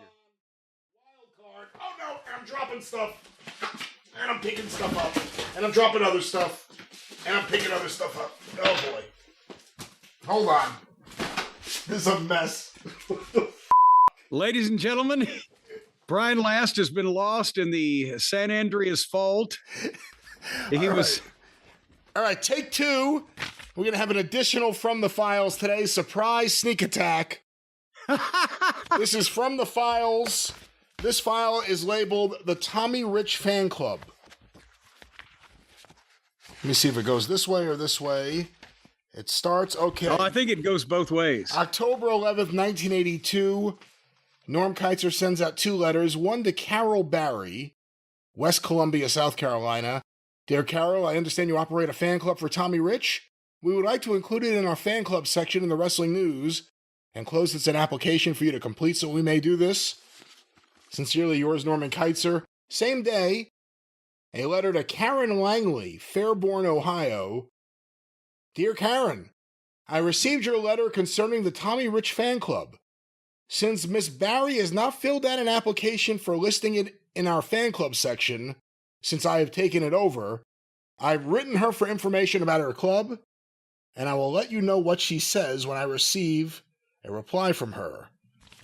I don't know what that's... Oh, okay, this explains. Well, now, and for the people who don't even understand this whole thing, in the old days in wrestling, going back to the 50s, fans, if a guy was wrestling in the Georgia territory, some fan from Columbus, Georgia would say, I want to run your fan club and be the fan club president.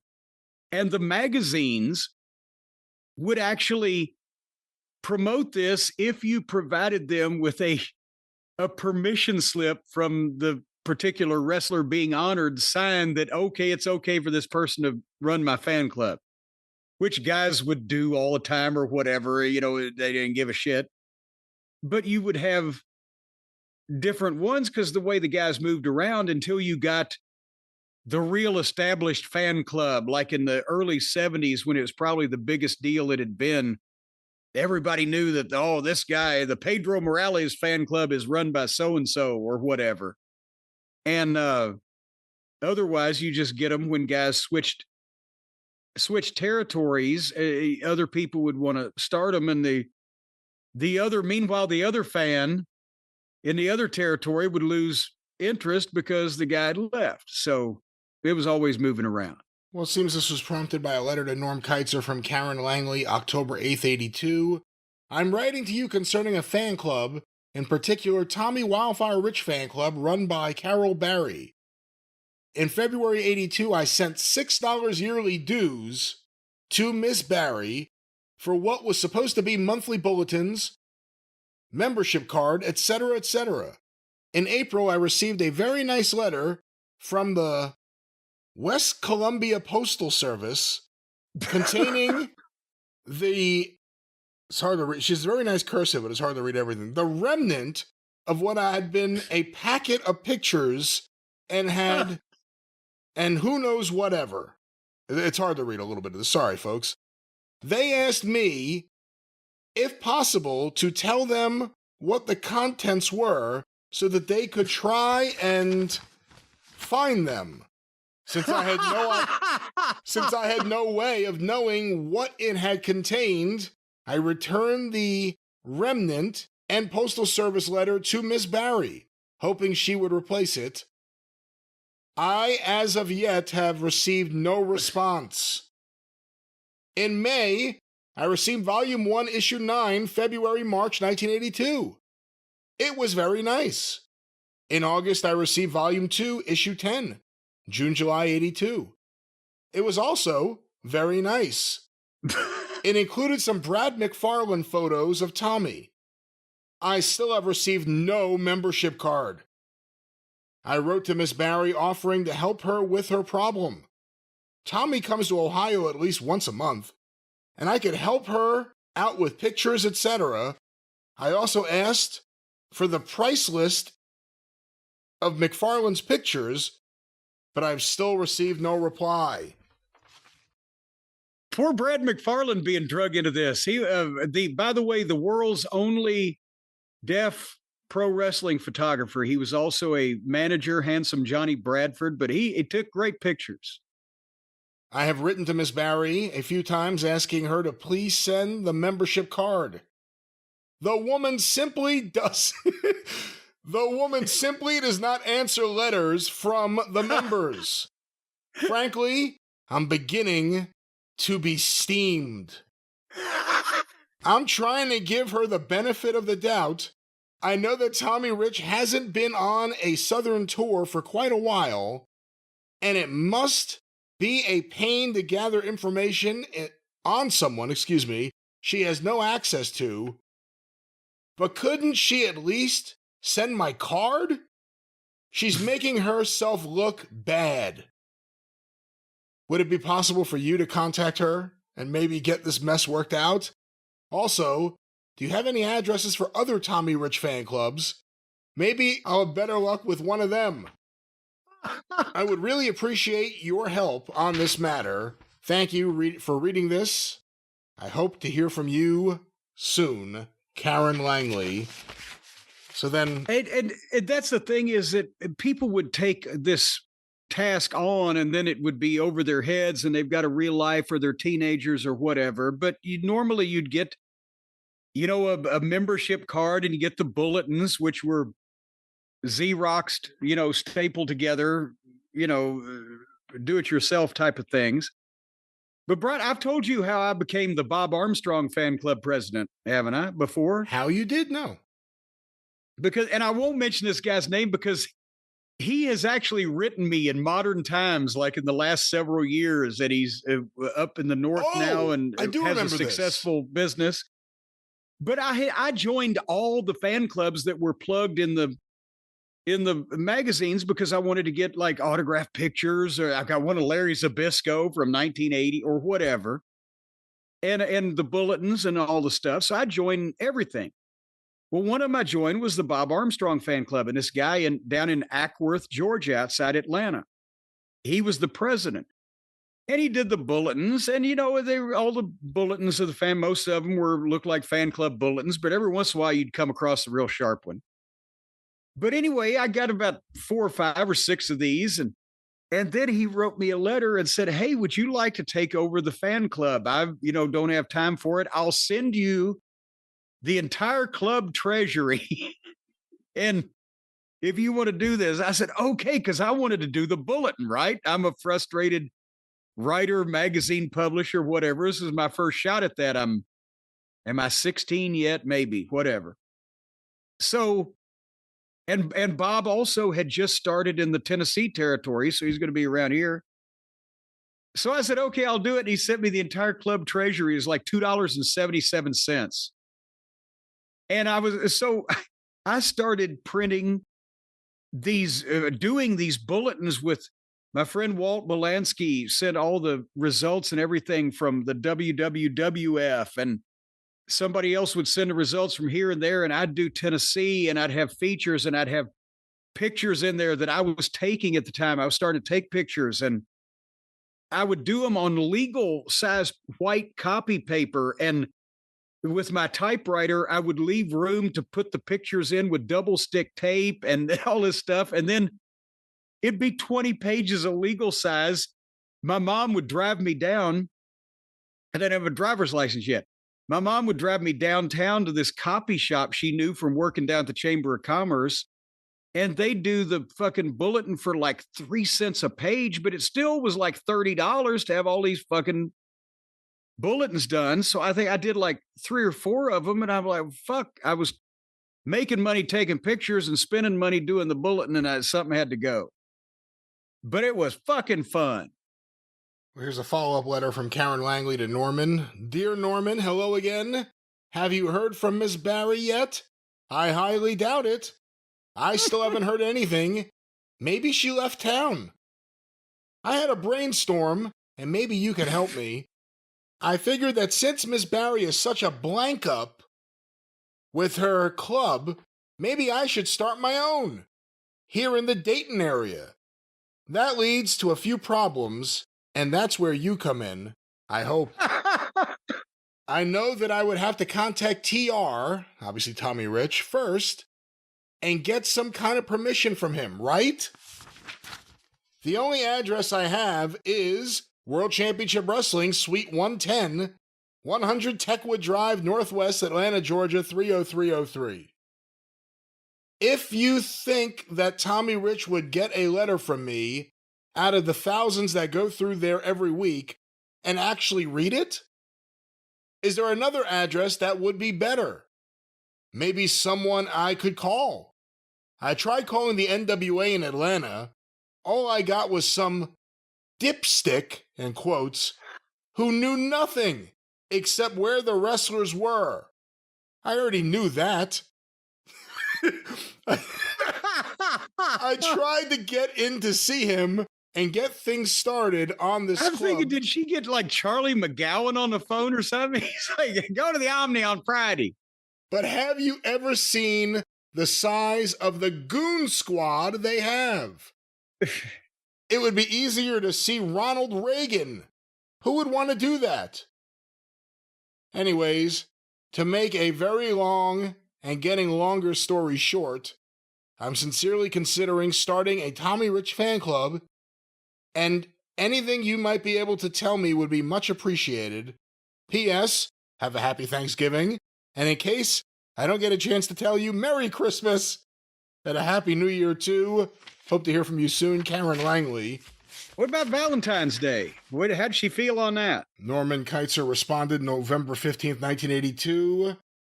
First of all, as I told you earlier, we have never received an application from Ms. Barry, nor have we ever seen any material concerning her club. I wrote to her and received no answer. So other than your earlier letter to me, I'm not aware that she's even running a club. And since she doesn't answer my letter, there's no other way for me to find out. The address you have for World Championship Wrestling in Atlanta is the only one that I have. I would assume that Tommy Rich would receive any mail sent to him, care of that address, but I have no idea whether he's able to answer any or all of the fan letters he must receive. I do not have another address for Mr. Rich. I've enclosed an application for listing in our swap and sell section, but in order to start a fan club, you would need to first get that individual's permission, and I really am not able to help you more than that. I'm sorry to not be able to be more of help to you. Signed, Norman Keitzer. So Norman, I've just typed into the Google machine Carol Berry and Tommy Rich, and I get Tommy Rich's Wikipedia and Carol Berry, who is a candidate from the Australian Labor Party. I don't think it's the same one. Here's a letter from a third person, Kathy Schuster, Mansfield, Ohio. I wrote in a few months ago for an address for the Tommy Rich fan club. I received one newsletter and a picture. It said I would receive a newsletter a month. Mr. Keitzer, I spent $15 I could have used for a lot of other things. I called this number on my membership card, and it said the number was disconnected. I don't know if you could do anything, but I would like a fan club that won't rip off a Tommy Rich fan. Here's the fan club, and it's one in Gradenville, Michigan. I don't know if it's hard to read what she wrote here. Gradenville? The president is Sharon Kane. The vice president, Julie Damagood. I'd really like to join a legitimate fan club, not one who rips you off. Signed, Kathy Schuster. Boy, it's crazy hearing this. Like, just within this period of time, there are multiple fan clubs. There's no one delivering. Demand for more. And then here's a letter from Norman Keitzer to Sharon Kane. I understand that you operate a fan club for Tommy Rich. We would like to include all fan clubs in the Wrestling News magazine, which we publish. Encloses an application for you to complete and return. So he's just blindly mailing letters to fan club presidents. This is the response to Kathy. Nothing new there. And then here, we'll wrap it up with this pile. This is from 1983. Garrick Ballard. Dear Mr. Keitzer, I'm interested in placing an advertisement in your swap and sell column. Would you please send me an application? P.S. In October 1981, you listed Carol Barry as the official fan club president of the Tommy Rich fan club. After joining the club, I received only a few bulletins during my entire year's membership. The bulletins were supposed to be issued monthly. So another complaint there. And then, You know, Carol sounds like she's running a sloppy shop. Dear Mr. Ballard, March 26, 83. Per your complaint concerning Carol Barry's Tommy Rich fan club, I can only answer by saying that since I have he left out the word taken over as fan club editor and required an application to be filled out by each club we list, we have never listed her club. I've had several complaints concerning her club, and been written to her several times for an explanation, but I've never received any from her. I really don't know what else I could do. I suggest you file a complaint with the postal authorities if you cannot get satisfaction elsewhere. And then this is... Now, according to this on the internet, Tommy Rich's net worth is $5 million. Yeah, okay. That's last updated on December 11, 2023. It's almost like you can't trust the internet. And here's something from Garrick Ballard. It looks like it's a pitch for a Tommy Rich board game. I can't even read it. After I said those words, I can't read. A Tommy Rich board game? Game 1 is an exciting board game with Tommy wrestling against a variety of top Georgia area opponents, including Super D, Buzz Sawyer, Ivan Koloff, Iron Sheik, and Ric Flair. What happens to Tommy and the punishment he must endure depends on the squares you land on. Whether Tommy... No, the squares you land on determine whether you're going to jail or whether you're going to be able to rent a rental car from that company anymore. Whether Tommy wins or not depends on the way you roll the dice. Game 2 is a combination board and card game where Tommy wrestles the opponent of your choice. You advance Tommy on the board as he performs all of his favorite wrestling holds, but there are illegal moves by the opponent which hinder Tommy's progress. Whether he wins or not depends on your strategy and luck. Game 1, $4. Game 2, $4.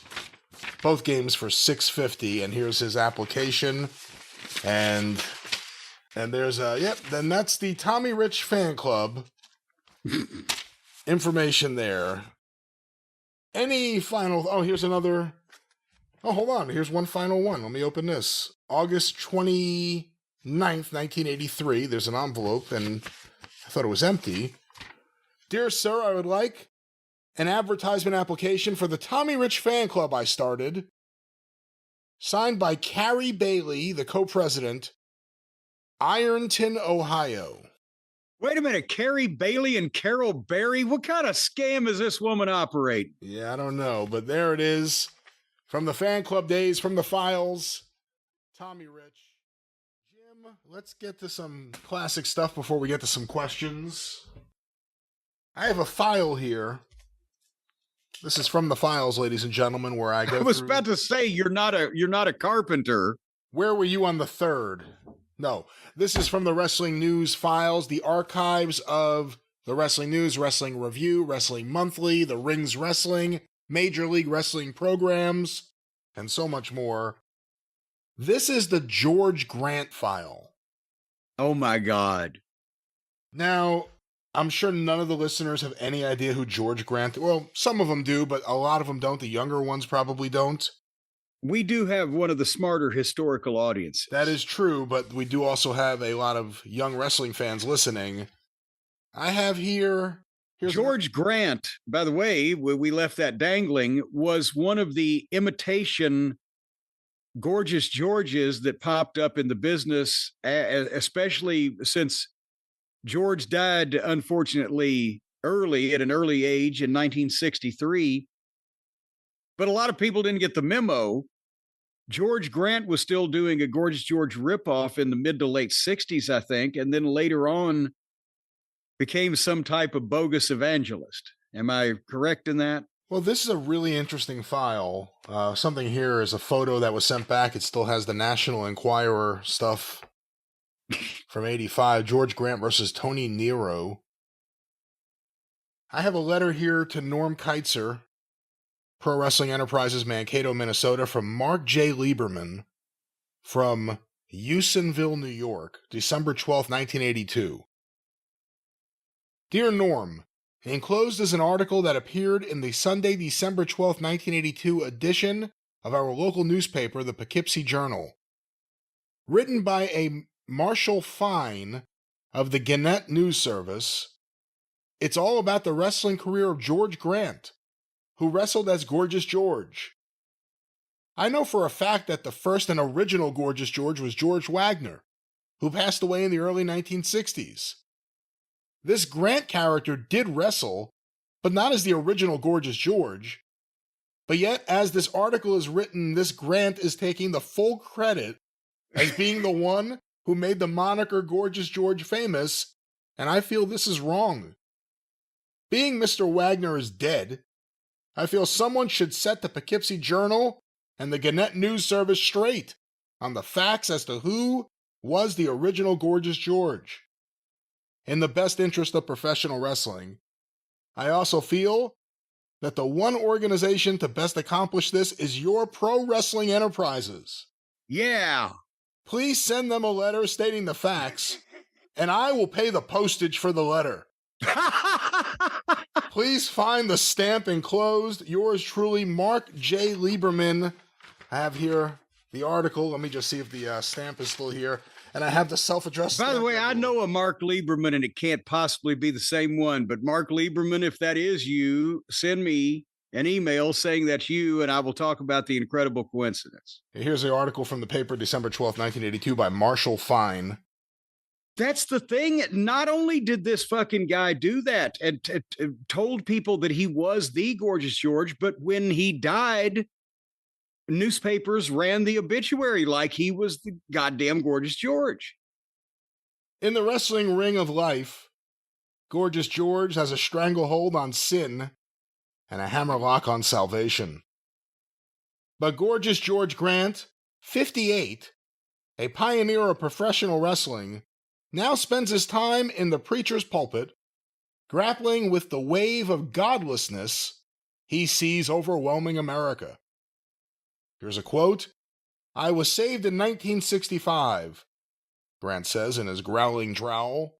After being resurrected in 1963. I kept wrestling and promoting until 1973, when I started preaching full time.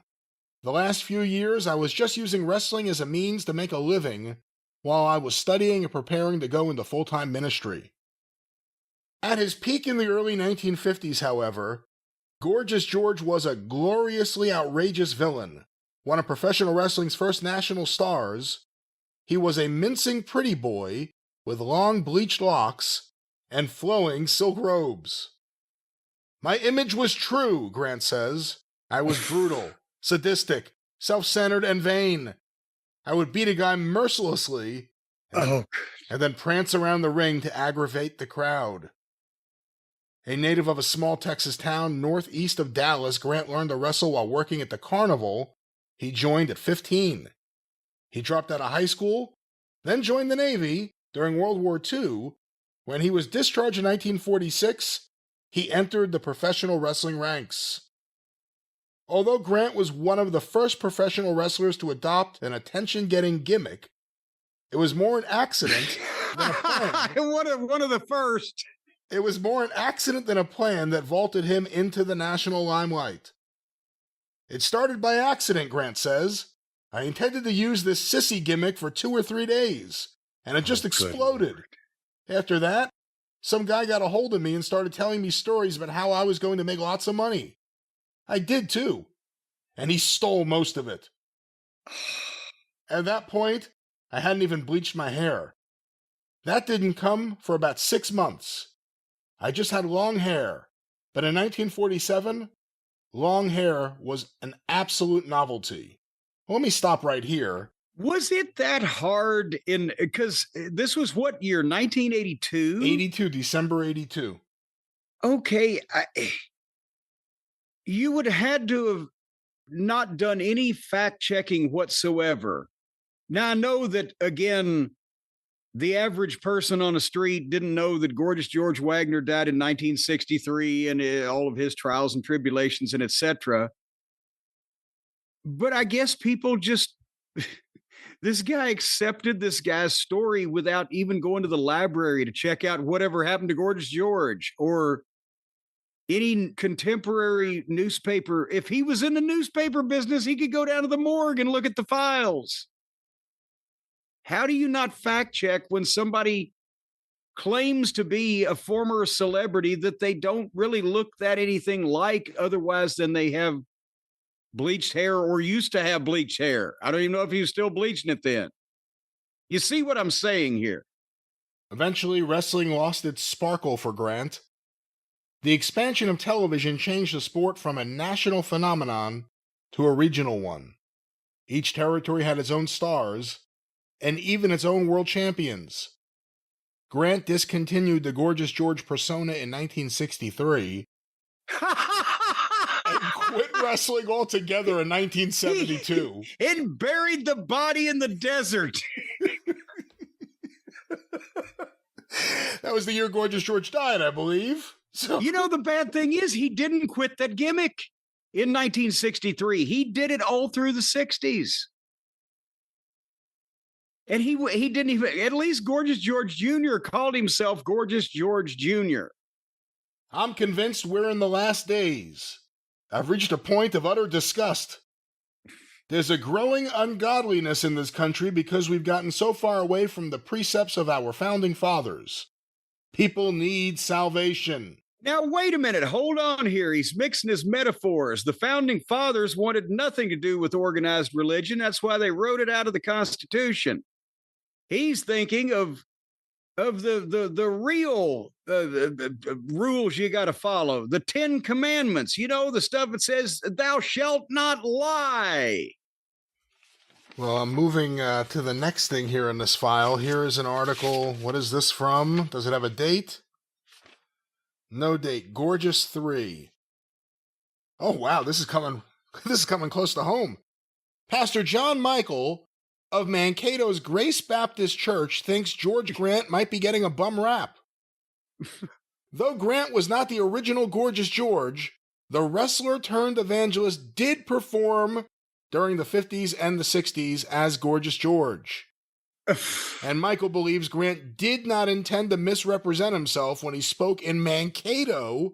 Oh, boy. November 7th through 12th. Let me just see if this is in order here. Because, oh yeah, this follows the article, Great Imposter. Isn't that like, but wait a minute. Isn't that like saying, yes, isn't that like saying even though he impersonated a famous person at one time, he didn't mean anything by it? Yeah, and here's an article. Here's the whole paper, actually. November 16th, 1982, the Free Press, Mankato, Minnesota. Gorgeous George by Michael Larson, the managing editor.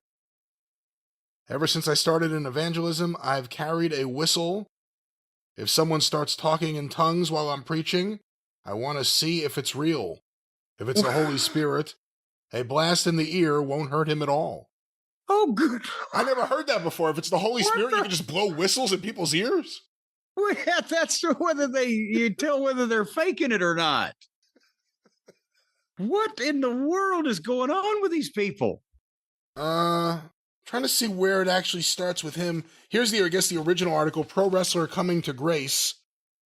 George Grant, known to professional wrestling fans as the blonde, carefully coiffed, Gorgeous George. I think it's coiffed. Will be in Mankato next week, preaching at the Grace Baptist Church, 6th Avenue and Lynn Street. Grant will tell his life story during the church's 25th anniversary meetings that begin 7 p.m. He'll tell whose life story? At the 25th anniversary show for them. A carnival wrestler introduced Grant to wrestling when he was 15 years old. After serving in the Navy during World War II, he began his career as Gorgeous George, a villain quickly recognized by his colorful robes and golden bobby pins worn in his long blonde hair. His talks next week will tell how he came to change careers in the mid-60s from pro wrestler to gospel preacher. So he came into town, traveling from church to church, lying to people, claiming to be, he was a pro wrestler, but he claimed to be one of the most famous ever when he was not. He's talking about it. He was impersonating a dead man and then taking up collections from these people that he had just duped. Well, I guess he's following the MO of every traveling preacher, but nevertheless. Well, again, the person who sent in the original letter I I read here, Mark Lieberman, that was December 82, Poughkeepsie. So here's the follow-up to that Mankato article, Great Imposter. I saw stories on Grant in the Louisville paper that was on a wire service in the 70s and knew it was bullshit, but go ahead. By Michael Larson, Great Imposter, ?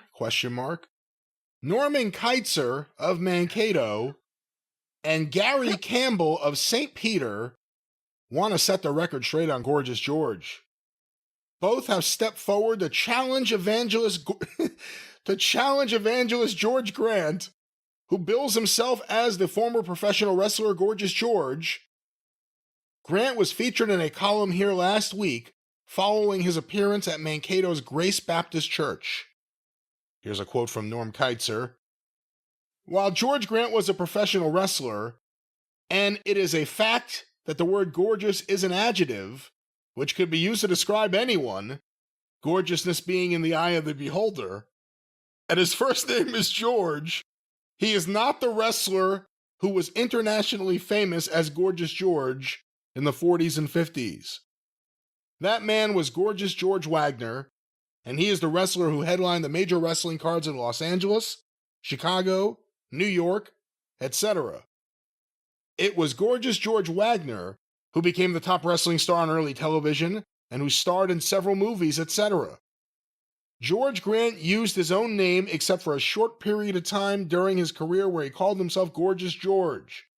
He was strictly an imitation of the more famous Gorgeous George, who was an international star, and was soon exposed as such and returned to wrestling in preliminary matches as he had been for most of his career. Wow. While George Grant's while George Grant's religious work is to be commended, he gives the impression, as did your article, that he was once the internationally famous wrestler Gorgeous George. He is not. That man died in 1963.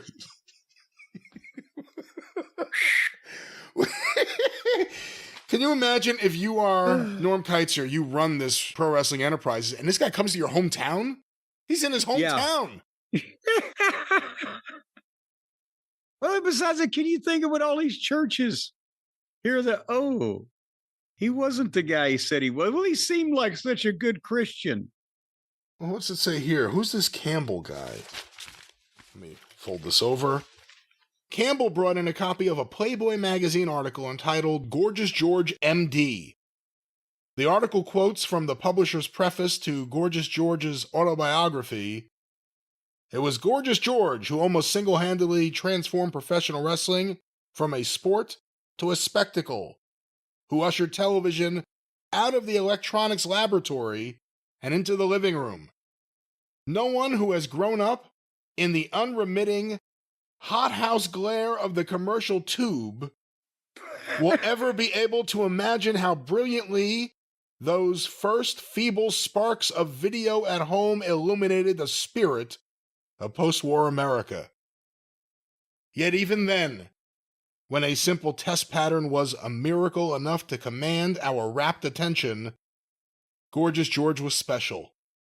A pioneer in scarlet tights and golden ringlets, he pranced and he preened his way across the barren plains of the American consciousness, breaking the hard ground from which has since sprouted such unlikely and exotic fruit as Liberace, Little Richard, Muhammad Ali, and Monty Rock III. Get dancing. The Playboy article describes George Raymond Wagner as a highly sophisticated New York psychoanalyst who traded in his clinical gown for an embroidered wrestler's cape and transformed himself into the outrageous killer/fruitcake. I remember this now. They wrote an article like Gorgeous George was really a fucking psychiatrist that on the side moonlighted to do this as a sociological experiment. The author tells of a fascinating confrontation between Gorgeous George and a policeman at Bellevue Hospital in New York City. Wagner had finished dressing for a match at Madison Square Garden on March 7, 1950, when he was summoned by one of his patients at Bellevue. Wagner, in flamingo silk shorts, carmine tights, and long flowing cape, found himself blocked as he entered the hospital. He tried to explain that he had to hurry quickly to see his patient and then return for his match. For one tense moment, the careful equilibrium in which the separate characters of Dr. Wagner and Gorgeous George have been maintained teetered wildly. Then, in a flash, he slammed the patrolman to the floor with a deft flying scissors kick, followed quickly. I gotta turn this, and it's stapled, god damn it. It's a real page turner. By a crushing spread eagle pounce and a bruising half Nelson. The nurse's shrieks brought a pair of burly black orderlies leaping into the fray, only to be sent reeling by a whirlwind barrage of rabbit punches. Locked by rage into his Gorgeous George persona, the caped psychiatrist pranced wildly up and down the corridors, delivering head shrinkers and fairy mind waves to staff members who tried to subdue him. Nurses wept, patients howled, an alarm wailed out over the intercom. Finally, a flying squadron of residents and orderlies managed to pin the madman, and a drab straitjacket enveloped the tattered remnants of his splendid costume. It was Gorgeous George's final bout. After the Bellevue match, Gorgeous George retired from both his professions and opened a small bar and grill in Los Angeles. In the decade before his untimely death at 48, in 1963, the Playboy article relates, he tended bar, worked on his autobiography, Is There a Doctor in the Ring? And according to a source, watched an awful lot of television. So we started talking about George Grant. Now this is other... Playboy magazine did... What year was that? Does it have a year on it? It does not. I mean, again, this is 82, but it's before this. They did that article, and I remember hearing about it and even seeing it or reading it at one point, and I hadn't thought about it in a long time. But yeah, and people bought that too. Some people, oh, wow, I never knew that. You know, it happened a lot. Who am I thinking of? Was it the Little Rascals? Where, like, there was like a bullshit Spanky that died, and it was a bullshit Buckwheat. There was a bullshit Buckwheat. That's what it was. There was a bullshit Buckwheat. Yeah. And, like, Spanky called him out because Spanky McFarland was still alive. And he's like, that's not Buckwheat. What the fuck? Well, remember, there was some bullshit Stan Lane. Bull Ramos. How about when one time there was a get-together at Slammers, Verno Langdon's place, and a bullshit Bull Ramos showed up, and Victor Rivera wanted to fight him in the parking lot because it was some guy saying he was Bull Ramos. I don't know how they think they're going to get away with it, but I guess some of them do for a while. And by the way, the pictures here, I have George Grant by Lil Al Vavasseur. So, oh, well, you knew that was going to happen. That's in here. And then there's a couple more pictures of him. He doesn't look too gorgeous in these shots from the 70s. And then here's a little press write-up and a photo for George Grant, 5'10", 216 pounds, Los Angeles, California, and his tag team partner, Gypsy Joe Rosario, 5'11", 218, Havana, Cuba. He worked, George Grant worked East Tennessee in the 60s for quite some time, and I think he even may have had a brother at that point where they were a brother team. I believe I have his record. He put out like a vinyl record of his preachings or whatever, or his sermon, or whatever it is. But here it is from the files. If a UFC fighter becomes a preacher, does that mean they give a sermon on the mount? This pair could cause some of the other teams plenty of headaches, and it's an unusual combination. See if you don't agree. George Grant was a one-time Gorgeous George character when under the name Gorgeous George Grant. He was a success in his pursuit of the dollar in the grappling game, too, because he decided to retire for a few years and spend some of his profits. George might not have returned to the game as an active participant if he had not run into Gypsy Joe Rosario. This long-haired and whiskered individual had that something that Grant knew was box office, and he let himself be talked into forming a team with the unpredictable Gypsy Joe. And with Grant's poise and know-how to keep Gypsy Joe from flying all over the arena in pursuit of anything from a straw hat to a pretty face, George has welded as tough a tag team as you can imagine. Grant is sure and safe with his sound wrestling fundamentals, but Rosario is so wild and unorthodox that fans say that he doesn't know himself what his next move will be. This is an exciting pair to watch. Don't miss their antics when they appear in your local arena. Well, there it is, a press write-up for Gypsy Joe and... And you know what? That's another thing. Not enough antics in the wrestling business these days. We don't have antics like we used to.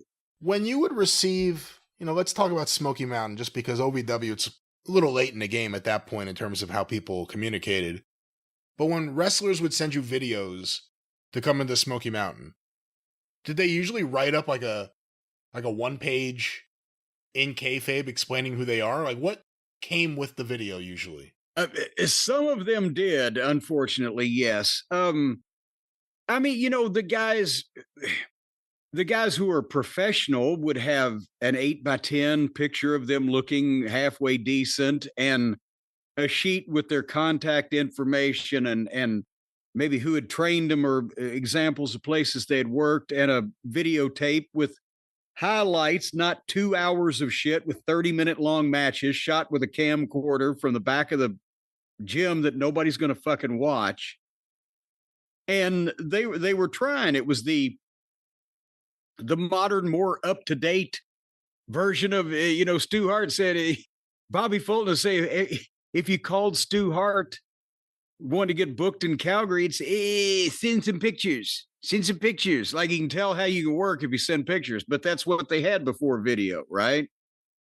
But it was an updated version of that. But some guys, would go, and I saw this more, again, as time went on into the OVW era, but, I hail from the planet Neptune, and I have landed on a spaceship, and I am Gork the Destroyer, or whatever, or going into detail like, I have worked with the following people, or this was even better, I've worked on shows with the following people. And then they list a bunch of names. Goddamn, one time, Stacy took a piss with Reba McEntire. We were at Calhoun's in Nashville, Hendersonville, actually, or maybe Goodlettsville. I'm not sure what the suburb is considered. And she went in the bathroom, and son of a bitch, she came out of one stall, and Reba McEntire came out of the other stall. So Stace could put on her resume that she once took a piss with Reba McEntire, but that doesn't really tell you whether she's a good pisser or not, does it? But so when they say I've worked on shows with this name and that name and the other name, I don't really think that's a, goddamn clear recommendation. But yeah, you'd get a lot of that stuff. All right, well, that was the Pissing with Reba McEntire segment here on the show. But, Jim... Well, it is an unusual occurrence. How many other people can say that they took a piss and listened to Reba piss at the same time? There was audio on this also because they were right next to each other. To conclude the George Grant / bullshit bogus gorgeous George from the file segment, what do you think of the way they morph the history, the way they use his actual death in 1963? One says it was him. Actually, I guess they both say it wasn't him. The second guy... What are they both saying? Because the first guy was saying that... George Grant was saying that in 1963 he stopped using the gimmick when, in reality, Gorgeous George died. The second guy was saying he had, the exact same background. He left the business and he opened a bar in California. Yes. Well, and it was all bullshit because George Grant used the gimmick even after Gorgeous George was dead because, as we said, not everybody saw the newspapers. And the other thing, Gorgeous George did have a restaurant bar in the Los Angeles area before he died. Gorgeous George's Ringside, right? But yeah, I got a bunch of stuff from it, allegedly. Well, and allegedly, that wasn't exactly a great financial success either. So they're all just lying because in those days, in 1982, unless you were a wrestling fan and knew what, even to go to the library what to look for, unless you were on the newspaper, then there's some element. If you're a journalist, there's some element of integrity involved in trying to fact check. But if you were just a regular jack off on the street, you couldn't readily check and see that Gorgeous George was really dead. So you might believe it, but there's a little bigger burden of proof to be able to fool reporters and journalists. But, for a long time, it happened for like the Little Rascals. It's happened for famous people. But with wrestling, it seems that it is a place where like con artists, outside con artists, not even the internal ones, like outside con artists say, you know what, I can lie my way in by saying I'm someone else. Because, there've been other, the Hangman Bruce Poe bands, obviously. That great example. Yeah. What was the other one? The one from Canada. Fuck, what was his name? Oh, I can't remember the other guy's name now. But God. There's always been these phonies, these complete phonies who had nothing to do with anything but want to pretend that they did. But you know what? Most of them they haven't been trying to do it for great monetary gain. They've been doing it because they were marks and they wanted their family or other people to believe that they were really somebody.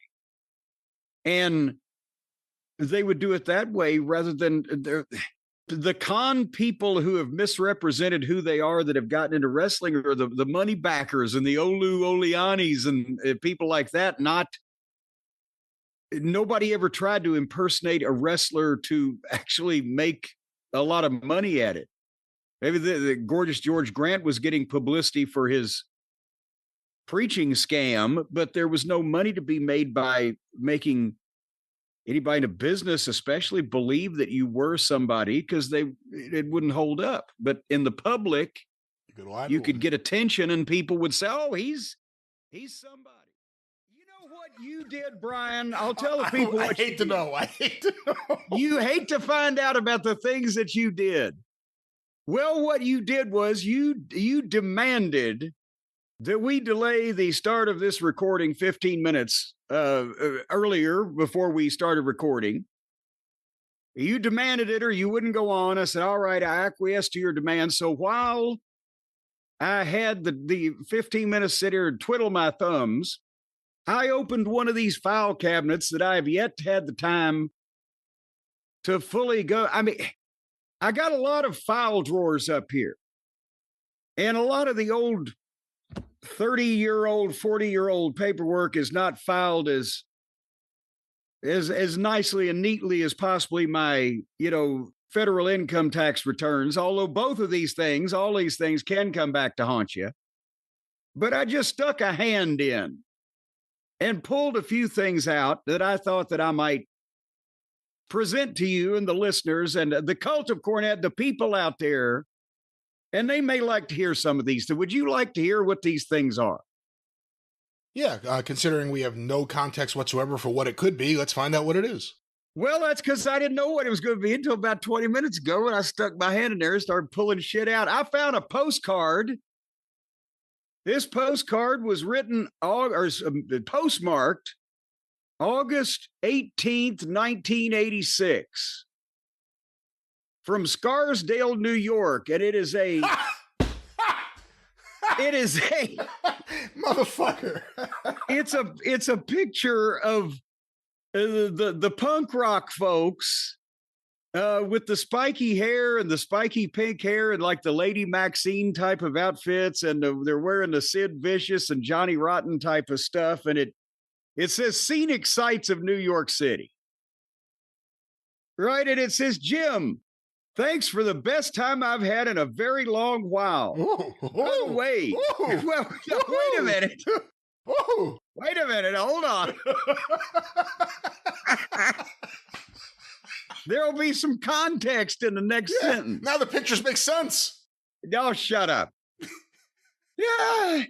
Thanks for the best time I've had in a very long while. By the way, do you think they'll ever let us back into Sabatino's? I wonder. Your friend, Paul Heyman. And I found this and I looked back in the Midnight Express scrapbook. Of course, obviously, Sabatino's is in Baltimore. Paul was living, as we know, in the greater New York metropolitan area at that time. But we hadn't been to Baltimore since July 19th. That was during the Great American Bashes that year. I looked in the scrapbook. It was us against the Road Warriors. House was $106,000, by the way. But I seem to remember that I know that he was doing the, photography and doing, I think at that time, editing his own magazine. Did he get Wrestling Eye for a period of time? And I know he had come to the Meadowlands and et cetera, but I remember now, I think him possibly coming down to Baltimore because we went to Sabatino's every month, but I don't remember. What was the date? Well, this was postmarked in August 86, but the previous time we'd been in Baltimore was the month before in July. I don't remember being in any kind of incident in Sabatino's with Paul where they wouldn't let us back unless, we ordered too much food or he had some issue. I don't know what, but yeah, I wonder if he has the same post office box. Post office box, bleep, Scarsdale, New York, 10583. Well, I reacted before because yes, and we'll just do this now. Let's start on a fun note. I told you let's go from the files today, or go to the segment from the files, and it wouldn't be a comprehensive one because the file's too big. It'll be a 50-parter. I'm going to get the Paul Heyman file. I didn't know that you had already done this, so... Yeah, I completely independently. It explains your reaction. This is one of the things I had pulled out. This is such a gigantic file because it has everything he ever sent in, including all the programs he was doing. Well, and I guess for the people who may have just staggered across the program in a drunken stupor, Brian is the owner and curator and preserver of the files of the Wrestling News, Ring Wrestling, and a whole bunch of other publications. That was, at the time, under the curatorship of this era with Paul Heyman and Norman Keitzer at Pro Wrestling Illustrated or Pro Wrestling Enterprises, over in Minnesota. And he, like Jack Pfeffer, saved every piece of paper he ever came across his desk. So we've been finding some very interesting things from all kinds of different people in the wrestling business. You know, one of the problems is Heyman sent a lot of stuff in. Heyman is not someone who put dates on things. No.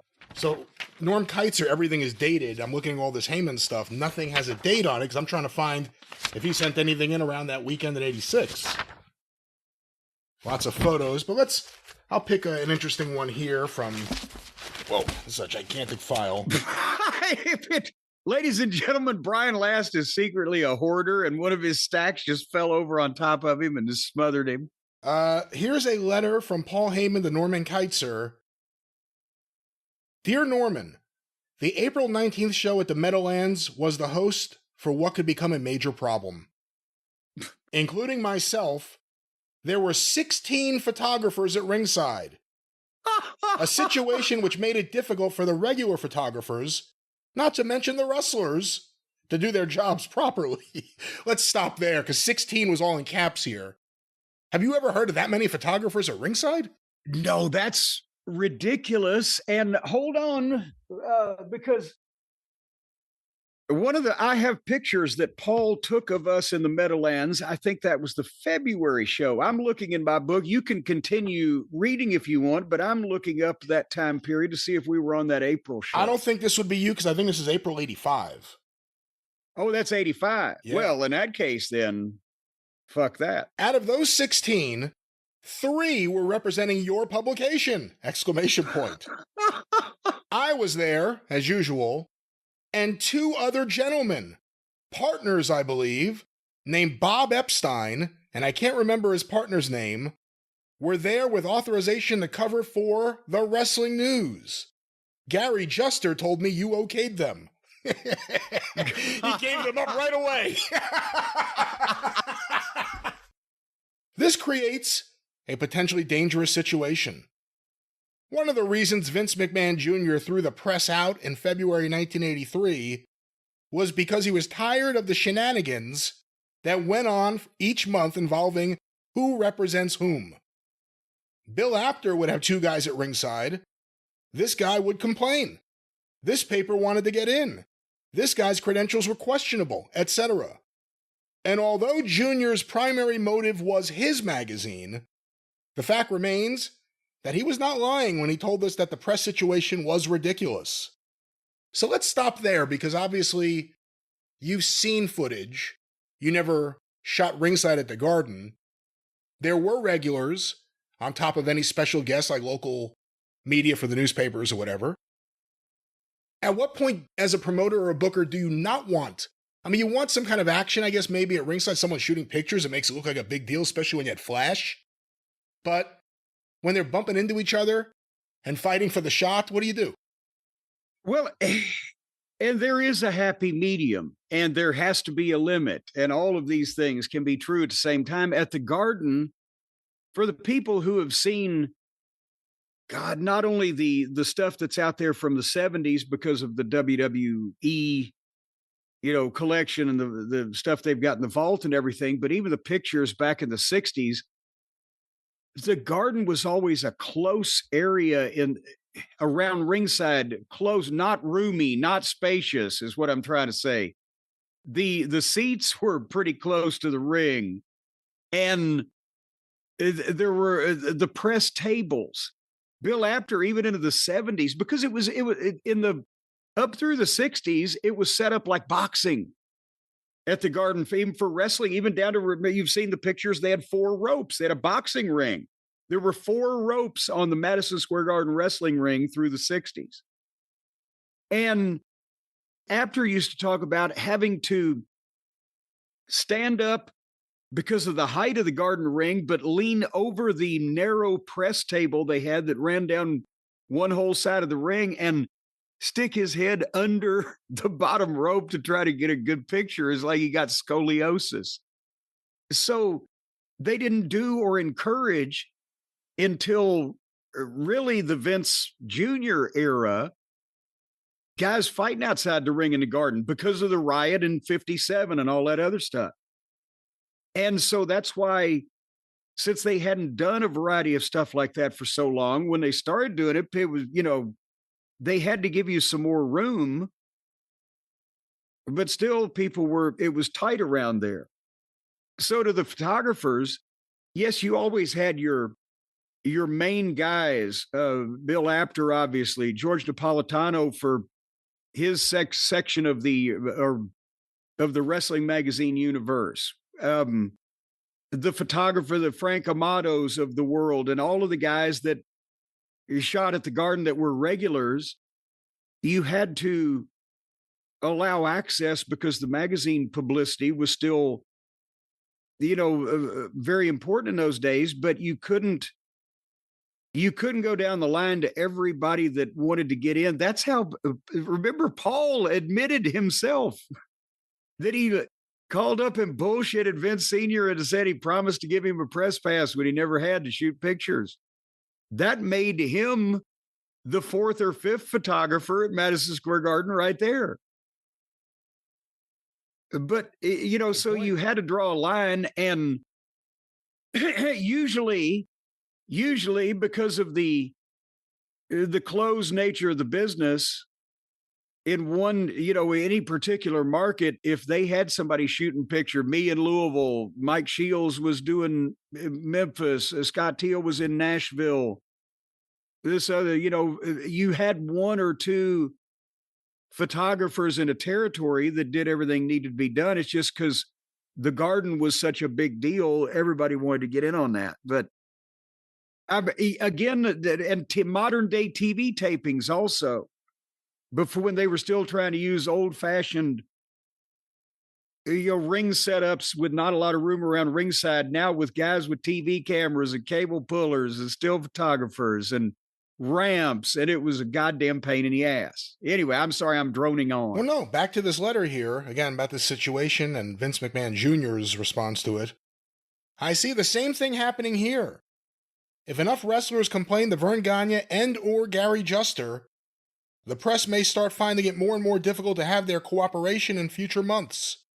Already, the press has been banned from their most recent TV tapings in Wayne, New Jersey, and the only way to prevent this from expanding into a bad situation is to limit the number of photographers at ringside.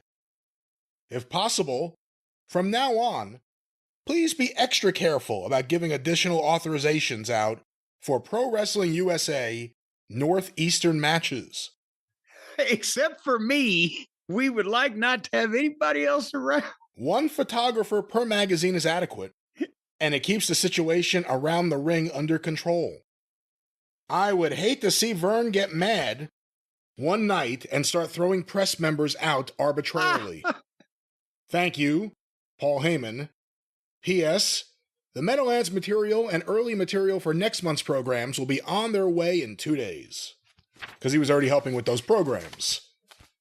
And that makes sense. 85, because that's when Vern and the Pro Wrestling USA guys were in charge, hence Gary Juster. And by February the next year, the first time we went up, they were still working with Vern, but Crockett was the primary person flowing forward for that. For all the reasons Pro Wrestling USA as a concept didn't work. Yeah. I have Norm Keitzer's response, April 26, 1985. Paul Heyman, per your letter, I understand the situation about too many photographers. Oh, Paul Heyman. I understand the situation about too many photographers being not good. That's a bad sentence. I am well satisfied with your stuff and want to explain what happened. The only person I vouched for was Mr. Bob Doerer, Doerrer. I've never heard of any of these people. A correspondent I've had for over 5 years. He wrote me and asked if he and his friend could get press passes for the matches, and he said he would send me some photos. He and Norman Blake. They are the ones who have sent me some photos from Madison Square Garden. I relayed his request to Gary Juster. I can't find anyone in my correspondence file named Epstein. Although, when you've been publishing wrestling magazines for over 25 years, I'm not sure if at some point or another someone by that name did do work for me or one of the magazines I've taken over. There was this one kid named Juan. I think, though, that Bob Doerer must be the person at the Meadowlands. I didn't realize there was a problem with too many photographers, but realize how that could happen, and I won't okay anyone but you for the Meadowlands in the future. Basically, I just asked Gary and he can say yes or no to anyone. But I did ask about Bob Doerer. I'm sorry if this contributed to the overcrowding, and from now on, I'll just tell anyone who asks that you are sending us the photos we need. The other side was at the time this came up, I didn't have any photos yet of everyone, specifically the Tonga Kid, that Gary wanted in the program. I have a photo of him from you now. I guess being in the situation where I am at the present, I look for help from anyone that I can, since without newsstand distribution, basically, I have a very small budget to work with and can't afford to buy material, so I accept help from anyone I can. But you are doing more than adequate. But you are doing more than adequate job, that is the way it's written, of supplying me with excellent material from your area. Well, it's always nice when a guy that's almost bankrupt tells you you're more than adequate. I'm just happy to have your help and that you are willing to give it in return for free copies of the magazines. I think I've explained some or all of this in the letters to you before, but if not, I will here. If this letter seems a bit disjointed, I'm writing it late Friday at the end of a long work week. I apologize for the errors. Anyway, by way of explanation, my setup is as follows. You know what? Even though he's tired and he's had a long work week, brevity was never Norm Keitzer's ace in the hole. As far as wrestling is concerned, my basic business is the wrestling news. I purchased the subscription and editorial files of Ring Wrestling and the Wrestling Review from Ring Corp. And then, Jim, it goes into detail here. It's a little, the carbon copy is a little messy about his deal with Ring Corp previously. They owe him a substantial amount from when they did something, his percentage, but I agreed to take my payment from their profits of future issues. That leaves me with subscriptions and area sales, also the program business. The programs I give to promotions at cost basically for two reasons. One is as part of the deal I have a subscription ad for the magazine in each one, and the other is I gain material for the magazines. If they good Lord, but hold on now. So he wasn't making a profit on the actual, he was having programs in 85. In 85, he was having programs printed for a variety of the territories still. Was that he still at that point was doing stuff for Mid-South, for Watts? Yeah, 85 he was doing stuff for Watts. He was finishing up with Vern, because Vern was going to start doing other things. But he wasn't even making a profit on selling them their programs that they were turning around and selling for a profit. And see, that was, just so you know, when I started doing the Championship Wrestling magazine for the Memphis territory here, remember it was a 16-page thing. We just wanted something extra to sell at the matches. And goddamn, if we sold them for $2, I was selling them to Teeny for like $1, and I was getting them from him for like 65 or 70 cents, let's say, whatever.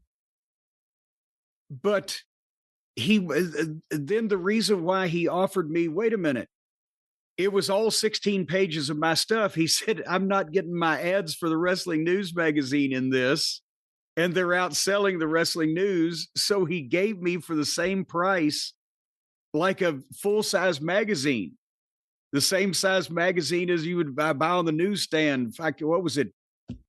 68 pages, or no, it was 50 something, whatever.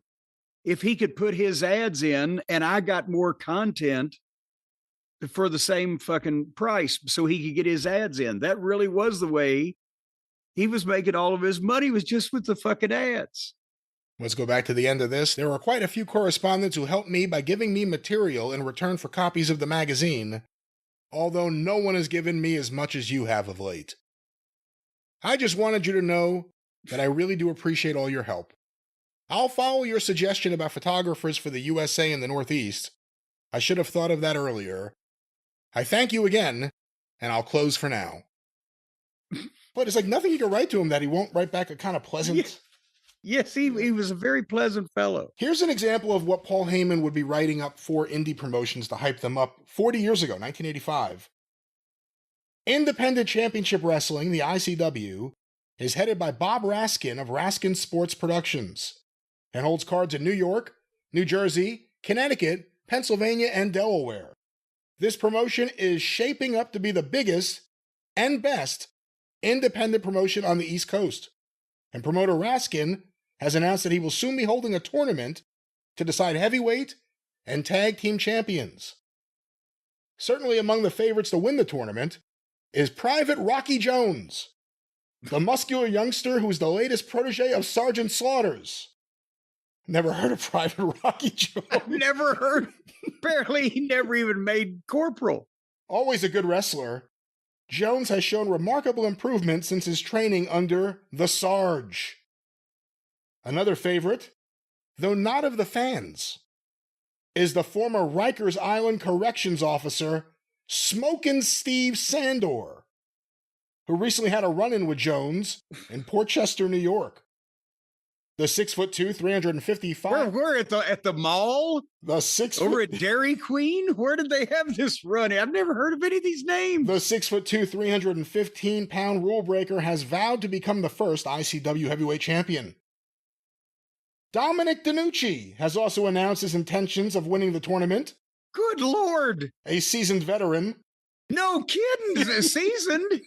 He's positively cured and pickled. By that, for 1985, what would DeNucci have been, 65? Dominic is more popular now than ever. Many people think the best bet for the tag team title is the team known as the Executioners. These two well-built grapplers have done very well of late and have announced they will indeed enter the tournament. They may, however, be upset by the exciting new tag team of Larry Winters and the Leopard Mask. Winters is one of the best scientific wrestlers in the independents today, and Leopard Mask, with his backflips, flying head scissors, double flips, and drop kicks from the top rope, that has to be Ted Petty, may very well be the finest high flyer on the independent circuit. Yeah, that's got to be Ted Petty from Guatemala, Tiger Mask, before he became the Cheetah Kid, wherever the cheetahs are from. I can't be Tiger Mask. What should I be? He was the Cheetah Kid. Before that, he was Leopard Mask? I didn't know that. These two make a dynamite team.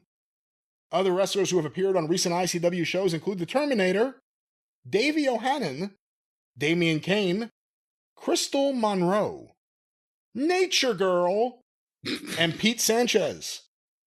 In a late-breaking development, promoter Raskin has announced that he has reached an agreement with Pro Wrestling USA as America's heavyweight champion. Larry Zbyszko will be defending his belt on several upcoming shows. They will be on May 10th, 85 in Hightstown, New Jersey.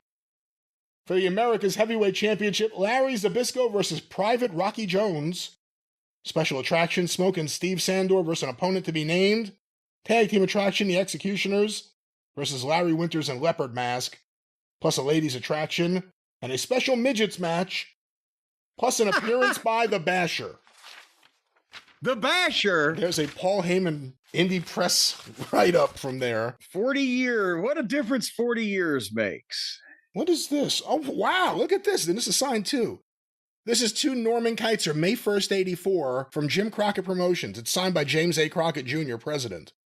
Carbon copy, Paul Heyman, P.O. Box, same one you got. This is on the letterhead with the Mid-Atlantic Championship Wrestling logo, the Charlotte Orioles, and Worldwide Wrestling, or as it says here, Wide World Wrestling. Dear Mr. Keitzer, regarding press privileges for Paul Heyman, thank you for your correspondence of April 24th, 1984, wherein you requested press privileges from Mr. Paul Heyman at the upcoming event to be held at the Meadowlands in New Jersey. Mr. Heyman should direct his request to Michael Rowe at the Meadowlands. Sincerely, Jim Crockett Promotions Incorporated. Which is another way of saying, leave me alone. I don't give a shit. Leave me alone. I don't know who any of these people are, and I don't care. I'm fighting Vince. Why the hell are you calling me about this? Well, I don't care if they fucking have the police photographer there to draw chalk outlines on the floor. Oh, here it is too. This is April 24th, 1984. Dear Mr. Crockett, I am writing this letter to request press privileges for Mr. Paul Heyman at the upcoming card that you are promoting at the Meadowlands in New Jersey.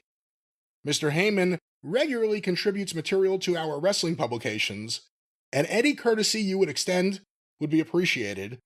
I ask that you grant his press privileges for this wrestling card. Sincerely, Norm Keitzer. Paul Heyman carbon copied on this. This is a little bit after that. Studio 54, one night only, in person. Ric Flair. You are invited to join NWA World's Heavyweight Champion Nature Boy Ric Flair as he accepts the first annual Wrestling Press International Man of the Year Award. I have that around here. He sent me one at the time. I have that around here somewhere. Friday night, August 23rd at New York City's famous Studio 54. Doors open at 9 p.m. This flyer entitles you and a guest to complimentary admission until 10 p.m. Come early, stay late. Bring this flyer with you. And you are entitled to a special discount after 10 p.m. $12 per person for you and a guest anytime after 10 p.m. For more information, call the Studio 54 hotline 24 hours a day. And now some people have to go, what the fuck? And Paul was doing publicity for Studio 54 or had them convinced he was doing some kind of publicity so he could get pictures of himself with celebrities. And meanwhile, he was getting getting into wrestling by getting the wrestling people into Studio 54. So when they told Flair, oh, come to Studio 54 and get an award, he's like, oh, and it was, woo. These things actually happen. I think he got Dusty and Magnum there too, either around a Philly show or a Meadowlands show. It may have been Philly actually, but he got them there too. And then that's where Bam Bam Bigelow debuted. Yeah, I was about to say, the Studio 54, was that not the site of Bam Bam Bigelow's debut match in pro wrestling? See, there's a ton of like early Bam Bam Bigelow stuff in here. There's a ton of like early everyone that Paul Heyman encountered. Does he have pictures of the manager pictures of him on the stool with the Motor City Mad Men? Yep, I got an original mint condition one of those. What is this from? December 2nd, 85, front page of the Torrington Register Citizen. Dr. D. Schultz and fan charged after scuffle at wrestling match. And here's a picture of David Schultz walking out of the police station. Was the police station on fire at the time, or does everything look peaceful? Professional wrestler Dr. D. David Schultz, already the target of a lawsuit after striking television reporter John Stossel, got into another scuffle after a wrestling match Sunday night. According to 22-year-old Leonard Rinaldi, a fan in the audience at the Torrington High School gymnasium, Schultz, 35, attacked him and struck him on the head with his boot as the wrestler was leaving the ring for the dressing room. All I did was touch him. Wait a minute, with his boot in his hand? Yeah, I don't know. I guess, did he kick him? I don't know what exactly that's supposed to mean, but let me go back to this. I did, this is Rinaldi, all I did was touch him. And the next thing I know, there was a size 13 boot coming down on my head, Rinaldi said at the Torrington police station after the incident.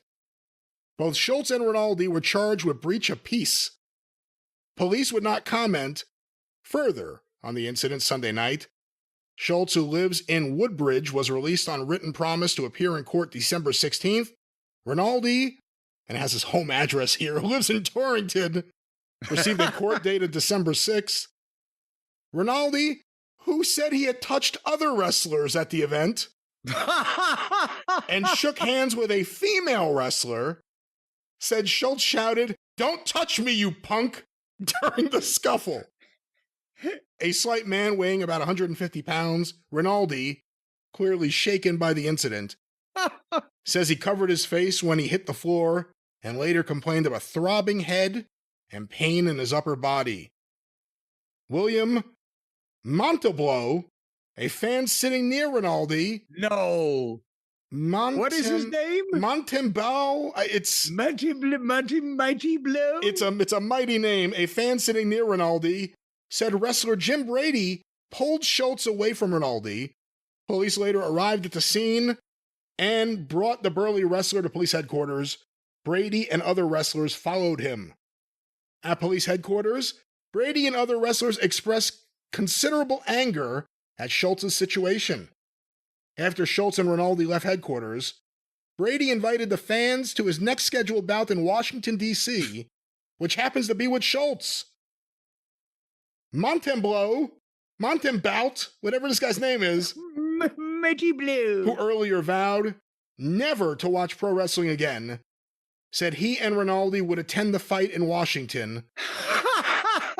"We have to," the 19-year-old said. "It's a grudge." Schultz is being sued by ABC TV consumer reporter John Stossel after an incident in a taped interview for 2020, and it goes into that. American Legion Post 28 sponsored the wrestling event at the high school, attended by more than 500 people. Schultz made his wrestling debut in Winstead in October at a Trans World Wrestling match sponsored by the police union. Well, there it is. Heyman sending in all sorts of reports that, Oh, he's a stooge, too, we found out. Wants to make sure that Schultz's misfortune makes the paper. Well, it made the front page of the papers. Heyman just sent in a copy of the paper. How many we always hear about wrestlers did this and that. How many are there that we just have never heard of, like, from this era? Like, you think you hear everything, and then here's David Schultz beating up some fan. No, you haven't even heard all of mine, and I've been telling them for 30 years. No, that was... You can go back through any city's newspapers that had regular wrestling, and you will find I've got some from the 70s at the Louisville Gardens where the fan was arrested, disorderly conduct or assault, or fan suing. You can do the same thing for every town in America that had a newspaper. You'll find them every so often. Or the fan had a heart attack. Fucking at the matches. You'll find those in every city through the 20th century that had fucking wrestling periodically. And nobody knows about them today. And many of them were not reported. A lot of shit scuffles that I either saw or was in just in the 80s was never reported in the paper or, a public topic of discussion. Bam, bam. I hit that fucking guy that hit me or kicked me. I hit him, whatever. That happened constantly. Well, I'll tell you what, let's end this edition of From the Files with, real quickly, 2 cards for programs that were done by Wrestling Press International, publisher and editor Paul Heyman. This one, A Night of Professional Wrestling, Tottenville High School, Staten Island, New York, November 19th, 1985. Johnny Rods versus Kurt Von Hess. Jesus Christ. Good Lord. What? Can that be the original Kurt Von Hess? Hold on. Certainly not. It does not say. Steve Sandor versus Larry Winters. Special girls attraction. Lady Adonis versus Jody Shields. The Road Warriors versus Larry Sharp and Mike Kalua. And the main event, Sergeant Slaughter versus Boris Zukov. And then a couple days later, November 23rd. So, and again, obviously for people going, what? He had arranged through probably Gary Juster to get 4 guys from Vern, Road Warriors and Zukov and Slaughter. Zabisco. Slaughter. Yeah, and it's a night of professional wrestling featuring Sergeant Slaughter and the Road Warriors on the cover. A couple days later, the 23rd, Carteret, New Jersey, the high school. Publisher and editor Paul Heyman's NAWF consultant, Chuck Richards. That's Chris Candido's grandfather. Yes. Yeah, does it say anything else about him in here? Doesn't say, but... Oh, he's the promoter, actually. It says consultant. He is the promoter, as it turns out. Midgets. It just says the word midgets over and over about 10 times. Tiger Jackson versus Poncho Boy. Larry Winters. Tiger Jackson, by the way, later on would be one of the doinks, wouldn't he? Well, he was Dink. He was Dinks. Well, one of the doinks. One of the dinks. He was Dink. A dink, a dink, a dink, a doo. After that big feud with Little Louie that he had for a while. Larry Winters versus Jim Landis. What? Obviously, there was a third Jim Landis. There were a few Jim Landises, I guess. Tom Rice versus Jeff Gripley. Bonus match, Bam Bam Bigelow, Bigolow, versus Sailor Eddie Shore. A special challenge match, Pretty Boy Larry Sharp versus the Cheetah Kid, spelled Chita. The Cheetah Kid. Because Cheetah Rivera was booked. And the main event, a super special tag team attraction, the Masked Russians versus the Tonga Kid, and Samoan number 3, in parentheses, Samu. So there we go, a look at part 1 of a multi-part that we may do other ones in between of From the Files, Paul Heyman. Any closing thoughts here? Paul Heyman's got so many parts we could go into now. Oh, this is a nice business card, an original Monster Factory business card. They got color on it and everything. Here's Paul Heyman with a healthy head of hair. Precious argues with reporter Paul Heyman as the interview comes to an abrupt end. And then it's Heyman and Jimmy Garvin and Precious, and he was shooting angles with himself when he was a fucking reporter. That's right. All right, well, that was From the Files, Paul Heyman getting us off on a good note. Let me put this giant file down. I'm glad I was able to kick that off with the postcard from my dear friend.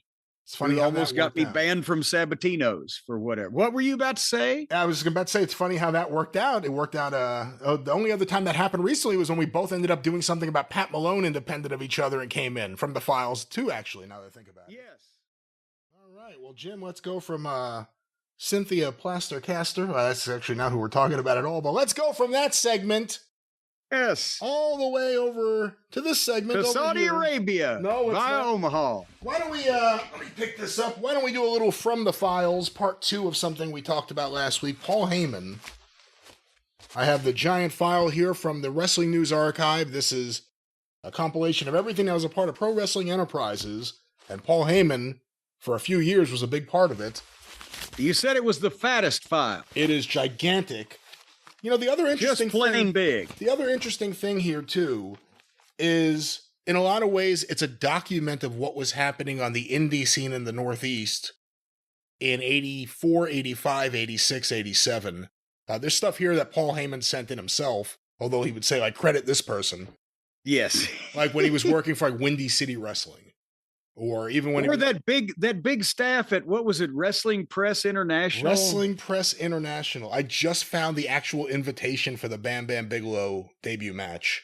A professionally done invitation from Studio 54. But I have here a letter. But the problem was when they licked the envelopes to send them out, everybody died. This is from, and there's not a date on it. Paul Heyman did not date these. But this is from the end of 83.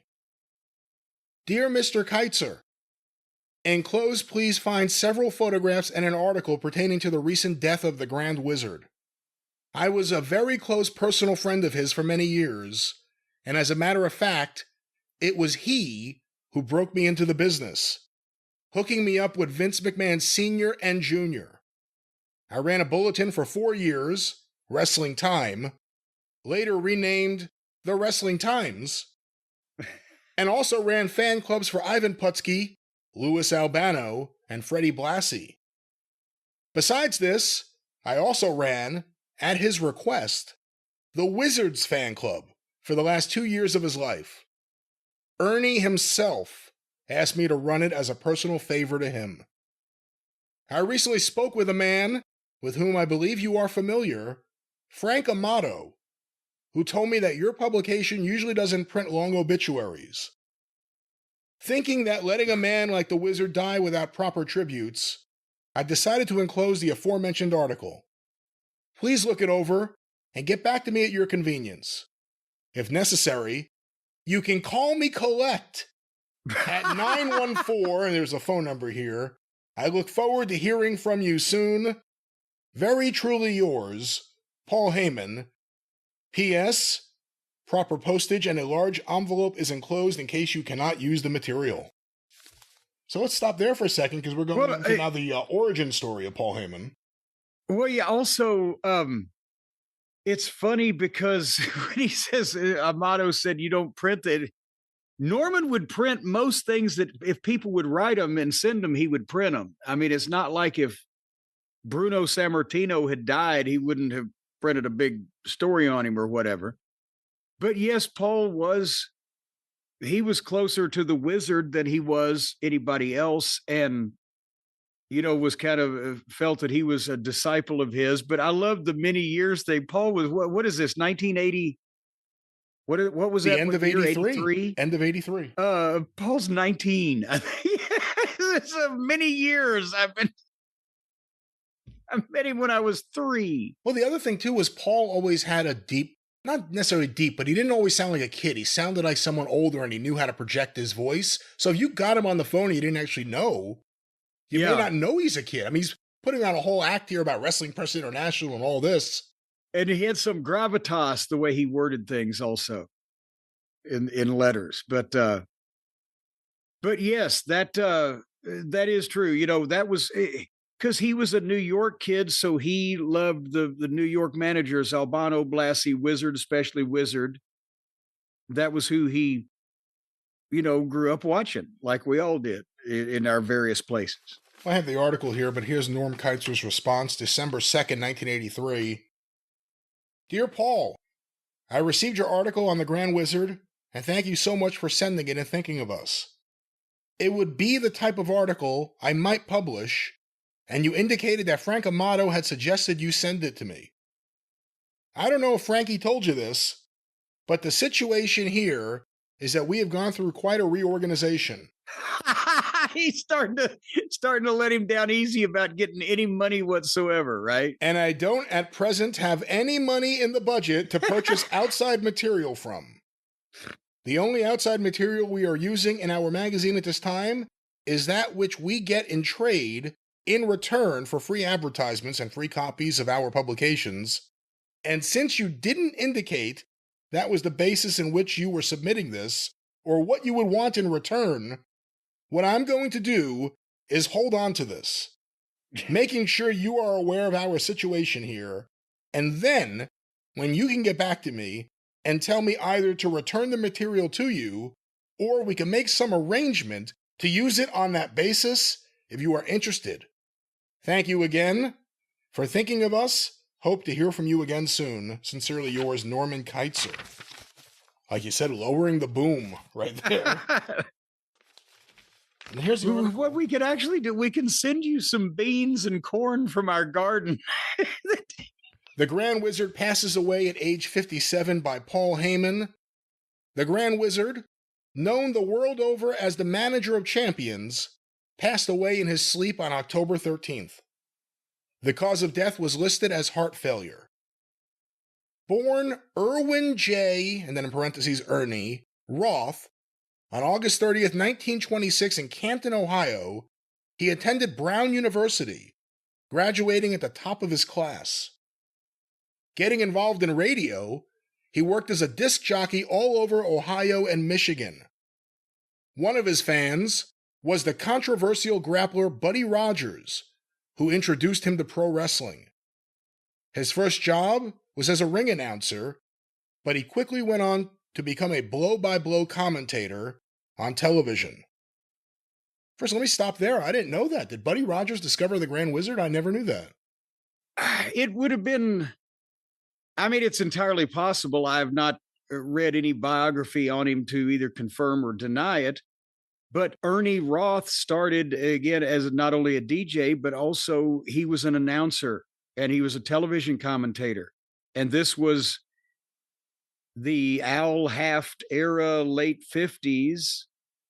So, you know, it's entirely possible that it was Rogers that may have done a radio spot and said, oh, you gotta come over here and meet the boys, or whatever the case. But for several years before he became the first incarnation of a manager, was what the first thing he did was Mr. Clean, right? With the bald head. And well, let me go back to this. It comes up here.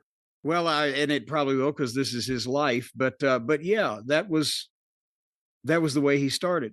In 1957, Ray Stevens, who had been impressed by Ernie's knowledge of the sport, asked him to become his manager.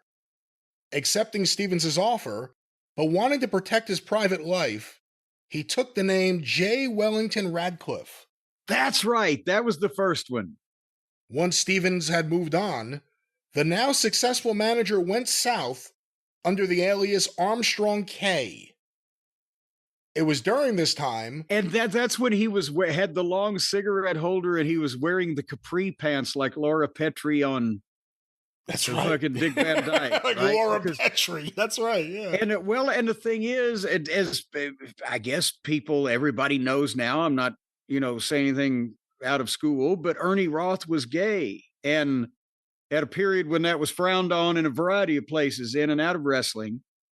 But he got by with some of these early gimmicks, the Armstrong K's and things of that nature. Gay and Jewish. I mean, that couldn't have been an easy combination in various places. There you go. But let me go back to this. It was during this time that he met Johnny Barend and Magnificent Maurice. The three of them went to Indiana with the manager using the name Mr. Clean, and the tag team won the title in record time. While in Indiana, he was sought out by the Sheik, who was looking for a manager and was aware that Roth was multilingual. The Sheik asked him to handle his career. Accepting the new role, he took on the name Abdullah Farouk and soon rose to national prominence as Sheik won titles from coast to coast. His 8-year tenure with the Sheik came to an end, and Abdullah Farouk reappeared in New York as the Grand Wizard. Wow, it's crazy just I didn't realize how many different names he had just by that point. Yeah, and the reason why he didn't stay as Abdullah Farouk in New York is because Abdullah Farouk was created specifically to be with the Sheik. And he may have had interaction with some other heels over that 8-year run or whatever, but he was really just known as the Sheik's guy. and the pictures of them together were in all the magazines and etc. They didn't necessarily want an Arab heel manager in New York, but with the turban, they just made it more generic. The Grand Wizard, he had a giant sequined turban, and but he also had those glasses. Like there was something not, like wizardly about him. I don't know what to say. Like there was like something. It wasn't just like he's an Arab manager. It was there's something, mystical almost about this weird guy. And the other thing is, other than the Klan, did anyone use the term like Grand Wizard? Was that a thing in society beyond the KKK? Well, yes, because of various the Moose Lodge. I mean, I don't know specifically. There's elks, there's mooses, there's mises, whatever the fuck. There's all these, in the fucking honeymooners, Grand Poobah of the Moose Lodge or whatever. There's some type of Grand Wizard of these organizations, but the Klan pretty much doomed it. I don't know if they do that now, but that was done in the past. They didn't just make that up, I don't think. After proving himself in the WWF to be an astute manager by handling such notorious rule breakers as Blackjack Mulligan and Beautiful Bobby, he pulled off the managerial coup of 1972 by convincing young Jimmy Valiant to double-cross Chief Jay Strongbow. This touched off a feud between the Indian and the Wizard, which lasted 13 years. And it felt like every bit of it to the fans in the Northeast. On December 1st, 1973, the Wizard led Stan Stasiak to the WWF World Heavyweight Championship when the Master of the Heart Punch defeated Pedro Morales in Philadelphia. The reign was short, as Bruno Sammartino defeated Stasiak only 9 days later at Madison Square Garden. For 3.5 years, the Wizard looked for someone to overthrow the living legend. His dream was fulfilled on April 30th, 1977, when superstar Billy Graham defeated Bruno in a controversial match in Baltimore, Maryland. The validity of Graham's claim to the title was questioned because his feet were on the top rope when he pinned Sammartino. The colorful duo was the toast of the East Coast, as Graham tore through all opposition for 10 months, until Bob Backlund won the belt in February 1978. Well, they really did give him, I never thought about the timeline. He gets to New York. Right away, he's managing top people. They give him Stasiak. Albano had Koloff a few years earlier. Blassie was just about to become a manager, I guess. Yeah, Blassie didn't start till 73 because that's when he had to leave California. He couldn't get licensed after the age of 55. Since the day the title left his stable, the Wizard brought in an amazing array of talent to the WWF. Although he never saw Backlund defeated, he did lead Pat Patterson, Ken Patera, and the magnificent Morocco to the Intercontinental Heavyweight Championship.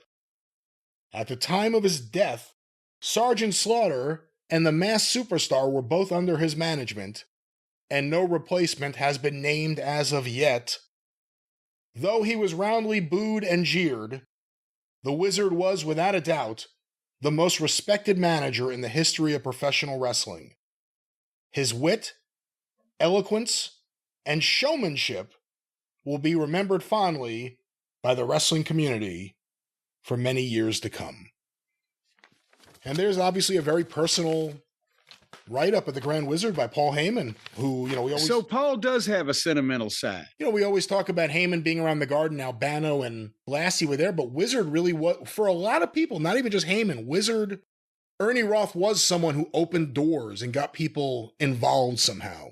Yeah, well, he was, he was more of a guy that wasn't one of the boys per se, as much as the manager, the announcer, an office type of guy who was apparently level-headed and been around for a while, had experience with a variety of talents. So, he had people's ear because he had been around so long at a high level and communicated with people. All right, I can't speak to the validity of this. Uh-oh. Because I have here has a few different things. Is this another one of those contracts that Paul signed in disappearing ink?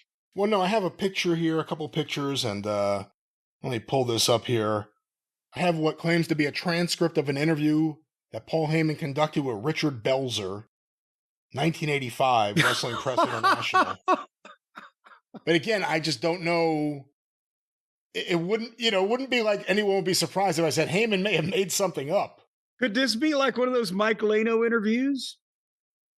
Now, there's a picture here of Richard Belzer apparently reading the wrestling news. You could barely see what magazine it is. It's almost like someone like snuck a camera in it and got a photo without Richard Belzer knowing about it.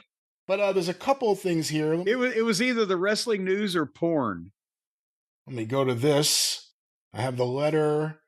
Dear Mr. Keitzer, enclosed, please find 2 color slides that could be used as cover shots or color supplements, or for whatever purpose you may find them. The first slide shows Hulk Hogan and Mr. T with Richard Belzer on Belzer's cable talk show Hot Properties, which is shown on the Lifetime Network. I'm sure you're aware of the incident that occurred involving Hogan and Belzer. The second slide is an exclusive of Richard Belzer reading the wrestling news. I recently conducted an exclusive interview with Belzer and will be sending you the story and some black and white photos that goes along with these slides tomorrow. I wanted to rush these slides to you in case you can use them. We'll speak to you soon, Paul Heyman. And here's the... Yeah, I got to hear the interview. I got it. Let's see if we can smell the good, strong smell of bullshit. All right, first question from Paul Heyman. First of all, you did ask Hulk Hogan to put you in a hold. Why would you do such a thing? The answer? Why did I do it? Because I had no idea that he would hurt me. I thought he would just demonstrate the hold in a non-violent way. It's an entertainment show, and I thought it would be fun for him to show it to me and not execute any injuries upon me. I just did it in a very gracious, naive, host-like way. The next question, what happened? He put me in a chin lock, a front chin lock. It's not a sleeper hold. It's a different hold from what I found out. As soon as he put me in the hold, it cut off my oxygen, and I was hurt. I was in severe pain. I couldn't breathe. I passed out. And then, from looking at the footage, I see that after I passed out, he just took his arms away and let me fall, and I hit the back of my head on the studio floor and got 8 stitches in the back of my head. Next question. When you hit the floor, were you out? I was unconscious when I fell, and then this is all in bold, in caps, and underlined. I fainted in his arms, and then he dropped me. So let me stop here for a second. That is clearly what the attorney has told him to emphasize. It doesn't seem like, it could be a fake, but it kind of works out so far. It could be something. Yeah, it sounds legitimate. And again, if you know something about wrestling, you could concoct that, but it doesn't sound like that he's making anything up. Your eyes start to open and Hogan helps you up. What's going through your mind? The question from Paul Heyman. Well, at that point I was in shock. And when I came to, I knew that I couldn't continue. I knew that something was wrong. I didn't know I was bleeding, so I figured we better go to commercial. And then I went backstage and was taken to the hospital. Here's a question. Right before Hulk put you in the hold, he said to Mr. T, and Richard Belzer cuts him off, let me know when you think he's had enough. And then Paul Heyman's question continues. He mentioned squealing. At that point, did you think he was kidding? From Belzer, I'll tell you, I met Hulk before the show and he was very nice to me. He had seen my film and said he was a fan of mine. So I, of course, thought he was kidding. The farthest thing from my mind was that he would hurt me. I wouldn't have been out there if I thought he would hurt me. I think this is legitimate. And what do you think today? Asks Paul Heyman of Wrestling Press International. I think he knew what he was doing, and I'm kind of sickened and shocked by that. But by studying the tapes, and his remarks before he did it, and his remarks afterwards, and the whole climate around this thing, it appears to me that it wasn't a case of him not knowing his own strength, or of it being an accident. He fully intended to do what he did. Again, bold, underlined in caps. So he hurt you on purpose?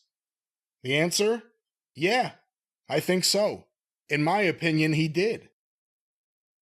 Do you have any idea why he would do this? The answer, I think it's because him and Mr. T got caught up in their macho posturing. You know, they say they don't know their own strength. I think they don't know their own mental strength is what it is. I think there might be something wrong with these guys. Again, bold, underline, and caps. I don't know. I mean, I'm not a psychiatrist or a doctor, but I think these are disturbed people. And they have to visit violence upon to prove that they're a man. Let me stop there for a little bit. What do you think of the quotes here from Belzer? Well, I'm believing this interview more and more because this actually, when you think about it, he obviously either knew he was going to file suit or was in the process of doing so. And so this is a great defense. This is a firsthand account of everything that you would say in a deposition on the side of a lawsuit. So he was probably giving these interviews everywhere he could. Yeah, I don't know where else he gave these interviews. How did Heyman get this interview? That's the big question, but let's go back to this. Well, because but think about this. Was this an official interview, or did Paul find him hanging around Studio 54 or the fucking China Club or whatever these goddamn clubs are, and this was bullshit that, you know, they were bullshitting back and forth? Oh, well, it says here, interview conducted in a bathroom stall at La Barbat. There you go. No, but let me go back to this. There you go. The question, Paul Heyman pointing to an article which states, at no time did Hogan or Mr. T offer apologies. Hulk Hogan has offered no apologies? And then Richard Belzer says, he apologized right after on the air. But if you see the tape, I mean, it's, I don't know. I didn't take the apology seriously. Here's Heyman. And in today's paper, Mr. T called you a jerk. Belzer says, well, I'm flattered by that. And then Heyman says, why is that? And Belzer says, well, because someone who has so little intelligence perceives me as a jerk, that I must be doing something to make them think and evoke feelings from them. So I'm not disturbed by him. Once again, bold caps underlined. That was kind of an unwieldy comeback, but I'm disturbed that he's a hero to children. That he has an effect on on impressionable people. That's what I'm disturbed by. You see, no one can say anything to hurt me. That's the point. But just that I was hurt physically. That's why I'm so insulted by this. Here's a question. You say you're disturbed that Mr. T is a hero to children. Do you think he's a bad example for children? The answer? Yes, very much so. Because he's a cheerleader for violence. He celebrates violence. He talks about inflicting pain on people. Once again, this is underlined in caps and bold. He wraps himself in crippled children and God, and he thinks that by mentioning those things, he can go out and be uncivilized and beat people up or intimidate people. Wow. I think, not only is it wrong, it's not even American to be like that. If he's a hero in this country, we should look at ourselves. It's the wrong kind of hero, in my point of view. So, of course, the follow-up question from Heyman, he's a bad example? Yeah, I think he's a very bad example. Anybody who celebrates violence and who is looked up to by children is a bad example by definition, in my opinion. Question, what was your opinion of wrestling before all this happened? Answer, well, I'll tell you, when I was a kid, I used to go see Dr. Jerry Graham, Ricky Starr, Antonino Rocca, Haystacks Calhoun, all these people.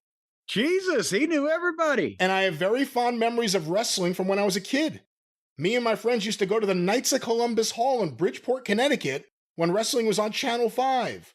And my mother would say, at least I knew where you were tonight because I saw you in the audience on wrestling. So wrestling was a very wholesome, fun form of entertainment. There were real heroes and real villains then, and it was clearly defined. And the resurgence of wrestling, to me, has kind of a mean-spirited side to it. This incident with John Stossel, and now me.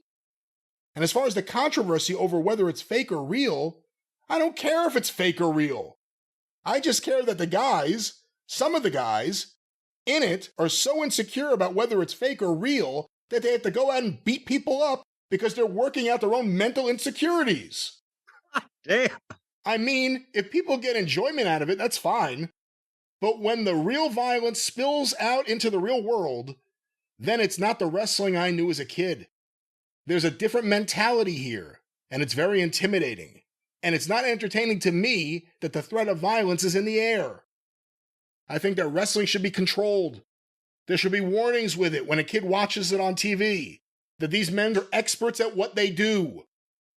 And I don't think there's enough safeguards around wrestling the way it is now. Because if the people in it are taking it so seriously, and then kids will think it's real. See? The adults know it's a put-on. I know you're not supposed to say that, but the wrestlers know it, and any intelligent person or semi-intelligent person knows that these guys are great athletes. He's starting to lose me again. And they know how to throw each other around. And it's predetermined who wins and who doesn't, which is fine. But if children think it's real, and they see people like vice presidential candidate Geraldine Ferraro at the wrestling matches, and Gloria Steinem and Cyndi Lauper, and impressionable people look up to these people, and they'll say, well, I wasn't sure about wrestling, but if they're there, I guess it's okay. Then we have to be careful and qualify it. Because it's contributing to a trend of violence in this country that's not healthy. I really think there should be some controls on wrestling. Let's stop there. What are your thoughts now? Well, my thought is, I bet Norm Keizer didn't publish this whole thing in its entirety, did he? I don't know if this got published. I have to double check that.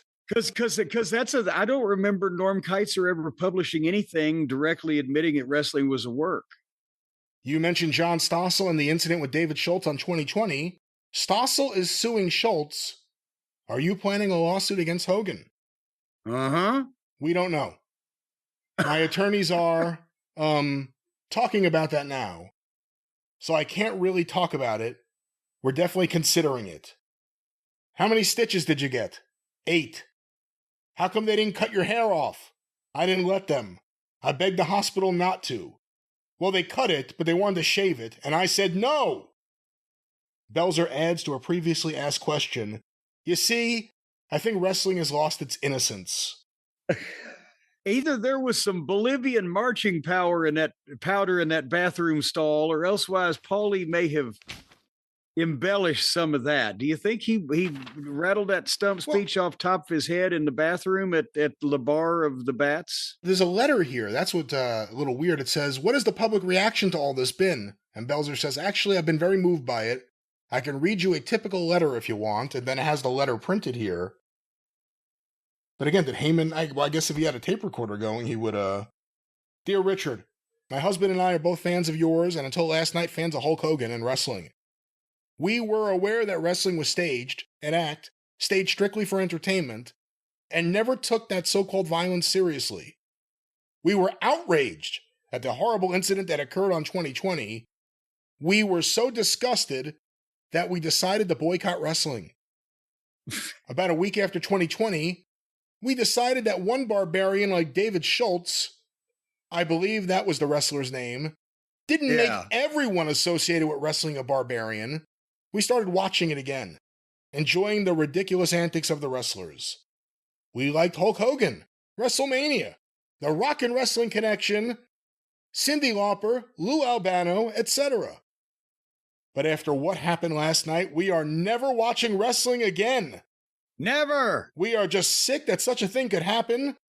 Mr. T was rude to you during the whole show, which was bad enough, and which we tried to excuse as an act.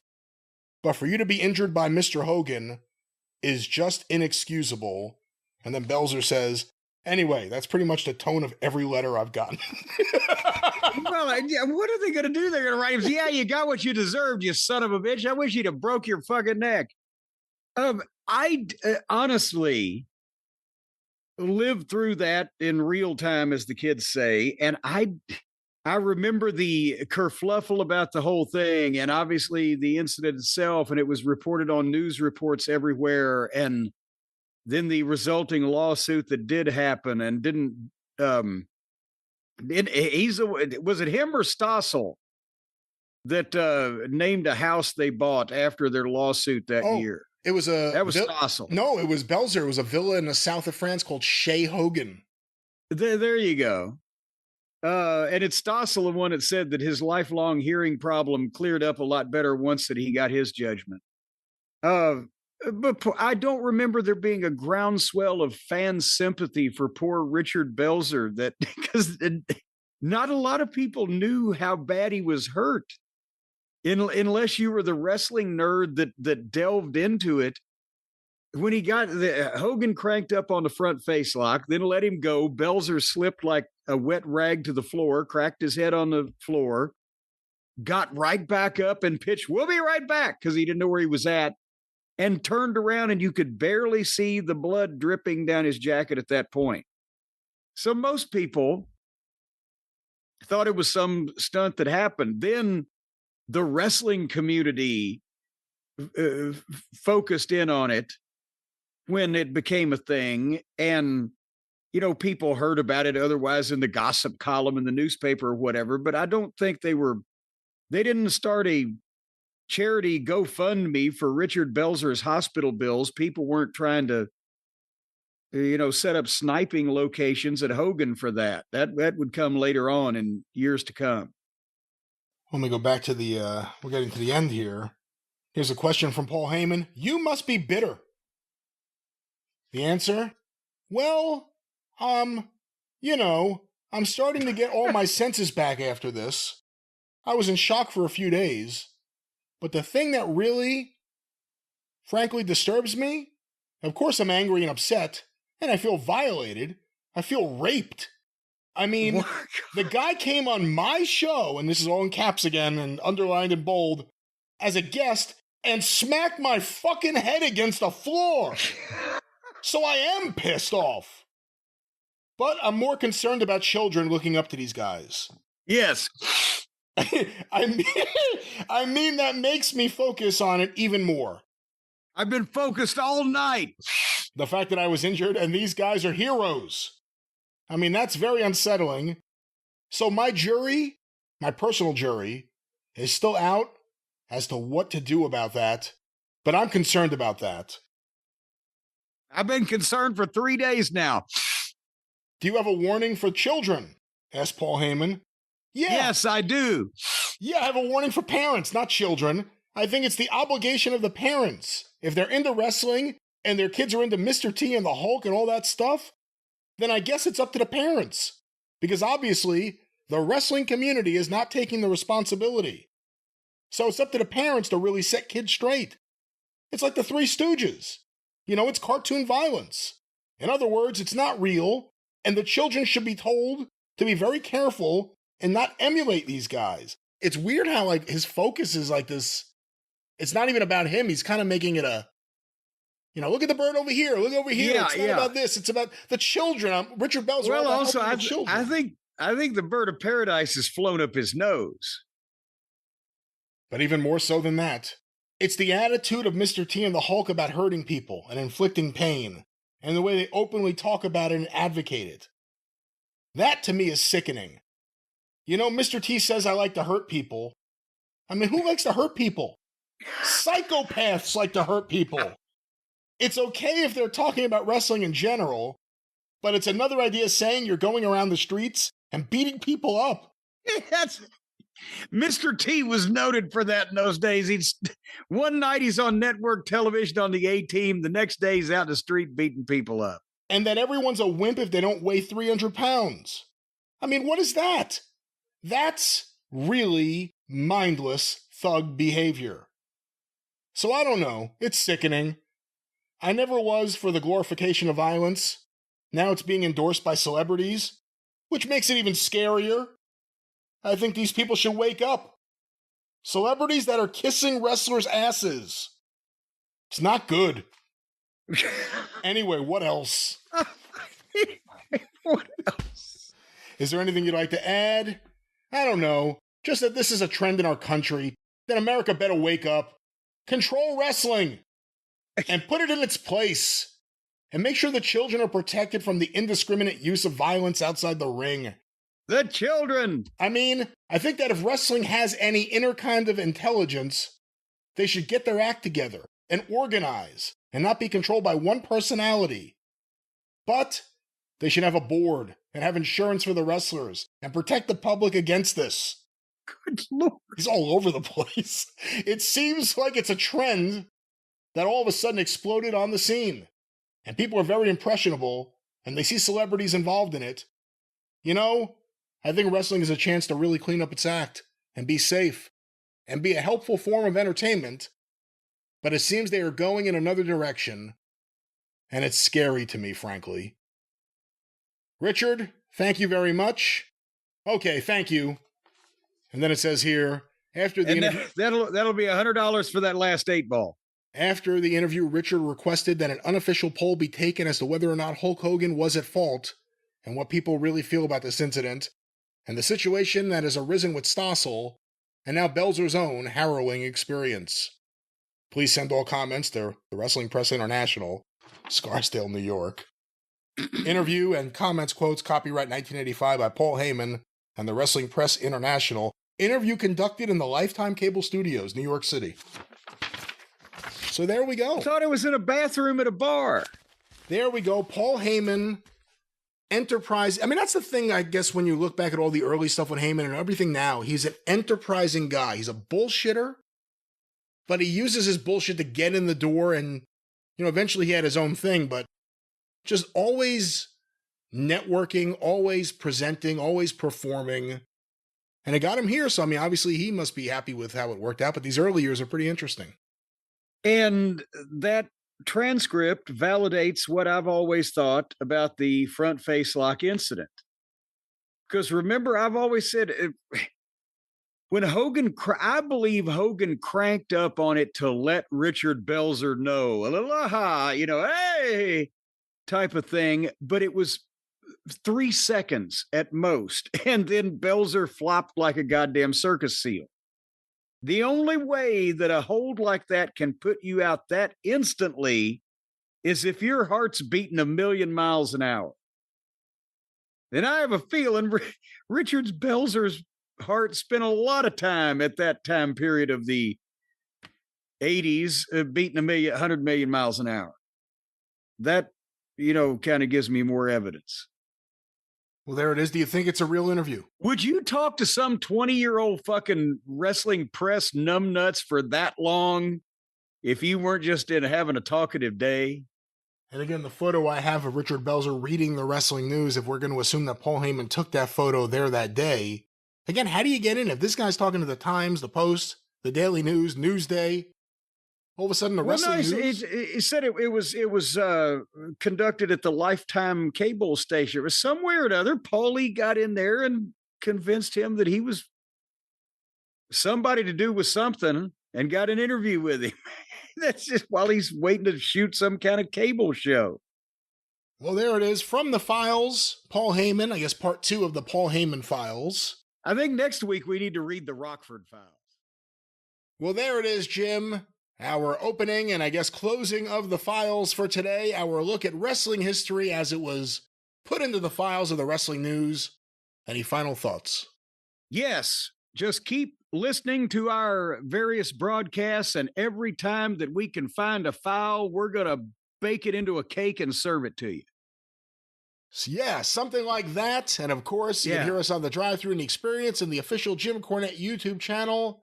But until next time, for Jim Cornette, I'm the great Brian Last. Tally-ho!